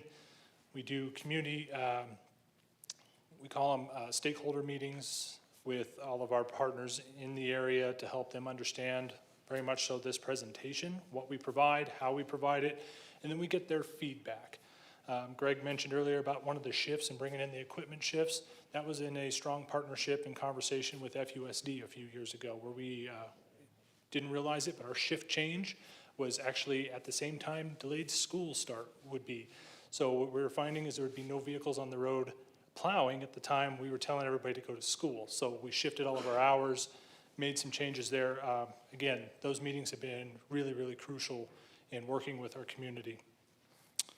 Oddly enough, potholes tend to pop up in the wintertime. Couldn't tell you why, but we run into a ton of those, and so the crews will go straight back into road maintenance as soon as they can, but recognizing sometimes you get some rough roads for a day or two after we get those big storms, and we see that freeze thaw and everything kind of pop out of there. They do their best to get back out there and get them patched until we can get long-term repairs done. Some of these roads are a little worse than others, but we've been doing a great job over the last few years leveraging our road repair program to get those caught up. And then we provide on-call at any given point. Our teams work closely with all of our public safety entities, and they're doing anything from dealing with blockages in the roadways, whatever that might be, responding to accidents, dealing with railroad issues, things like that. So always watching those kind of situations. Some people ask, well, how do you keep track of all of this? We actually have what we call our snow operations manual. And Stacy actually has a stack of those for those. Some of you already have them already out. Great, Stacy's usually about 3 weeks ahead of me, so that's perfect. Those are what we give out to all of our teams to help them understand what is the expectation. For us, we hold a very high expectation of all of our operators, all of our leadership, because our community holds a high expectation. We show pride in what we do. We want clean, safe roads as we're out there operating. Our goal is to provide as much detail in that without inundating people so they can get out there and provide the best possible service. Those go out to our temporary operators and they get reviewed by our full-time staff as well. So those manuals are very key for us. It also gets reviewed and updated annually. We work nationally through our Public Works Association to try and coordinate with a lot of partner agencies to ensure we're providing best practices. Sometimes we'll go out there and we meet new people that are saying, hey, we've been trying this and it's been phenomenal. We'll bring those back and try and implement as many new practices as possible. We try not to live in this vacuum where it's the same structure that never changes and this is just the way we've always done it. Those are words that we don't accept. So we're always looking to improve and enhance our services. And then as we get down into here, a lot of what we do too is we're currently working through the process of accreditation nationally for our public works organization. I know Scott presented on that about 18 months ago. We are coming up on our first review of our actual accreditation manual, if you will. So we're pretty excited about that. It's going to be a peer review. So we're getting really, really close to that final phase of being an accredited agency and our end goal. So everything we do is tying back to trying to be the best we can. When you get into routes, some people ask, well, what does that mean? You'll see this broken out in your manuals there, but we talk about priority routes. Those are going to be your main arterial roadways, collectors, as you heard about with traffic engineering here a minute ago with speed humps. Our goal is to keep specific routes open that are already pre-designated. We have them in different mapping systems in our GIS tools.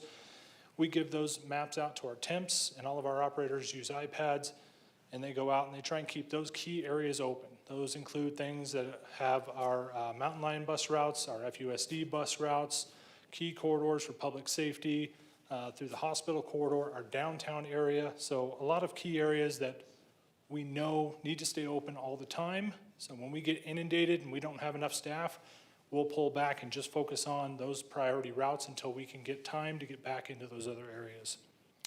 Secondary routes are considered residential streets and cul-de-sacs. We actually have about 365 cul-de-sacs within the community, And it takes these guys about 5 to 8 minutes to plow each one of those because they're fairly efficient, but it's also one of those things, takes time.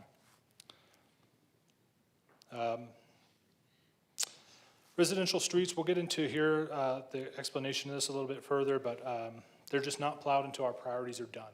So that kind of goes back to what I was just hitting on there. But as we get into this, the third, call it bullet, but the third bracket down here starts into kind of that explanation. Our expectation and our goal has always been set to be within the community within 12 hours after we've seen about 8 inches of snow. We know that's a pretty open and broad goal there. Our operation is usually in there much, much faster. When we are staffed up and we have what we have this year, which we're pretty excited about, recognizing we have a lot of new team members, we're hoping to be further ahead of this than most years. A couple years ago, we were definitely leaning on this policy because of staffing issues. We're not seeing that this year, so this does give us that opportunity when we have those years where maybe it's a little rougher and not having full staff, but also recognizing we're going to be ahead of that when we can. And then as those snow accumulations increase, it does just take longer. It slows everything down. So this just kind of escalates, as you see, based on snow totals. We recognize that, you see a 1-foot storm in a 24-hour period. Yeah, it's probably going to take us a day plus to get into some of those areas. And this just allows that flexibility to leverage that when needed, but recognizing our standards are higher than that. Post-event, so what happens once the snow's over? Everybody goes home, problem solved? Not necessarily. This team stays on 24-hour shifts. They will actually break down some of those snowplow trucks, removing the cinder box out of them, removing the plow, transitioning them back to trucks to haul material. And then we'll go into areas in the community that have seen an abundance of snow, and we start hauling it out. So priority areas, downtown corridor, always one of those priority areas. We're trying to get that open back up. We're watching for about a 1-foot windrow. That's when we start to trigger that. We got to get in there and get that cleaned out. We also get into our mains, and then cul-de-sacs are big ones. Cul-de-sacs are big for us because we plow all the snow to the middle of the cul-de-sac. So the goal for us is to get it off that pavement as soon as possible, and usually you're running out of space in there pretty quick. So intersections, getting them cleaned up, getting them pushed back as much as possible without tearing up sidewalks, ADA ramps, things like that. Just leveraging as much as we can to get those opened up. But recognizing we don't necessarily plow sidewalks, we don't necessarily plow some of those key corridors, but we do our best to try and reduce impacts when possible. Prolonged ice control. There's times where we'll see low temperatures for 2 weeks after a storm. They're out there with cinder trucks for 2 weeks after the storm because of the freeze thaw, just running into icing issues. Won't be necessarily the full operational shift as you saw earlier, but they get out there to cover it. And then the fun part, as always, is sweeping all of those cinders back up. For every 1 pass a truck makes, a full-size 10-wheel truck, it takes about 3 to 4 passes from a sweeper to fill the hopper and take that and dump it. So the ratio's a little off there. It takes them a little bit longer to get out there and sweep up all those cinders. Most of the community is pretty respective of that. And again, we try and work through all those priority areas first and recognizing where we see multimodal use, trying to get ahead of those. And then dealing with road damages. So this is kind of our post-event that will sometimes linger for weeks after some of these big storms, unfortunately. This one here is actually one that for some of you is going to seem very, very familiar, and I left it on purpose. When it comes to our strategic vision and our goals, they stay pretty steady. With that said, as we work through this here, our first and foremost is to provide the most effective and safe snow operation for our community when it comes to snow plowing operations. And then enhance best practices through training, proper equipment, staffing. This last one right here I'm pretty excited about because you won't see this again next year if we continue on the trajectory we're on today. This is one that's been on there for the last 4 years, and I'm proud to say that that's one of those goals I think we're getting close to meeting, and we've done a great job with that. It may come back in a future year, but for now, I think we're going to see that one come off, and we're going to reprioritize and look at our strategic vision and our priorities and kind of rework that next year to ensure we continue to provide the best service possible at the highest service levels possible. With that said, this is just, again, kind of that informative conversation here, but we're always open to discussion here. We've had a lot of great ideas come from the dais over the years, so looking forward to any questions and comments. I have a comment, I think it is. So as you're training your new drivers, and I know you have a lot of things to consider, and it depends upon how much snow, but one of the biggest complaints that we get during the winter is when people have shoveled their sidewalks, which thank you people for shoveling your sidewalks, and then the plow comes by and puts snow back on the sidewalk. And again, I understand that there are all kinds of considerations, but if you could emphasize that to the new drivers, that would be great, because people get really grumpy. Yeah, we're definitely aware of that situation. We do our best to inform and educate all of our operators to ensure we avoid that when we can. We start really seeing that when snow starts piling up and we just start losing sight line of where those curb lines were. I think some of the newer communities, we've been very proactive in putting in those, those parkways in there, so we allow for some snow storage in some of those, but we also recognize there's a lot of communities that don't have that. So finding that balance there is something we're constantly working on. Thank you. Of course. Vice Mayor. Thank you. Thank you for the presentation. And I'm going to put my Adam Shimoni hat on real quick. Let's talk bike lanes.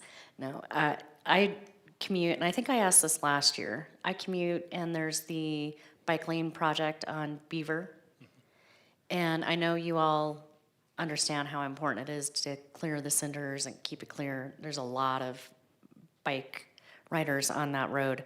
But I am wondering, the candlesticks are missing on a lot of the, thank you, curbs. And when it snows, I'm just curious. I have seen people run into those. It's like before you plow it or in between, and they don't see that they're there. The candlesticks help identify them, but when they're missing, is there a plan to kind of reinvigorate the candlesticks on those? Yeah, I think they actually just went through and refreshed all the end caps here a couple of months ago, honestly. So, but what we see is, honestly, we see a lot of strikes even with the candlesticks, and they just get removed fairly quickly. But the goal is to get out there and replace them as often as possible. Honestly, we need it from our operations standpoint. Once it snows, we don't know where that end cap is. We run into bigger issues. So our goal is to stay ahead of that. We run into more issues in the winter when someone knocks one off, and then we inadvertently wind up bumping them with our equipment as well. So yeah, the goal is to stay ahead of those as often as possible, without a doubt. Thank you. And what is I know that we got some equipment that helps clear the bike paths. Yeah, we actually, we have two tool cats, is what we call them, bobcats, kind of look like a UTV. That's the best solution we found at this point. But yeah, they'll go through there, and that was something I know we discussed last year, especially in our priority rankings. While we understand it's a high priority, it also comes after we get our main arterial roadways.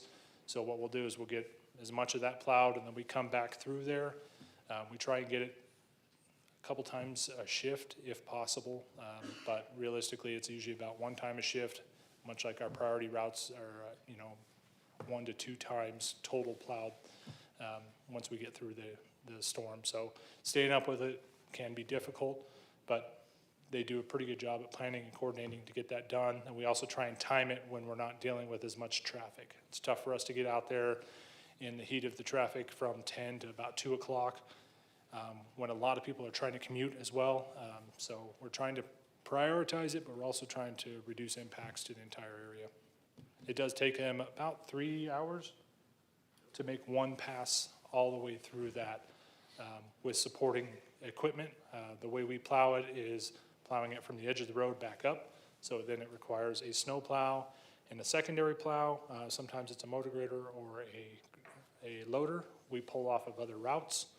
And it takes those 3 pieces of equipment to safely do that without plastering people's cars with snow as we're snow blowing it out of those areas.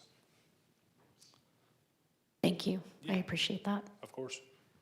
Councilmember Garcia. Thank you so much, Mayor. And thanks for the presentation, Sam. Excellent work. I was curious, since we're speaking to bike lanes and Adam Shimoni, I was just curious what the contingency plan is or what the plan is for getting those cleared off once the snow is removed and getting the cinders out of there. Yeah, so it depends on where you're at. Some of the main arterial roads, we don't go do snow removal on. We don't make it. We honestly, our best employee, the sun, beats us to it before we get to some of that stuff. The tighter areas, like I talked about, our downtown corridor, cul-de-sacs areas where we start losing movement in those areas, those become the priority. We also leverage that curb line as our drainage. So we need everything as much as possible in that curb line so it drains out and we can get it back into our stormwater systems and out of the roadways and honestly out of our sidewalk areas too. The further we get it away from that, the more issues we cause outside of that. So it's a balance there, I guess is the answer. Excellent. And you guys have done great work in the past. I know that there's community concerns and often complaints. You know, I know from working as a snowplow operator that you go from no work for 9 months to having to do all your work tonight and tomorrow and the next day. Those are tough shoes to fill, and you guys do a great job of that. How many of the main roads, well, I mean, I guess you could just speak to that, just that you guys are not responsible for snow removal or cinder removal on? You don't have to go through all of them, but just to highlight that. No, I think it's important to note. So all of the ADOT corridor is primarily plowed through ADOT services. If our trucks are traveling through there, the expectation is put your plow down. Plow when you're out and about. That's the best way to explain it there. But the primary focus for Route 66, Old 66 on the west side of town, Milton, 89, for the most part, that's all ADOT. They take care of that. When you get over to Country Club, they take care of the bridges up to your on and off ramps. So those are just areas that they take care of. They use a different solution for icing, and yeah, those are the priorities there. Then we also have a lot of roads within the community that are private network, and we just don't plow those. Yeah, and I really just mentioned that to offer to the community maybe some leniency and some more understanding where there might not be as far as what the city is responsible for and some of the issues that we do run into. I remember cursing Scott while I was having to walk one time a couple of years ago on an ADOT road, and then when I went to go offer my complaints, he was there to let me know that. So I wanted to just highlight that for the community. Thank you guys for all the work that you guys do, and I'm anticipating great success this year with all of those employees finally in place. Thank you. Councilmember House. Thank you, Mayor. Thank you for the information again, Sam. So I have two questions that came from community members, and I already just was telling Vice Mayor she's going to hate the first one. But one of the things that folks were curious about was what's the rationale for prioritizing downtown ahead of residential streets? That's just one of those ones that's always kind of been a top priority for us. We run into, honestly, infrastructure issues down there. It's a tighter corridor. You know, when they added the additional parking down there, did shift that, make it even more difficult in some ways. In other ways, it made it better. So for us, we recognize that a foot snow berm starts putting cars into the roadway down there in a highly traveled, highly trafficked, sorry. I'm working on it slowly but surely, but highly trafficked area. And so our goal is to ensure we can keep those patrons down there off the roadway, which is already a little tight. So that's what you'll see more often than not. Areas like Aspen, San Francisco will get down to one lane through and through, and then you get a truck delivering a load to a business down there, and now they're just at a standstill. So we recognize they're competing priorities, but they're both pretty high priorities at the same time. So we're trying to find that balance there constantly. But because we're working downtown doesn't mean we're not working in other areas. We're most likely dividing and conquering, as you'll see, for the most part. Thank you for that. And the other one was just the rationale, and I think we've talked about this before, or just in years past, why we use cinders instead of salt. Yeah, that actually predates me. There was a point where the city did leverage some different methods of de-icing, traction aids for vehicle movement. That came to a whole different conversation involving legal teams here. And so from that moment forward, it shifted back to ice cinders. So our focus has been on just providing ice cinders for that traction aid focus.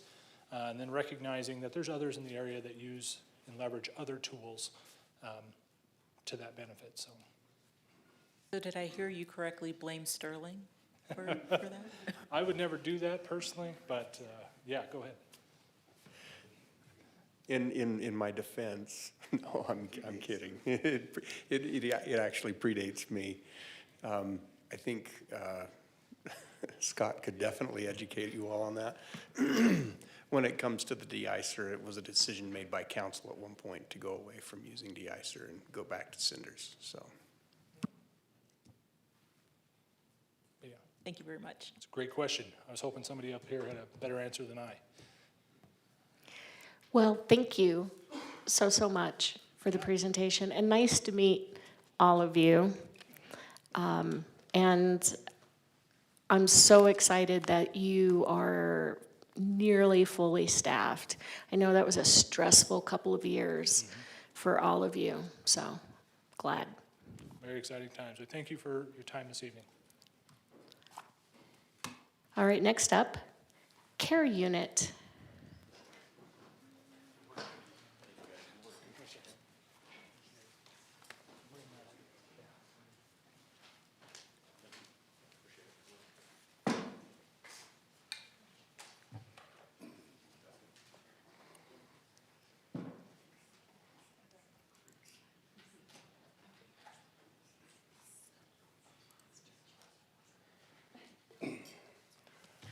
Good evening, Mayor, Council, Seth Greger, EMS Battalion Chief.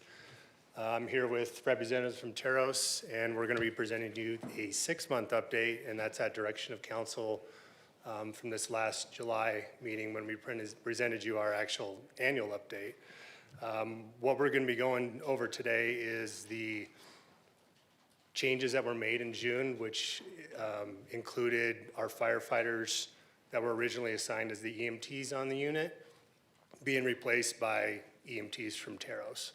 I'd like to introduce Danielle and Taya here, and there's Megan again, and we're gonna tag team this presentation. Okay. Hello, Council, or hello, Mayor, Vice Mayor, and Council. So in July 2025, we transitioned from the fire EMTs to Teros EMTs. It was our first time within Teros Health to hire EMTs, so it was a new adjustment to our team, but it's been going well. The next slides I'm going to talk about is the call volume. So before we transitioned from fire EMTs, we had a steady call volume, and then after post-July 2025, we still have the steady call volume. But we couldn't really compare the post-July 2025 without looking at 2024. So July 2024, we were still doing about an average of 170-ish calls from July to December. The same thing with July to December 2025, which we had a spike in September. We didn't have the data for December yet because we created it in December, but I imagine we did have a lot of calls as well. So in the next slide, it actually has the comparison. So in July through December of 2024, we had a total of 936 calls. In 2025, July to December, we had a call volume of 880 calls, not including December. So we probably outdid of July 2024. And then our outreach. So Before we transitioned, we were doing about 100 outreach, people served, the total amount. So total amount means each time our team goes out, each hour, and they reach out to different people. So we count each hour and then how many people were served. So if you look at June, they went out 42 times, but they served 300 people. Once we hired our EMTs, we started to do a tremendous amount of outreach. So if we look at, I'm gonna look at the highest month, and that was August. We went out 98 times, but we served 615 people. So there was like a drastic difference with our outreach. So we have pre-2024 outreach showing about 100, and I'll just look at our highest month. We outreached 38 times in 2024 in November, and we served 190 people. Then we go to November of 2025, we did 91 total outreach and served 337 people. So in 2024, we did a total of 210 outreach and served 747 clients. In 2025, we did a total of, not including December, we did a total of 463 outreach, and we served over 2,499 clients, not including our December's total as well. And then I'm gonna have Taya take over. Good evening, Mayor, Vice Mayor, council members. Thanks for staying for a presentation. We're going to talk about the outreach just a little bit more because I do want to highlight that this positive impact that has come from us hiring the EMTs. There's less training that they have to attend like the fire EMTs did, so there's a lot of time for outreach, and they've been really motivated. We have a really young, motivated crew that's going out into the community.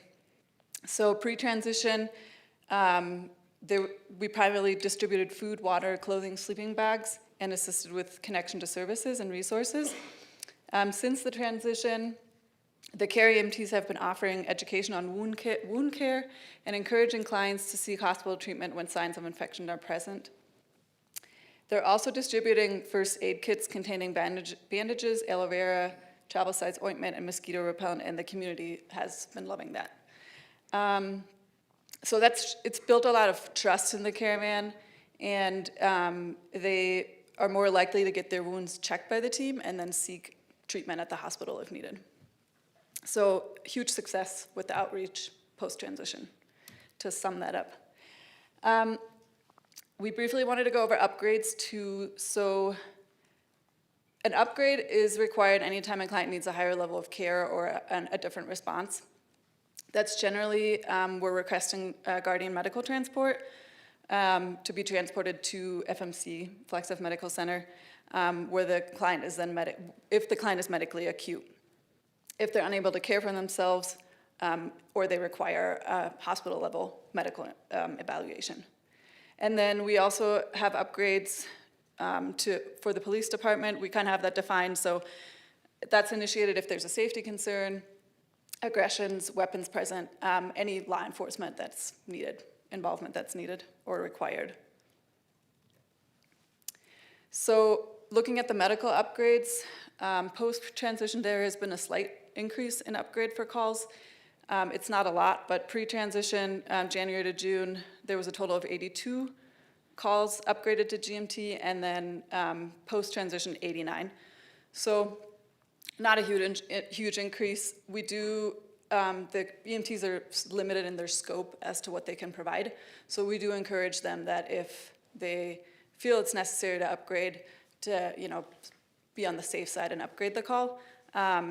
And we do anticipate the number to kind of even out again with more experience and spending more time on the caravan.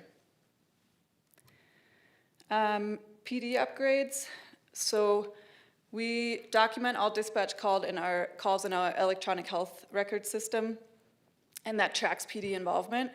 PD is requested when a client becomes violent or immediate law enforcement support is required. We are really proud of this, but year-to-date, CARE has not requested an upgrade for PD assistance for any violent clients. You mean January 1st to January 6th? Sorry. No. Past year, 2025. So I wanted to give a shout out to the team. They were here earlier. They then had to leave for a call. We do have Megan here also. They've been working really closely together with the caravan, the ambassador, and the care team. But they're really good at de-escalating, diffusing situations, and keeping PD out of the calls. I mean, I think it's impressive to highlight that we run around 170 calls, and we really don't need PD. And if the caravan wasn't here, there would be a lot more PD involvement out in the community. So anyway, I just wanted to highlight that. Sometimes when we interact with a client that is escalated and we then get called to that call again, we will let dispatch know that we're not going to respond because we previously already tried to interact with them, and it may be more appropriate for PD to respond. But that's pretty rare also. So there have not been any changes observed pre and post transition with PD upgrades. And then we're just going to briefly talk about canceled calls too. So again, definition, a canceled call occurs when care is dispatched while en route. The call is determined to be inappropriate for care response. This may happen if the client leaves the location or if the situation is identified as more medically focused, requiring a different level of care. And then we differentiate between an unable to locate call, so that means care arrives on scene and they're unable to find the client. Post-transition, there's been a slight increase in canceled calls, unable to locate calls. Pre-transition, from January to June, there was a total of 174 canceled calls, and then post-transition, 206. I was trying to speculate why that might be. I think part of the reason is that care might be getting dispatched to some calls that are inappropriate in the first place for them, and that the fire EMTs may have been slightly, I don't want to say better, but they had more knowledge to figure out, oh, this call is inappropriate for us, we're not even going to go, or we're going to let them know, send somebody else. Again, I think with more time on the unit and some more education and training, I imagine that that number will also level out again. And I think that was it for me. Thank you. Mayor, Council, I think you can recognize that they're busy. They are doing great work. Proactive outreach has been phenomenal. Those numbers, very impressive. What I did want to highlight in these next two slides is while they are capturing a lot, PD and fire units are still responding to alcohol and mental health issues. So just a refresher, care hours, they're in service from 0900 to 7 o'clock at night. This is the fire slide for alcohol behavioral health calls. During the care hours, if the care van is wrapped up on a call, that omega call that we categorize, we're still running 1,014 calls. And then after care hours, which is be after 7 o'clock at night, they're running 458 calls. On the PD side, I really want to do a public acknowledgement to Lori Spencer and PD. This data here that she collected was all done manually. It's a lot of work, it's a lot of effort, and I really dumbed it down here to just simplify a little bit. Not dumbed it down for you, I dumbed it down for myself because it's a lot of work. So just hitting the bullet point on the right, same parameters, alcohol, behavioral health calls during the care hours, 2,693. After care hours, 2,796. And in those numbers, I broke it down, Lori broke it down even more. PD does public assist rides, and one of the components that the caravan does is they give transports to facilities. That's its mission, is street to facility. And even with the caravan in service during the day, they're running 233 calls, and at night, 681 calls.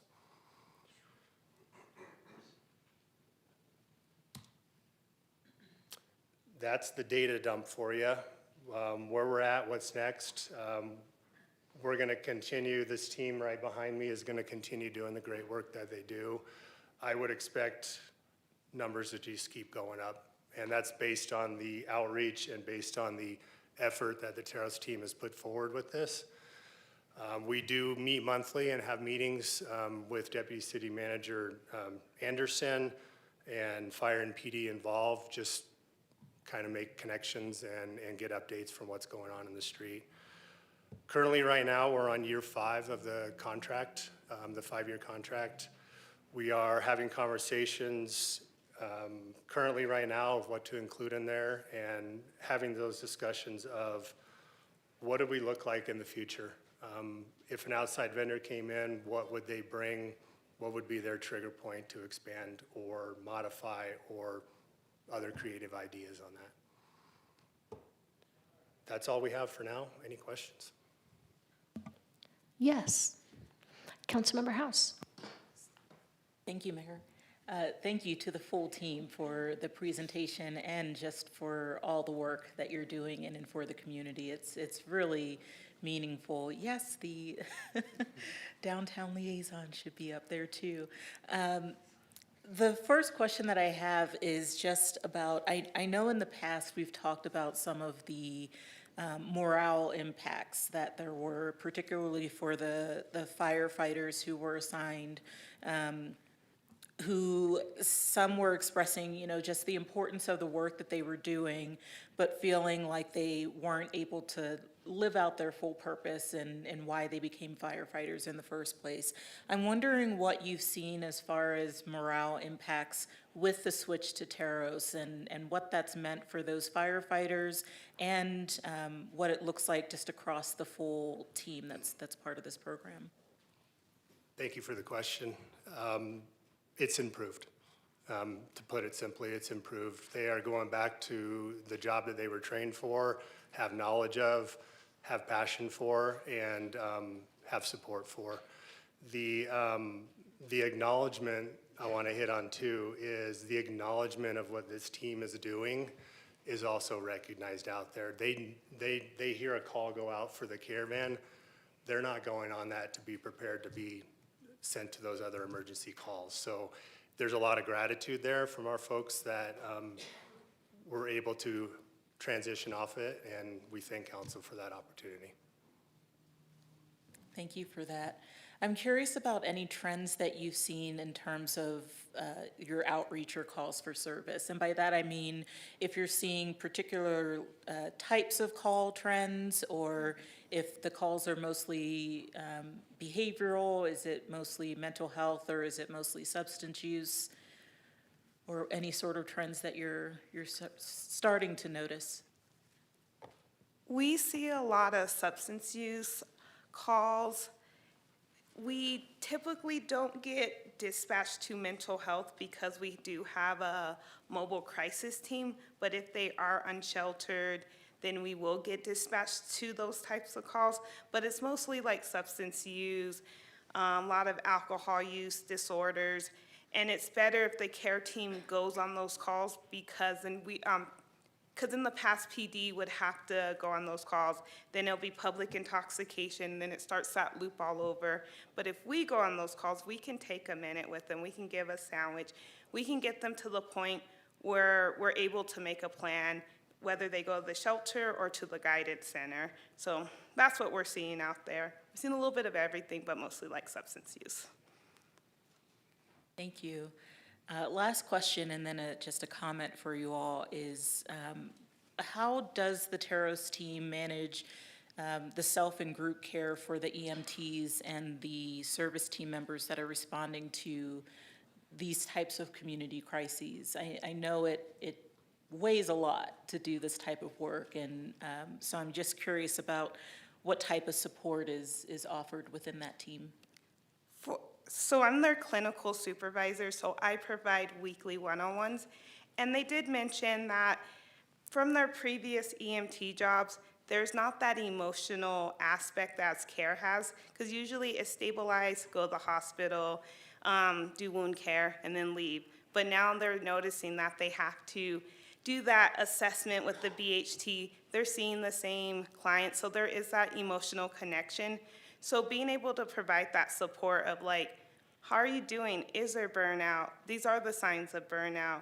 if you are feeling overwhelmed, don't overly work yourself, because they do outreach, they do everything. So they can say like, hey, Danielle, today I won't be able to do a lot of outreach. And we're gonna say, it's okay, because you guys do so much. So just weekly check-ins and having them be honest, like if they are feeling burnt down and overwhelmed, because going from like an EMT job to a mental health job, it can be mentally taxing, because you're seeing this all the time. But our EMTs are amazing, and the work they do, even when they were doing the outreach, they came up with like, we want to contribute to this. So I just tell them, be honest with me.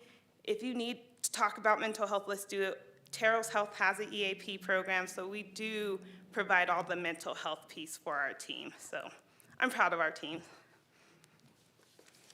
Well, we're very proud of you all too. Go ahead.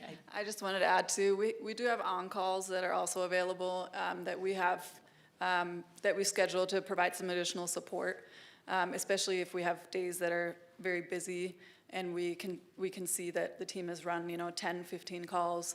We make sure that we have somebody that can maybe sub them out for, a half shift or something to provide support with that.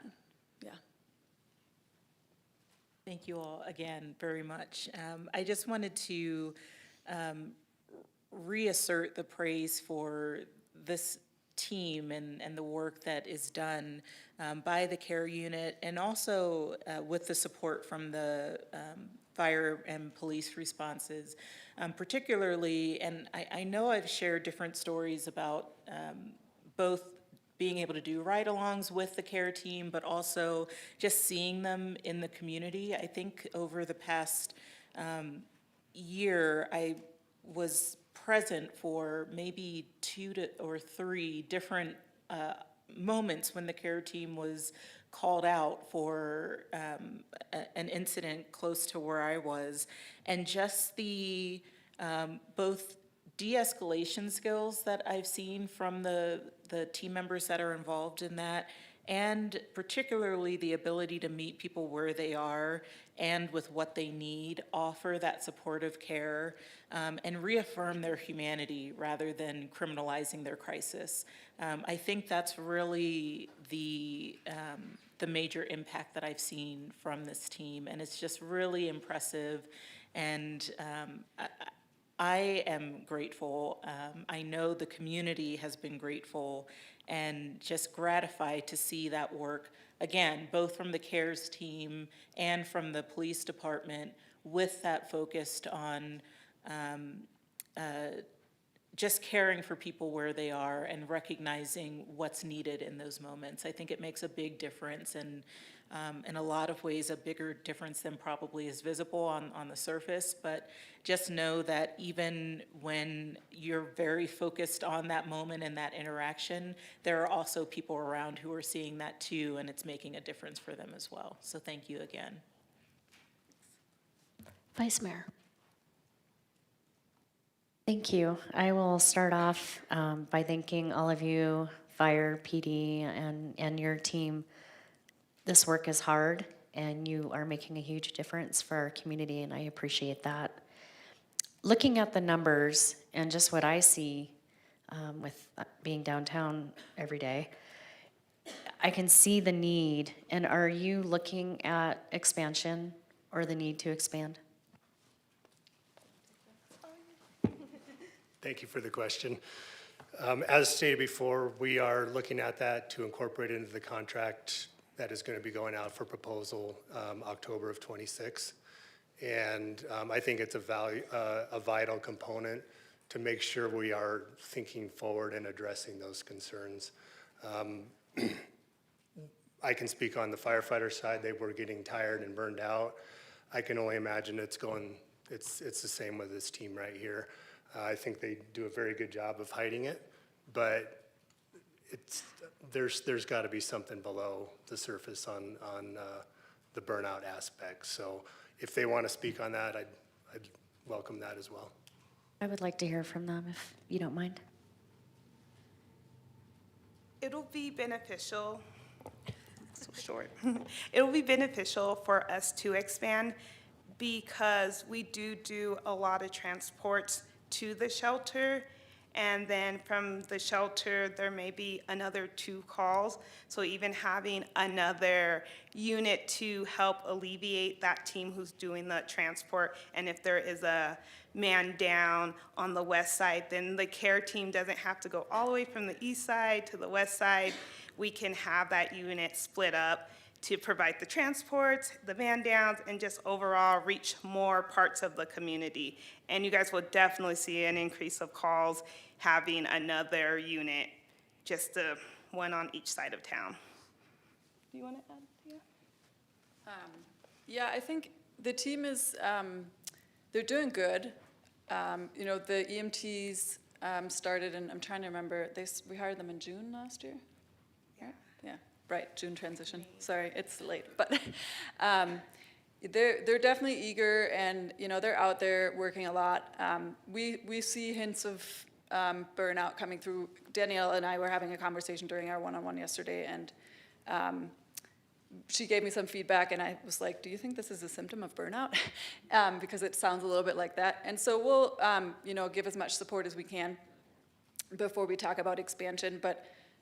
We've had conversations amongst ourselves that we think it would probably be beneficial, especially if we had 2 units on either side of town, one focusing on the east side, or potentially a unit doing outreach or transport or something like that. The transport comes up a lot, and we try to set boundaries because we want to stay on our mission and want to make sure that the purpose of the care unit is to kind of respond to those Omega calls, and if we do the transports, we're not available for those.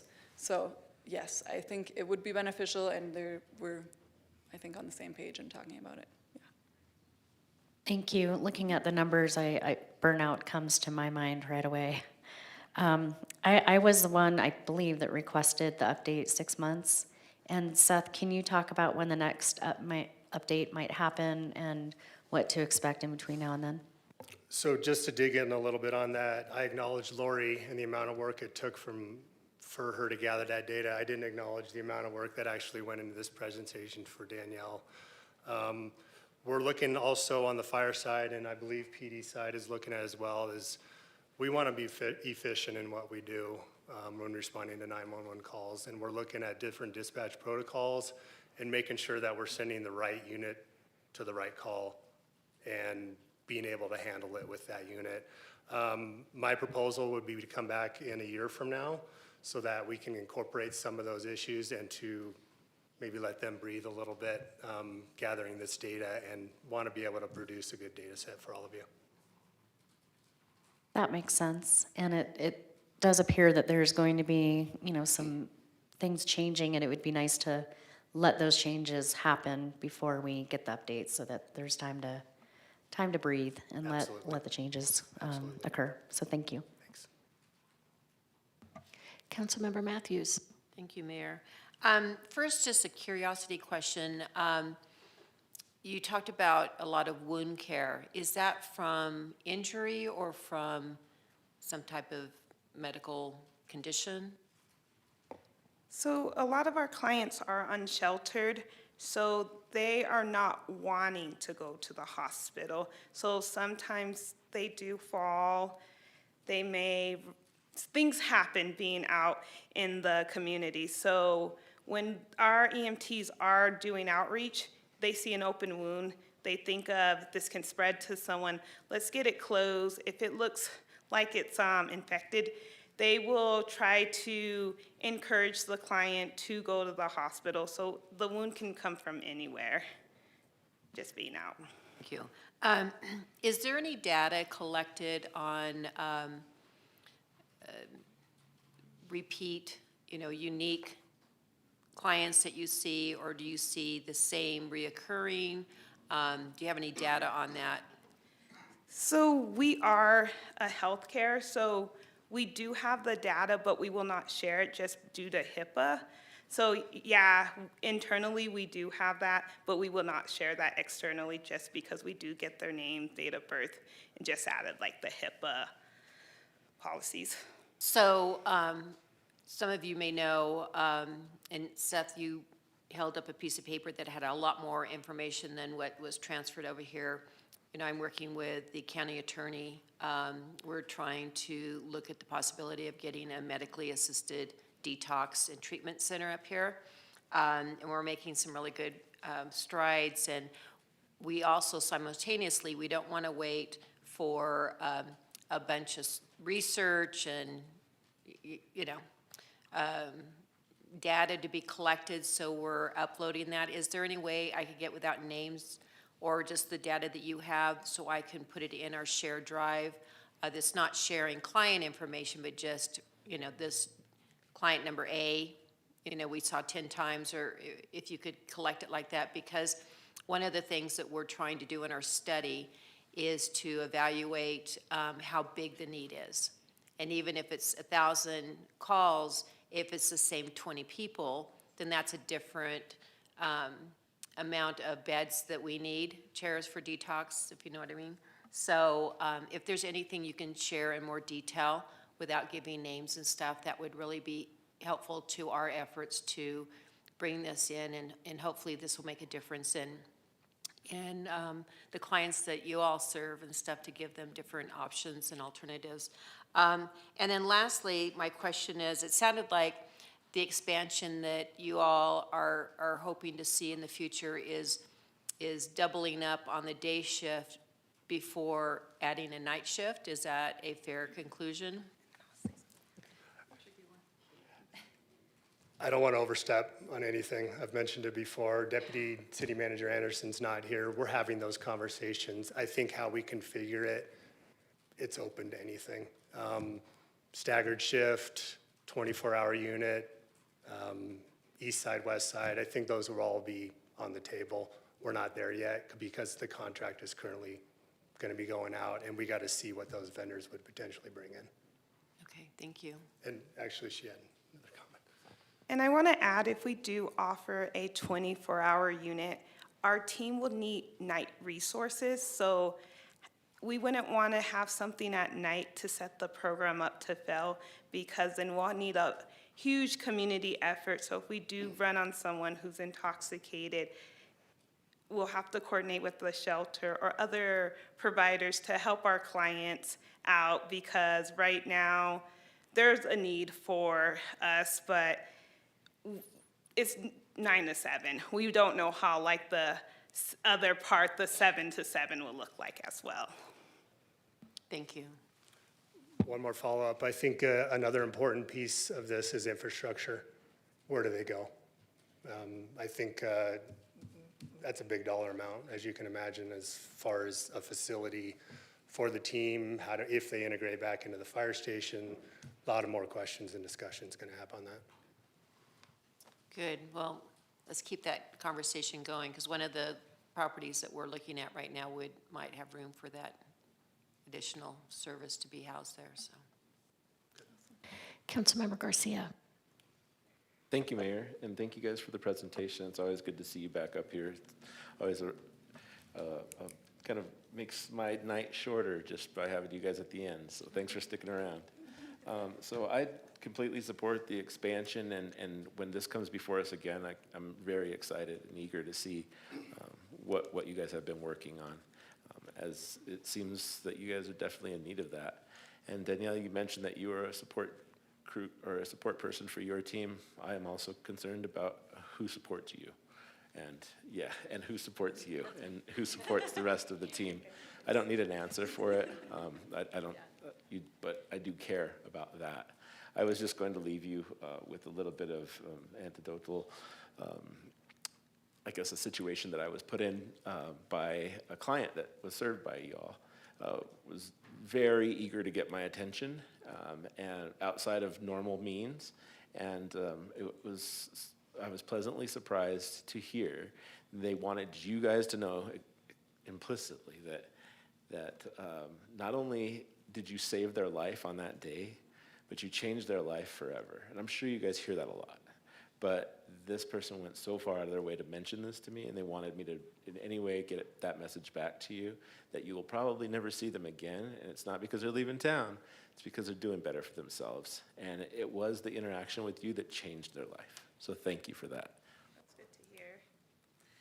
Yeah, I think it's really, thank you so much for sharing. We do, run on some of the same clients often, and sometimes it's as simple as we're providing sandwiches and water and stuff, so it's nice to hear those success stories. And as far as support for us goes, we have a great leadership team.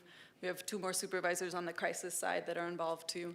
And then our senior director, my senior director, she's also very available and involved, so we have plenty of support on the leadership side too. And then I just wanted to put a quick plug in. We are starting a new program at Taros called Crisis to Recovery, C2R for short, which is going to be like 30 to 90 day post-crisis program. And we anticipate that we will be able to probably support the care team with some of that, those services and referrals too. So more support for the team out there in the community. Councilmember Spence. Thank you, Mayor. One of the unsung heroes in this entire spectrum of services are the dispatch workers that answer the 911 calls.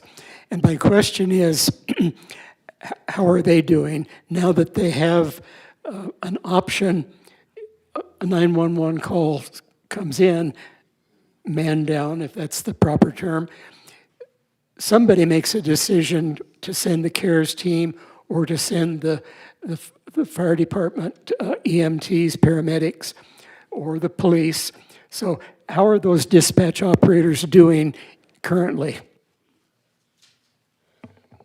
Well, we have, thank you for the question. We have one of our own firefighter captains, Casey Gonzalez. Most of you have probably met him or aware of him. He is up there really revamping the dispatch center.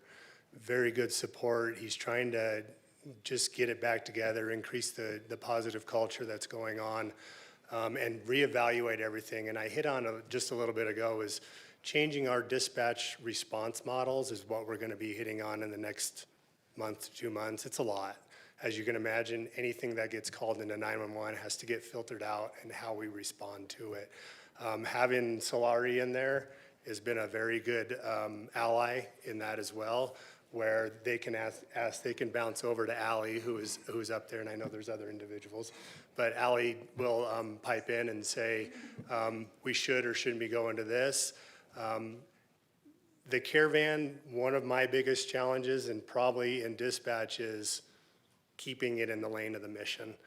And it is very challenging because we creep, mission creep is what we call it, and it does get pulled in a lot of different directions. And it can get misused as well. People can use it for a taxi service, and we've had conversations about that is, do we need to implement you use it 3 times and you're done? We're working through all of that stuff, but we try to bring it back into its lane as far as what are we actually trying to do and serve the community with. As far as the dispatchers and how they're going, it's going to be a lot of work once we get those implementations in place, and a lot of retraining. We've been, I hate saying it, we've been doing the same thing like we've always done it. And I don't have that mentality. I know this team doesn't have that, and I know Casey doesn't have that. So we're just trying to catch up and keep up with the times and make things more efficient and better. Thank you, and give my thanks to that dispatch crew for the work they do. Will do. Thank you. I just want to join my colleagues in thanking you, Seth, your continued leadership in this as you figure out how to smooth everything out and detach the fire department from this is really, really appreciated. And the work that you all do, as you've heard, community members saying that you've saved their lives, I mean, that's the biggest compliment I think that you could ever receive. And we're just really grateful for your work. Thank you, Mayor, Council. Any other questions? Have a good night. Thanks. Thank you. You too.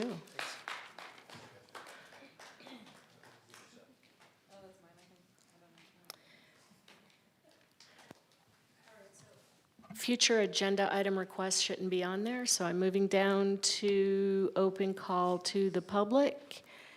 I see none. So then we're down to informational items, 2 from mayor, council, and staff, and future agenda item requests. Let's start with Councilmember Spence. Thank you. I do have a fair request. It relates to a letter that the Sierra Club has sent to the Forest Service asking them not to do an administrative-only review of Snowball's request for an early renewal of their use permit for Snowball. So my request, my fair request, is that the council consider signing on to the Sierra Club letter to the Forest Service. Councilmember House. Just 2 quick things. So this past weekend, I was honored to be able to attend and help lead the community Kwanzaa celebration. I'm passing around cards now that have the 7 principles on it for the rest of council. I told them that I would share those with you all.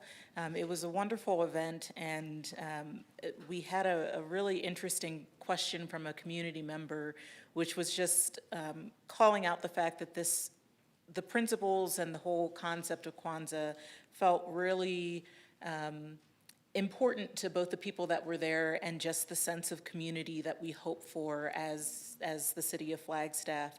And so how are we working to spread that message? And being the total nerd that I am, I brought up Lord of the Rings and the lighting of the beacons of Gondor, and just how, you light one fire, and as they keep passing along, everyone gets that message until all those lights are lit, and how symbolic that is with the 7 candles of the Kwanzaa Kinara.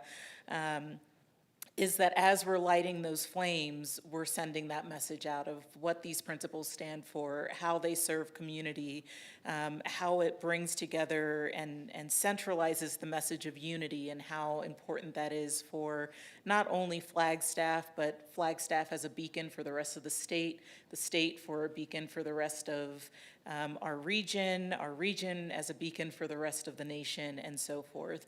So that was just a really wonderful time to be able to share with community. The other thing I wanted to share was that many of you may have heard of the passing in December of the Flagstaff NAACP longtime member, vice chair, and board member Deacon Wayne Carter Jones. He was a just mountain of a man in this community and made such a huge difference for so many different people, from his history of Bashas to his service in his church community and his role with the Flagstaff NAACP.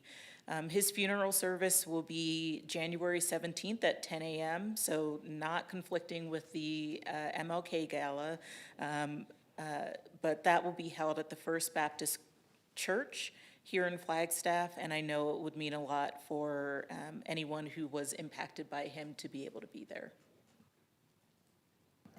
Vice Mayor. I wanted to thank everyone who was involved with making sure that our city was a destination for the holidays. It certainly was. We were busy, and it takes a lot of work and effort and love for Flagstaff to be the destination that we are. I saw a lot of my colleagues out and about over the holidays, and it was a fun time.